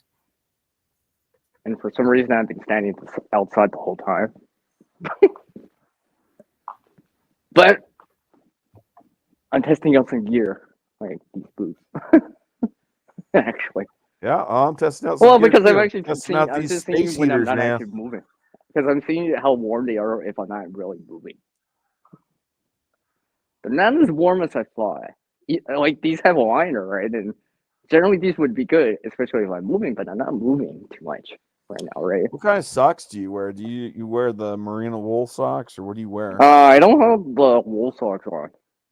I mean, my feet tend to get cold first, right? So I mean, like it's bearable, but I mean, like if it was way colder, it'd be like, what you're describing to be is nothing outside the ordinary. I think that's the way most human bodies work. Their extremities, like their feet and their hands, start to get cold first.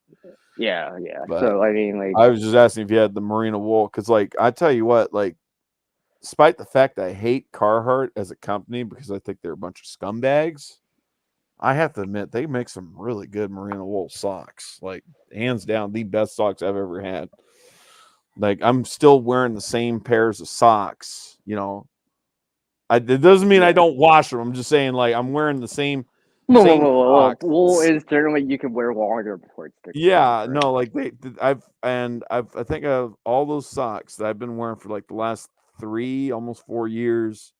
There's only one pair that started going threadbare, and where they've got little holes that I'm gonna have to start sewing up. But they've held up better than any socks I've ever used. Well, Better do they than- have holes in them?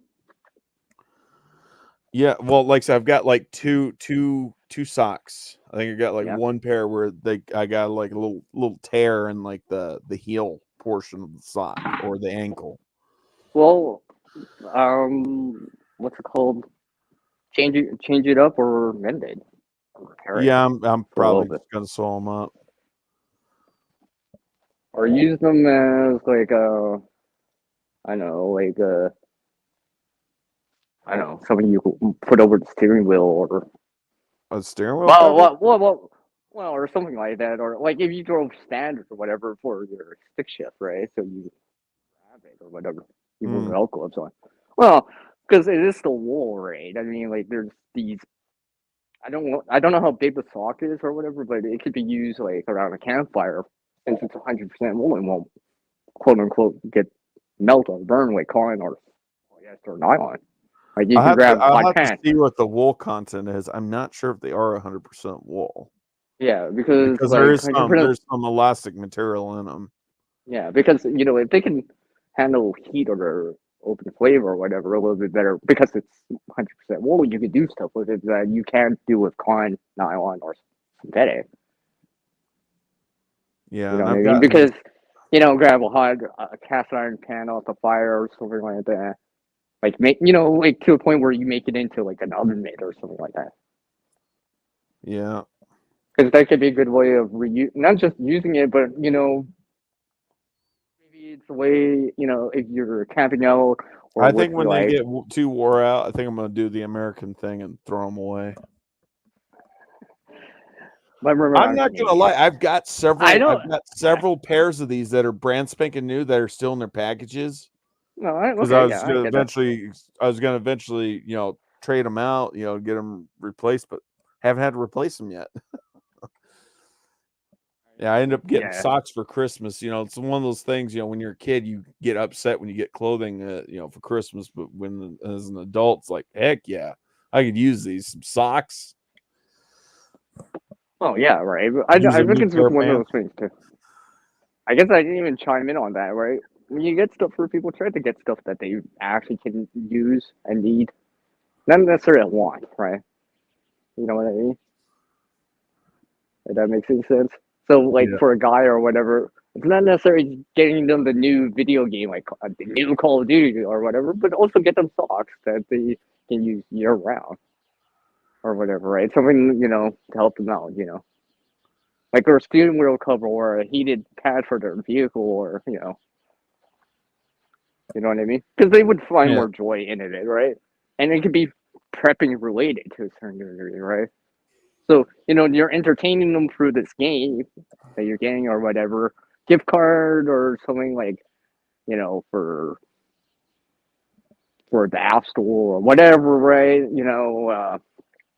Something like that, right? But, but it's also something useful too. Yeah. Yeah, because we almost forgot how people exchanging gifts after Christmas is a thing too. Returning a thing. Remember, that's a thing too, right?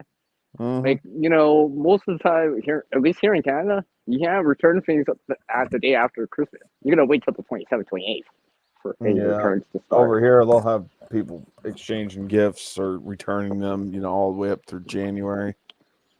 Yeah, right. Because it's an inconvenience factor, right? Like that's why if I'm gonna give someone to someone, I want them to enjoy it. Hell, I'll just ask them, or here, just make a list of things that you would like, need, or want. I'll just pick something out of it. It'll still be a surprise to you, but at least I know you'll want it because you actually kind of told me, right? Like, just make a list. I'd be like, Steve, just make a list of what you want. I'll pick one out, something like that. Not saying I would. From you, I want you to get me some brand new pairs of merino wool underwear. Yeah. Sorry, my headset died. I was wondering what happened there. I think that's time. I think it's that time now. Yeah. I think it's the time. Anyways, I think that's cute. I got nothing else to add. Yeah, I think. I don't have anything either to add. So. Well, as usual, thanks for having me on there. Thanks for Shadow. having You're us most on. welcome. You're most welcome, guys. Yes. What would Saturday be without Shadow? Yeah, exactly. Or Steve? Exactly. Or Or Peavy. Hondo? Or Hondo? Or Bob? Or Idaho Garden Girl? Yeah. Or Nicole? Could use a Bob. It'd be nice. Or Nice to have McMean. Bob on here. Where's Guardian? Where is GB? I haven't seen Guardian in a while. Hey, do we know if Bob's just on vacation or did he permanently move his? I don't down? know. I have He's no not permanently idea. moved there yet because he said it would still be a couple years before. Yeah, that's actually what I went thought. there. Because like I didn't see him doing any preparations, getting ready to go. Yeah, I think he would have notified us that Yeah. he's permanently leaving the country, right? At least then we would know, right? Yeah. He would probably Yeah. say something. No, he's Anyhow. probably just busy, you know. It's all good. It's all good. Yeah. And this is where Shadow says, "Stay safe, everyone." And Okay, guys. Take care. Stay safe. Yeah. God bless. what he said. Stay vigilant. And I will All see right. you next week. Same time, same channel. All right. Yeah, you guys have yourselves a good one. I want to talk to you Yep. for a moment out in the backstage, Shadow, for a moment. I figured. I have to ask you something, actually. Okay. Take care, everyone. Take care, everyone. I appreciate you.